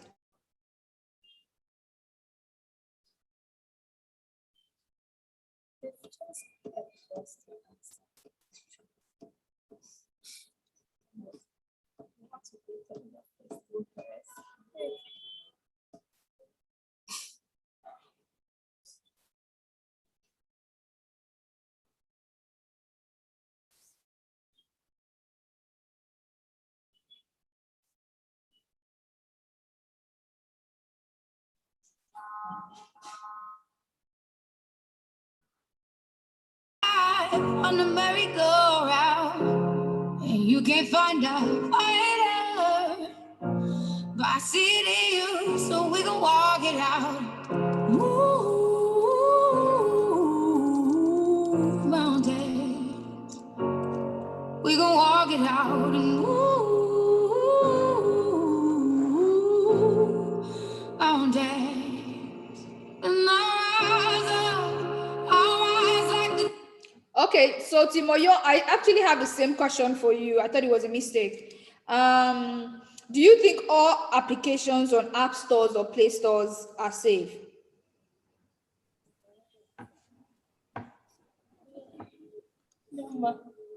Why?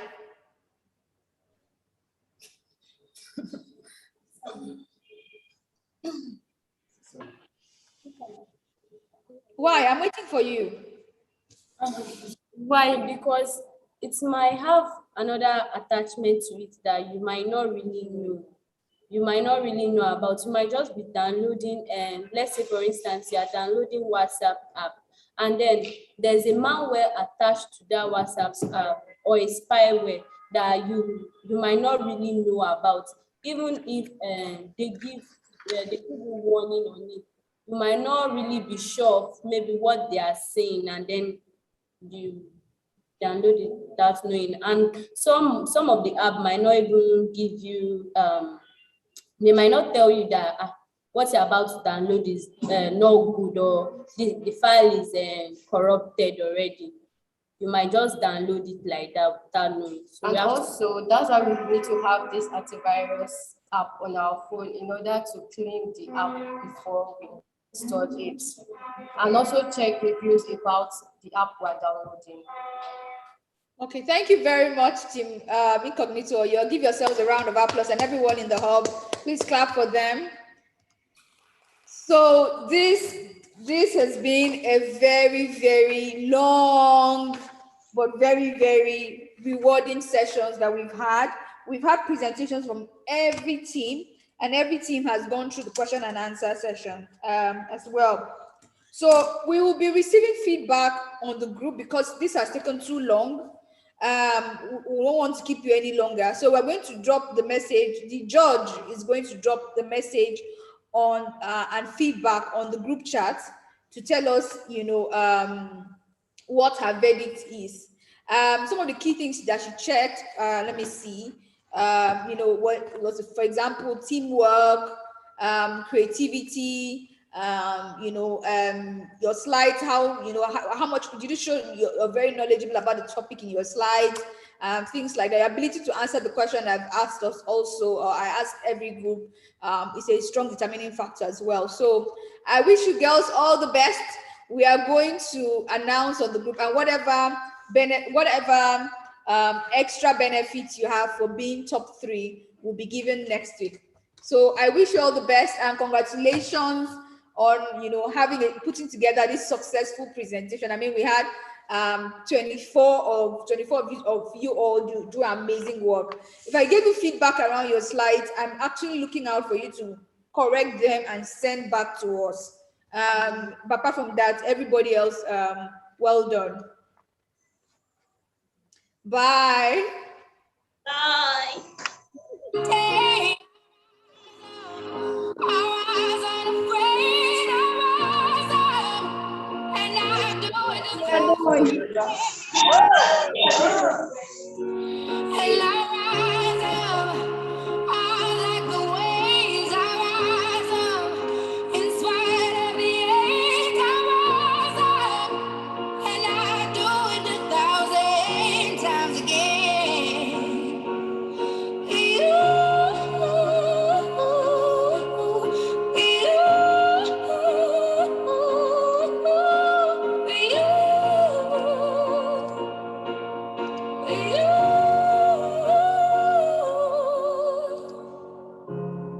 silence is it way, and it feels like it's getting hard to breathe. And I know you feel like dying, but I promise we'll take the world to its feet. Ooh,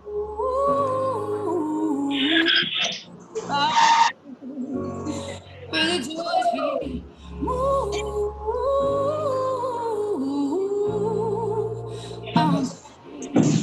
And I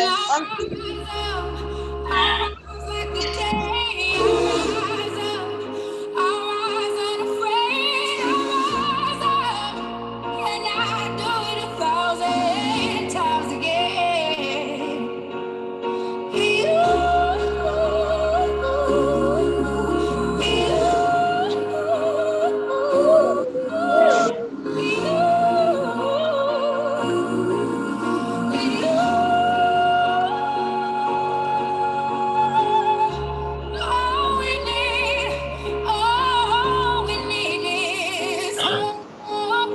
That we have each other, and for that we have each other. And we will rise, we will rise, we will rise. We'll rise. I'll rise up, rise like the day. I'll rise up. In spite of the ache, I will rise.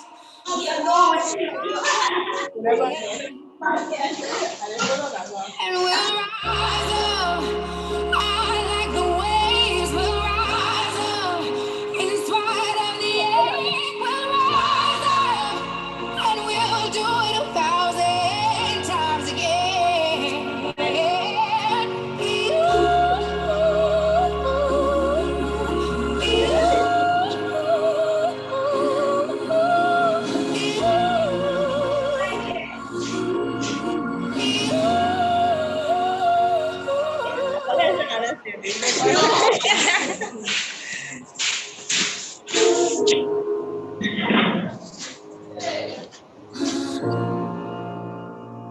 I'm on advance.